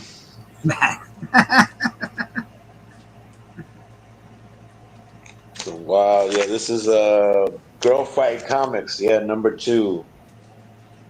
Ooh, all right. Aztec Warrior, yeah. Love it. Tail Draggers, number 1. Some underground, yeah. Some fairy bondage, I think. I have number 1 of that. How's the whole run of that? Yeah. It looks like Akira Toriyama. Is she playing a flute? It looks like she's playing a flute there. An invisible, saxophone or some type of. Yeah, some instrument of sorts. Definitely an instrument going on there. There's some Yellow Dog. Christina Payne dropping links in the chat. If you do want something dropped, if you do want something sent out, Freak Brothers, one of my favorites, bro. Let Christina Payne know. There's her IG. Hit her up on IG, and she loves helping out the community, and we can't thank her enough. Thanks, Christina. In the 80s, they had crack busters. Yeah, they kicking ass and taking the crack off the streets one piece at a time. Yeah, it's the best. Yeah, Crack Busters 1 and 2. But I wanted to show Steppo and them this one, man. Have you ever seen this? I figure you guys probably got this. I bought this when I was a kid, and it's the biggest comic. The cover is off. It's all tore up, but this is from Whammo. It's a giant comic. Yeah. My brother had that. My brother had that book. It's awesome. Yeah, it's got Wally Wood and a mess of other folks. Yeah, this thing is huge. Yeah. Holy smokes. Yeah. I thought about pulling this on the hunt, man. I was gonna hit him with the Whammo, but I don't know. It's a big ass book to be whipping around. Yeah. It's a good comic to keep around if you're homeless. You can almost use it as a blanket, for Pete's sake. Yeah. I bought this when I was a little kid at a thrift store. Yeah, so I didn't know how to store it or take care of it. You know. No one knew how to store them. You still can't store it. Trust me, Bobby. That's huge, bro. Yeah, they don't make but the Whammo, the people that made the hula hoop and frisbees, they made this giant ass book. Yeah, and I found one when I was a kid. Like I said, I was little and but I love this thing. Yeah. You gotta save that for the next episode of the hunt, sir. Yeah, man. Hit him with the Whammo. Hit him with a Whammo, double They Whammo. won't know what hit him. That is, of course, Bobby Delgado. Catch him man. as well. He does commissions as well, folks. He's got stuff up on his Instagram page. He's got books that he's worked on. He's got art that he's worked on. He is actively trying to sell some art. So go hit Bobby up. Give him some extra cash. Buy some books. He's an awesome member of the community. Big, just one more time, then I'll stop. Yeah, of course, Stephen. I was going to make Monty big a couple of times, but he's wandering around aimlessly in the wilderness. Yes. Here, Susan came downstairs and brought this down for me to show. Yeah, man. That one's This my lives favorite. This lives right in our living room. I feel like we were here watching him draw it, and it got all the way to I seen like the beginning, the middle, and then the end. It ended up with you. Yeah, man, that's a good story. That's actually one of my favorite things on this show is watching Brad's art from beginning to end and how it starts. And then I do. I know you do, obviously. Yeah. TN Games and Comics. How you doing, my man? Good to see you.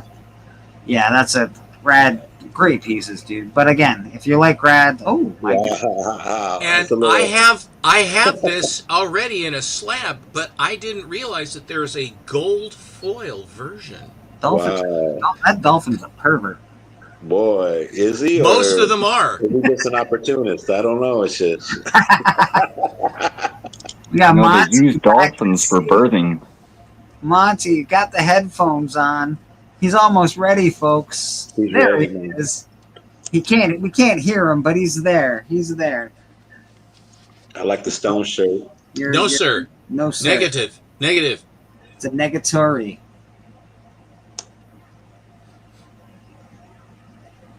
I appreciate y'all and hope everyone has a blessed week. You never know what someone is going through. # spread the love. Thank you, Christina Payne. Yeah. People do go through a lot of things, and sometimes you got to take your time and just not be an arsehole. Is there a puppy? Is there a puppy chewing on a chew on the table?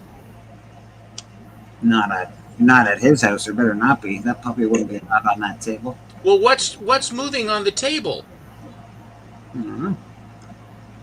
Do you see the little head moving? No, I think lower left side. Something just slightly moving back over there on the table. Might just be the wind. Unless I a don't piece know. of plastic or something. Yeah, I think it's plastic in the wind. Yeah. I thought it was the snout with the nose, and it was chewing. Or can you hear me now? Yes. Yeah, there you are. Okay. All right. You're back, Monty. You're back. Okay. Yeah, that's my air conditioner blowing this sack. Weird. What an amazing effect. That's what I do after. That's the first thing I do after work. Go right in front of my air conditioner. I was at a con. Yada yada yada yada. All right, it's over with. I was at a con. I know you hated it. You didn't like your con at all. It was awful. Yeah, it sucked. I picked up this. I don't know why I picked it up, but I picked it up. It was Avengers 63. I like it. Yeah, that's a good one. Good cover. I actually really like that cover.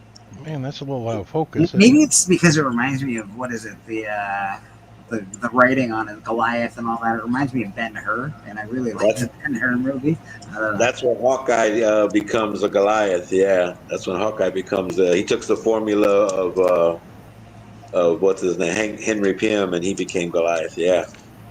And then I've been trying to get a full run of these, which these are hard to find, but I picked up 2 while I was there. Oh, shark cover.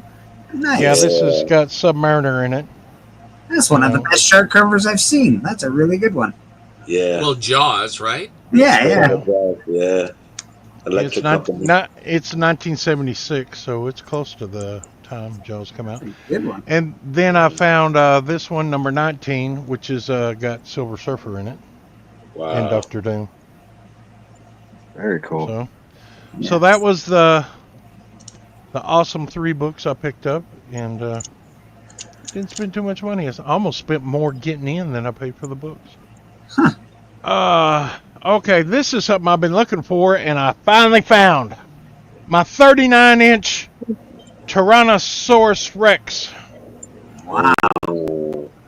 I remember you asking about that thing. And his mouth opens and closes, and his tail's not on there.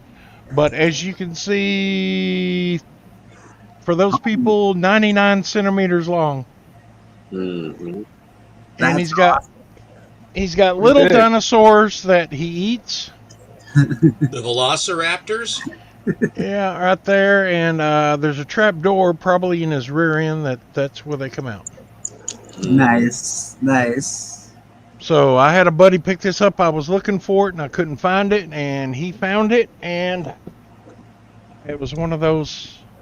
Yeah, I gotta have it. So that was unless you want to see this, I did when I was up in Amarillo. Everybody's got to go here, and everybody's got to stop by. So world famous restaurant and everything. So.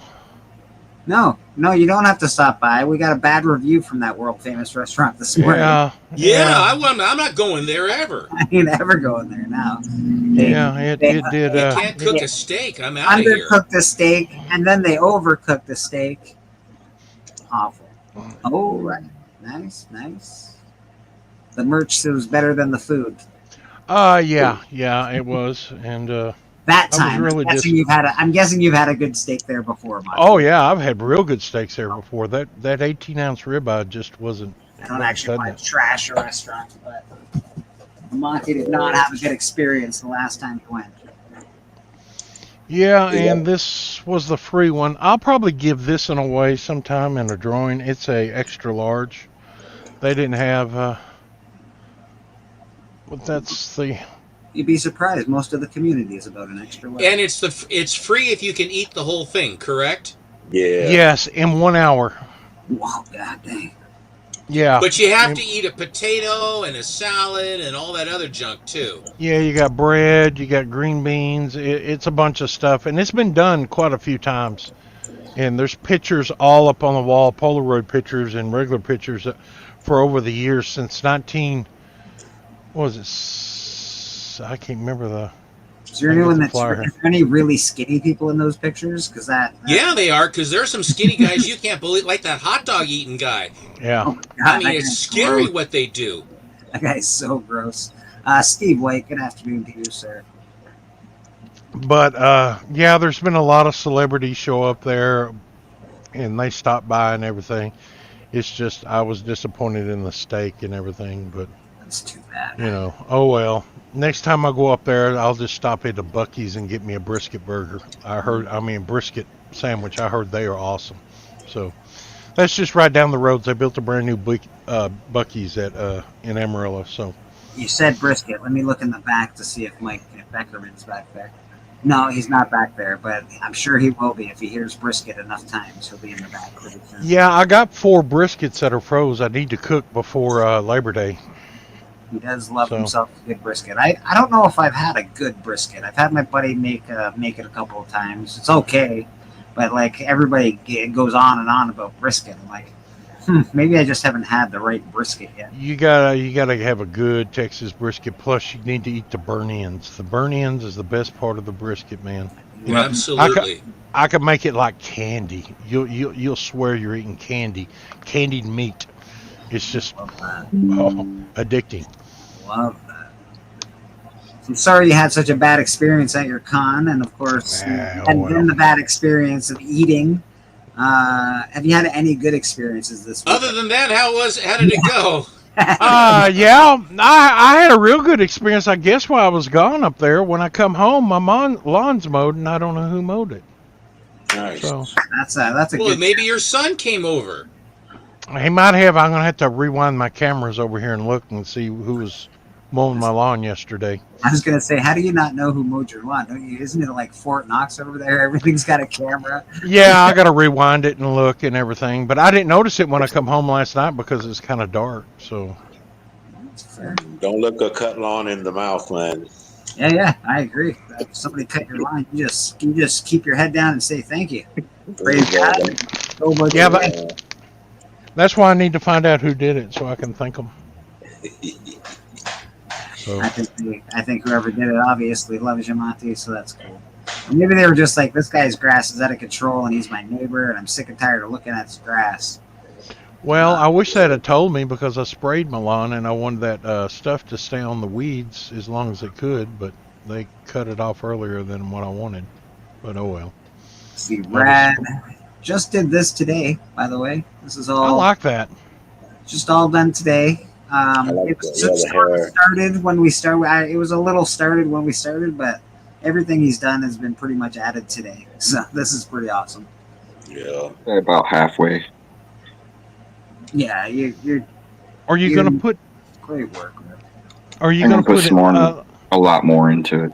Are you going to put any hints of green, like emerald green, anywhere in there by any chance, or since you got Maybe, the yellow? perhaps. Yeah, that would probably contour very well. Is that a commission? No, I'm just doing it for fun. Brad, Well, would you like to send it my way? I knew that was coming. I knew that was coming. Somehow I just knew that was coming. That could be made possible. All right, consider it done. I look forward to seeing the. It's a lovely piece. It is. It's pretty. It's possible. It's got a long ways to go, but Well, hopefully I do too. we'll make her pretty. We got Madam in the chat. How you doing? Hi, Madam. If it's got a long ways to go, man, it's beautiful the way it is. Oh, it's a good puppy dog, a good puppy. Oh boy, He is knocked out. Splayed out. Just it's done. We're done. We're sleeping. He says that ceiling fan feels too good. Champ, my dog Champ does the same thing on a hot day. He basically goes under the table by where the register is for where the air conditioning's coming out, and he just conks out right there, right in the breeze. He just sleeps like a champ, sleeps really well. Very cool. Hello, madam.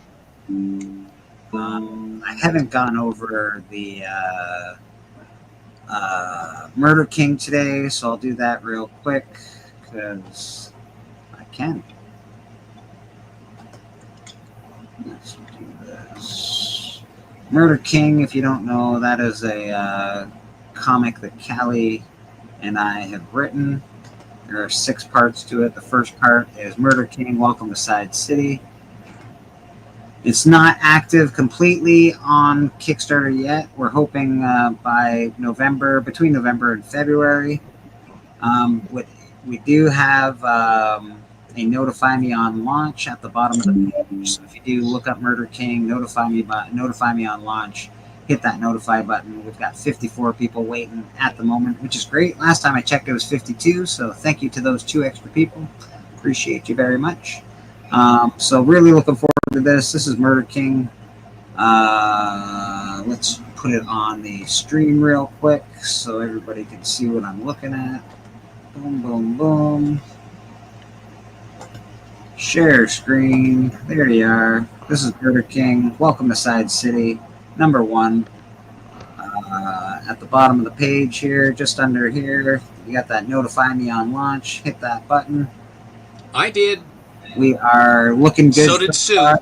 That's awesome. We are looking good so far. We've got, obviously, we're waiting. We've got some things made for the campaign itself. Right now, we have a coin that has been made for the Kickstarter, which is really, really, really awesome. These were done by Joe, and these are handmade, handcrafted coins, hand-hammered. And they come with the Kickstarter. What is the alloy that he used? Just out of curiosity. I actually have to ask him what he used because it is really awesome. It's heavy, it's shiny. Silver. I don't think it's silver, but it sure looks good. Yeah, it looks really good. So Unobtainium, I think it is. It's super dope. So those are part of the Kickstarter. And we also just got today, Callie sent me these in the mail. These are stickers for Murder King. Murder House is the publishing company that's the name we decided on our publishing company. And of course, we've got Murder King. That piece is done. This is a Drac piece. Actual Dracula did this as a whatchamacallit for our Kickstarter. Variant. Not a variant. It's sort of like Advertise. yeah, figuring it out. Kind of. This was sort of some doodles that he did. Prototype. Yeah, sort of a prototype, which was really cool. So those are stickers that Concept. Concept art. Yes, that's the word. Thank you, Stephen. Concept art. So yeah, that's what's going on. We've got stickers, we've got coins. Things are in the works. The book is written. A lot of the covers have been done. We are simply waiting for the interior art to be finished. So we're working hard. We're looking forward to it, and we hope everybody likes it. And obviously, please, buy the book. That'd be awesome. If you can support us, that's awesome. If you can't, that's cool too. But we will have a digital copy available that's not very expensive. So if you want just the digital copy, we'll have that available as well. Thank you, Tian. Appreciate you. So yeah, that's Kickstarter, man. That's Murder King. It's awesome. It looks really good. The art's looking amazing. I don't know. I don't have a full picture of Rad's cover that he just did, but Callie, it got sent to Callie, so God knows when we'll see it. Then we'll see it soon. It's weird. Callie gets this stuff fast usually for me. Yeah, there's a couple people. One time, who gets their stuff fast for me? Comic Collector Geek. Like less than 3 days, I felt like he was like, "Oh, I got your mail." I'm like, "I just sent it to you 2 days ago. What do you mean you got mail from me?" All right, whatever. Steven, I paid for fast postage usually. It was well over 2 weeks. I mean, it had all manner of forms and all manner of stuff that we really shouldn't have to, between us. We shouldn't have that. The Canadians really do throw up all manner of roadblocks to have stuff flow freely. I mean, I don't understand why they do that. That is not the Canadian side, sir. When I send mail, it goes directly to your side. Okay, it's America. Okay, I'll go. I'll say this is your show. I'll say you're right. I'm totally insincere, but I'll say you're right. All right. Well, I appreciate the insincerity and the fact that yeah, but I don't know. Mail's getting harder and harder. Canada's mail, like it was okay, then it's flopped because they had they always love to go on strike, and now they're probably going on strike again as far as I can tell. So Strike. yeah, I'm just gonna start using a different company, to be honest. I'm just done with the Canadian Post, and we'll start using something else. So isn't FedEx who people generally use up there? Who do they use other than Canadian Post? FedEx, Purelator. There's another, I can't remember the name of it, but there's another mail service that people use. One of the guys on Astonish, his name is Val Petricelli. Yeah. And Val uses Purelator, for what it's worth. He's I don't know if he has access from his work, but he cranks it out pretty darn quick. I mean, it still takes a while to get to me, but he uses Purelator. When I send my books to CGC, I use Purelator. I don't like using FedEx. They're not, there's something, insurance, or they don't give a shit about your packages. Let's put it that way. FedEx, they'll kick them down the street if they feel like they. Speaking of Purelator, has Sue Storm started her trip down to Florida as yet? No, but I do have it right here if you want to look at it. I would love to look at it. Sure, Mr. Whodat Comics, how you doing? Hi, Whodat. I was showing all these books and stuff I got from you. Just a few of them. I can't show all of them. It'll take too long. Did you get the cards as well? I did. I wanted to thank you. I do. I have them. You had sent me another pack here a while back, so all of them are living together now. I love them. They're cool. Yeah, the cards and the artwork are very nice. How they did it. It makes you want to collect cards again. It does, but I'm trying. Don't do that to me. I have so much trouble. I have so much trouble with comics. You don't have to worry about that. I'll keep sending you a little care package of cards of different characters. I got another box I might. This is a big box, so we'll see. But I gotta go through them, and I'll send you some more cards. So Thank you, Russell. I just pressed this book. It was a 9.4 before I pressed it. Steven bought it in a slab at 9.4 at a very good price. But it had a little, like a nodule right here. That it looked like a little indent, but it wasn't color breaking. It is now completely free of that. It has a tiniest little, I don't know, something right here.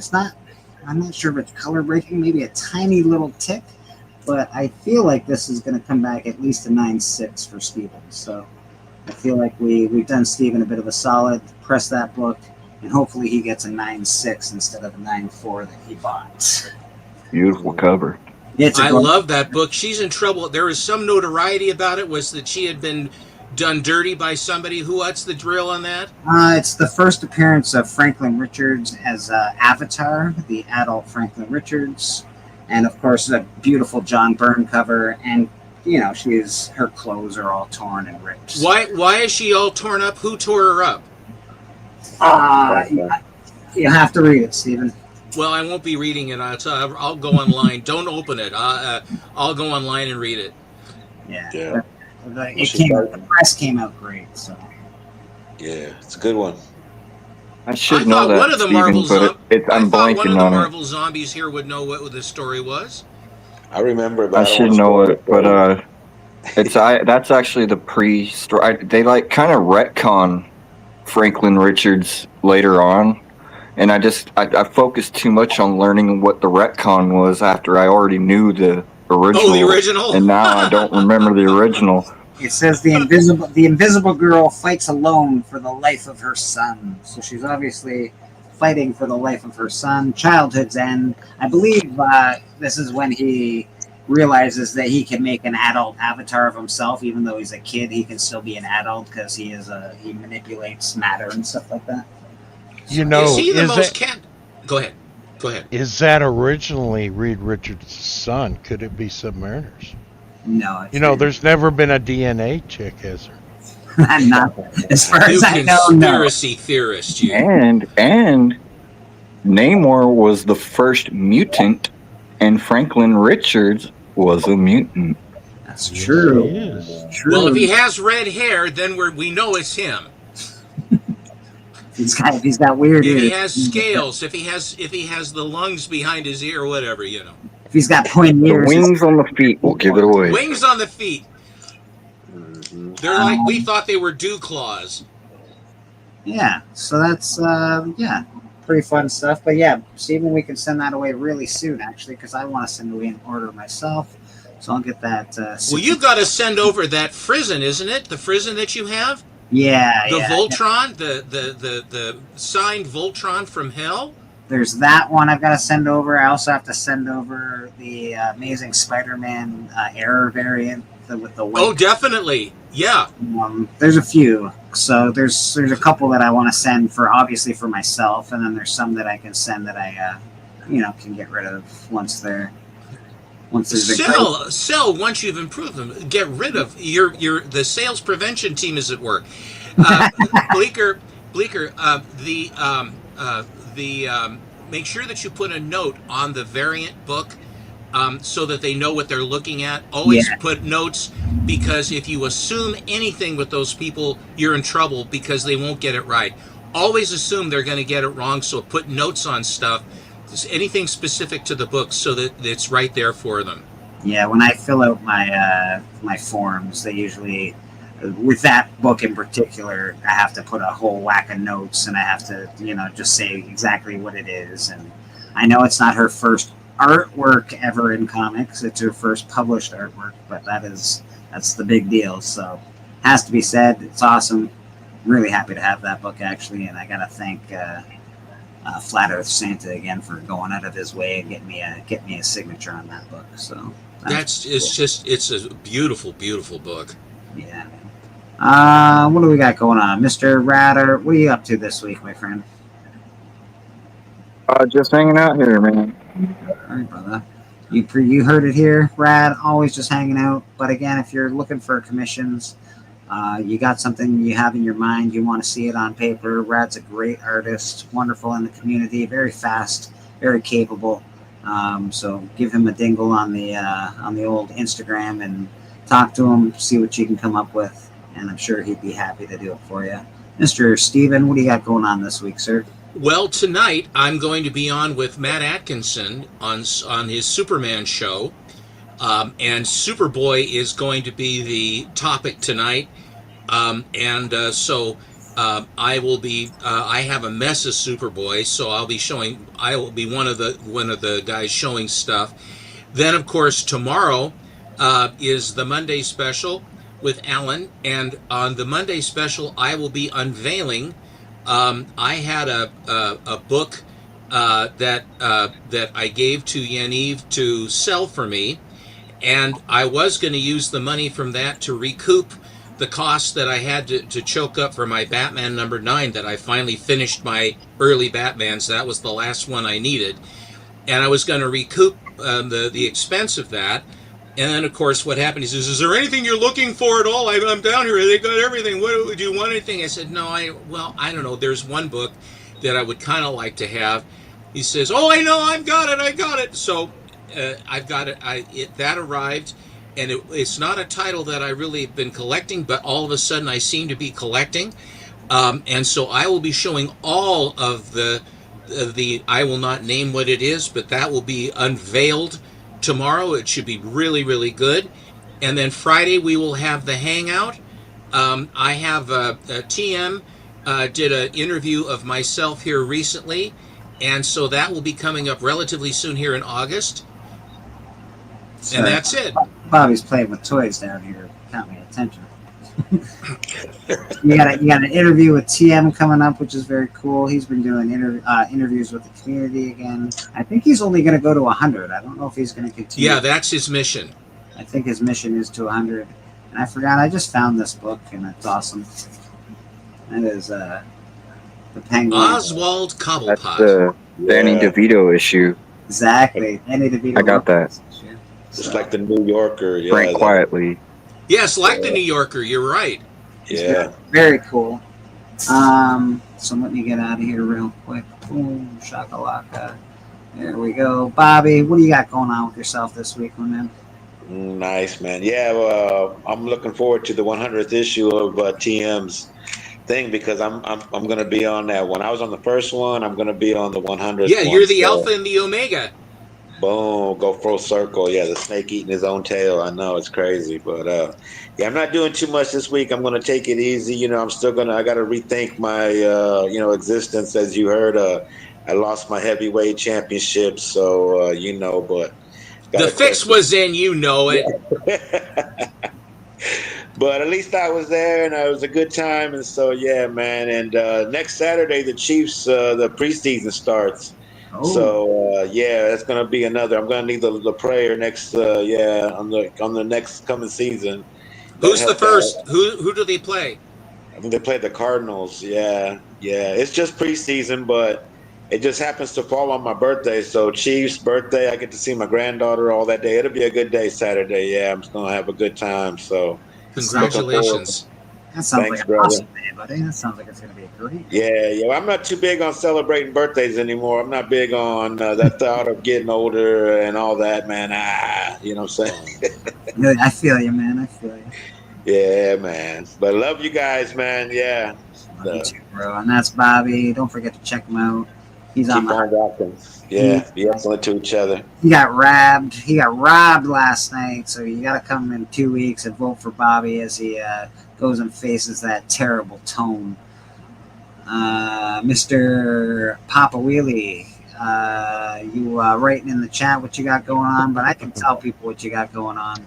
You've got Sweet Chin Music on Thursdays normally. Some Thursdays he doesn't do it. But, oh, yes, it's SummerSlam today, day 2. Sweet Chin Music. Saturday, you're doing Sweet Chin Music? Oh, no. Oh, well. Either way, Sweet Chin Music is usually Thursdays. And Mad Spidey's on Saturdays. And then, of course, church here on Sundays with us. We appreciate you hanging out with us, Papa. You feel better, Papa? You look like you feel better. Yeah. Praise God.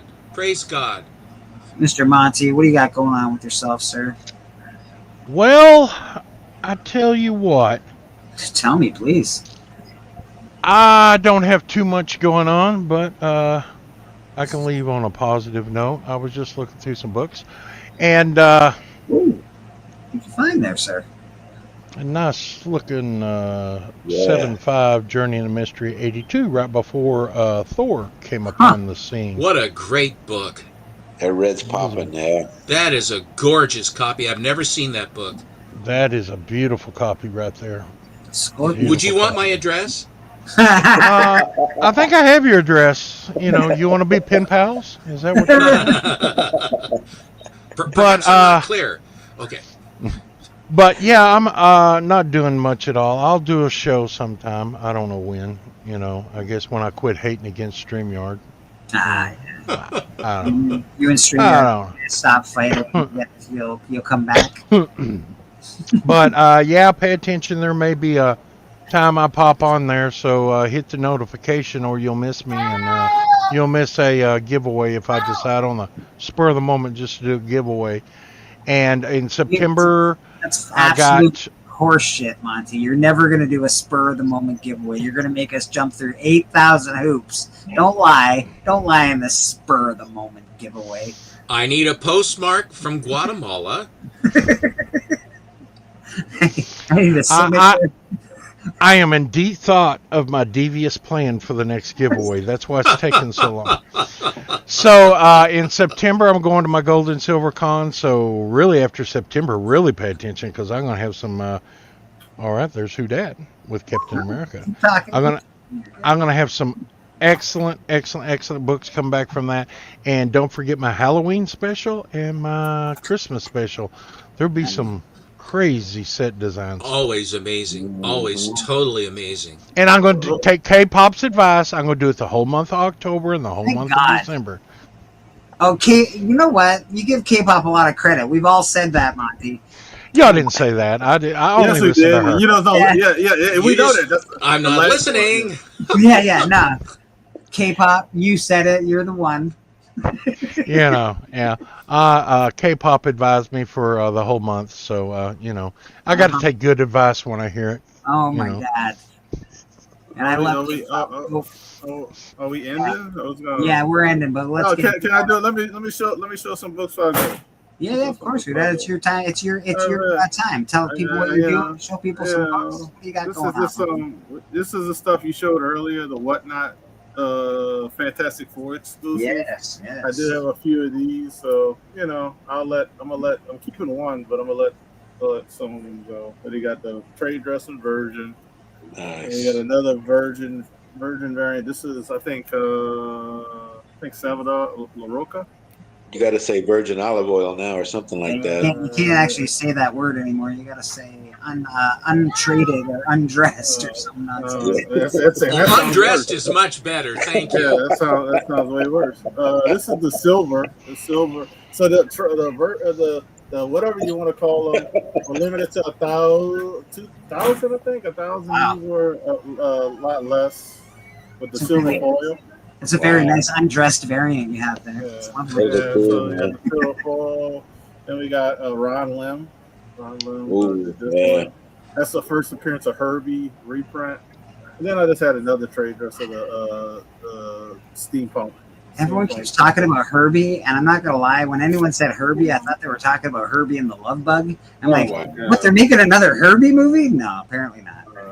And these are some of my San Diego exclusives that I picked up. I only have one of these, limited to 500. But this is E.M. Geist. Ooh, very cool. E.M. Geist, and they come with a little trading card as like a COA. Little Luke Skywalker action. Yeah, and it's 179 out of 500. This is 179. That's a cool cover. It's cool. Yeah, it came with a clear backing, but I was like, I see the upgrade. I didn't get all of my books, but these I'm showing right now are limited to 75. So I got the tribute to Jack Kirby. This is 29 to 75. I got 29 and I got 30. So I got those. Hey, Brad, do I have your address, by the way? I'm not sure if I have your address, but if I don't, can you please send it to me on I like that. Yeah. This is limited to 40. This is 33 or 40. It comes with that. Oh. Everybody. Doom always makes good coverage. Crackle Virgin. Crackle. Yep, that's what it's called. That's what it. Crackle version. We'll call it a version. Exclusive. And this version. Trade exclusive. So that's how they look together. Yeah. I like that where it says Jack Kirby real big. That's pretty cool too, though. Yeah. It really is. Yeah. With the 60s font. Yeah. I like, cause then you got the space kind of in the background. This one you don't really have the space and stuff like that. I mean, you see the stars and everything, but they're like this one's 75. I think this one's 40. It had a foil that was like 20, and then they had 10, and then they had some medals and stuff. But I just picked these up for my little San Diego exclusive, supporting a fellow YouTuber used to sell with us back in the day, Erod. He had his own exclusive, so that's what I picked up. And and the last thing I will show, I don't know if I can show it fully. So I picked up some original art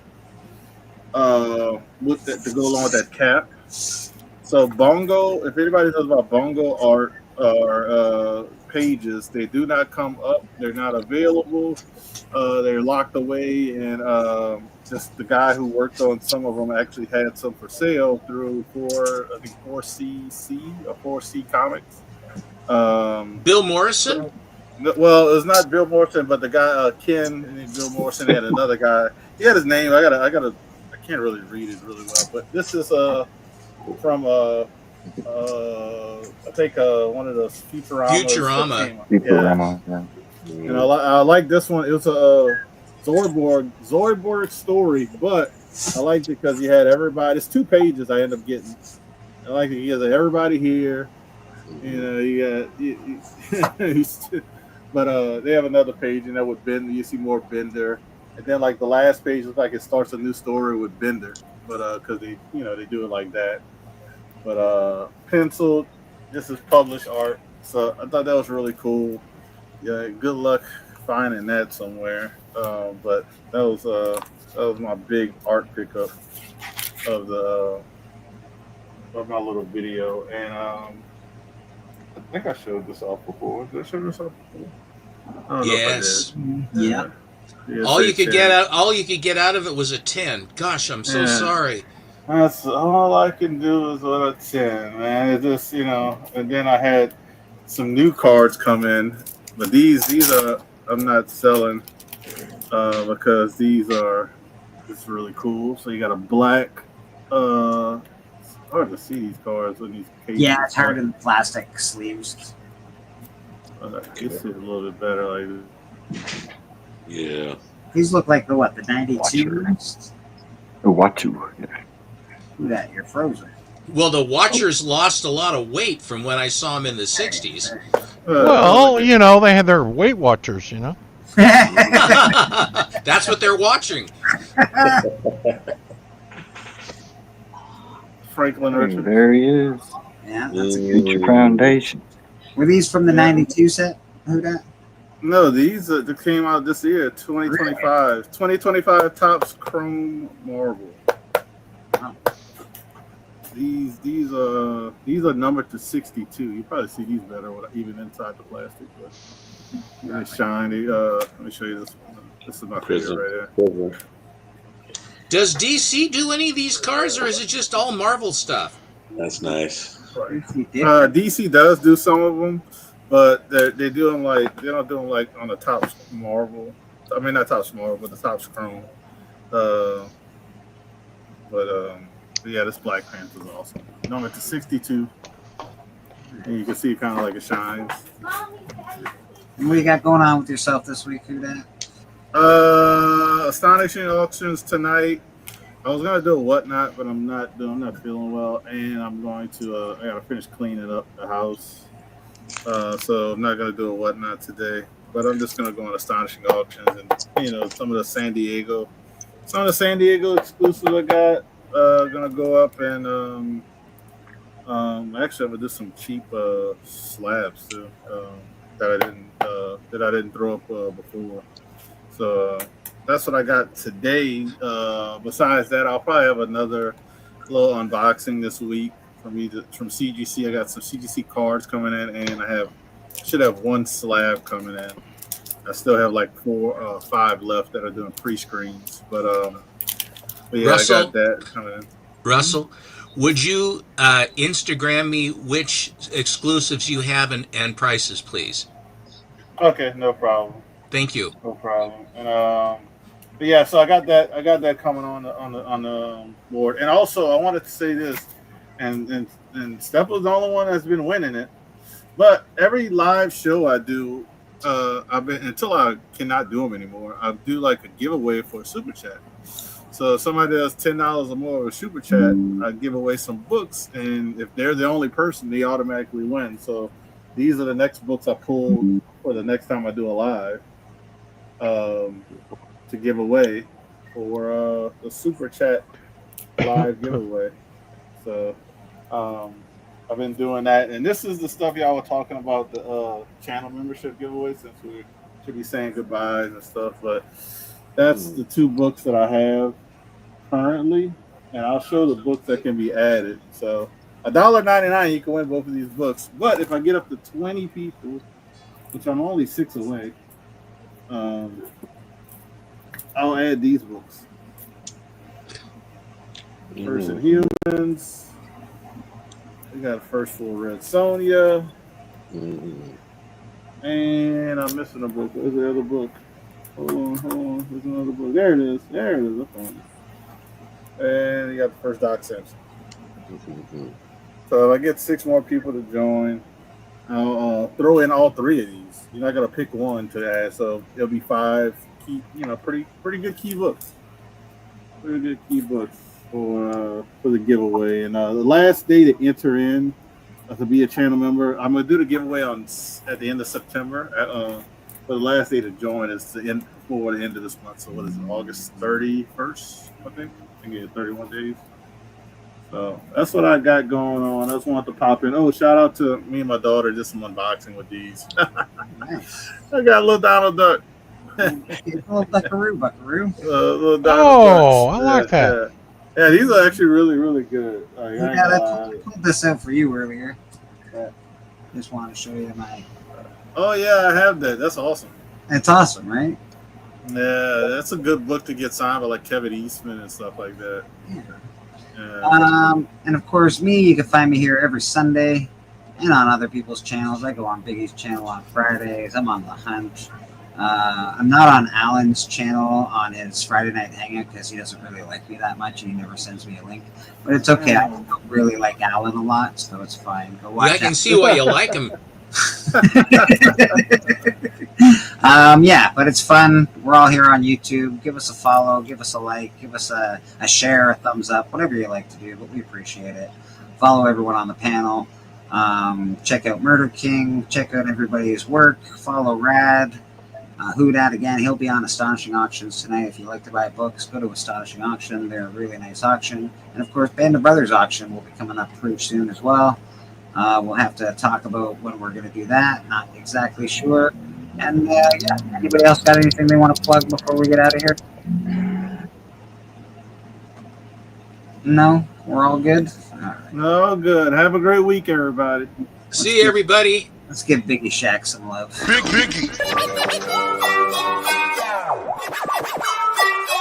Biggie. Biggie.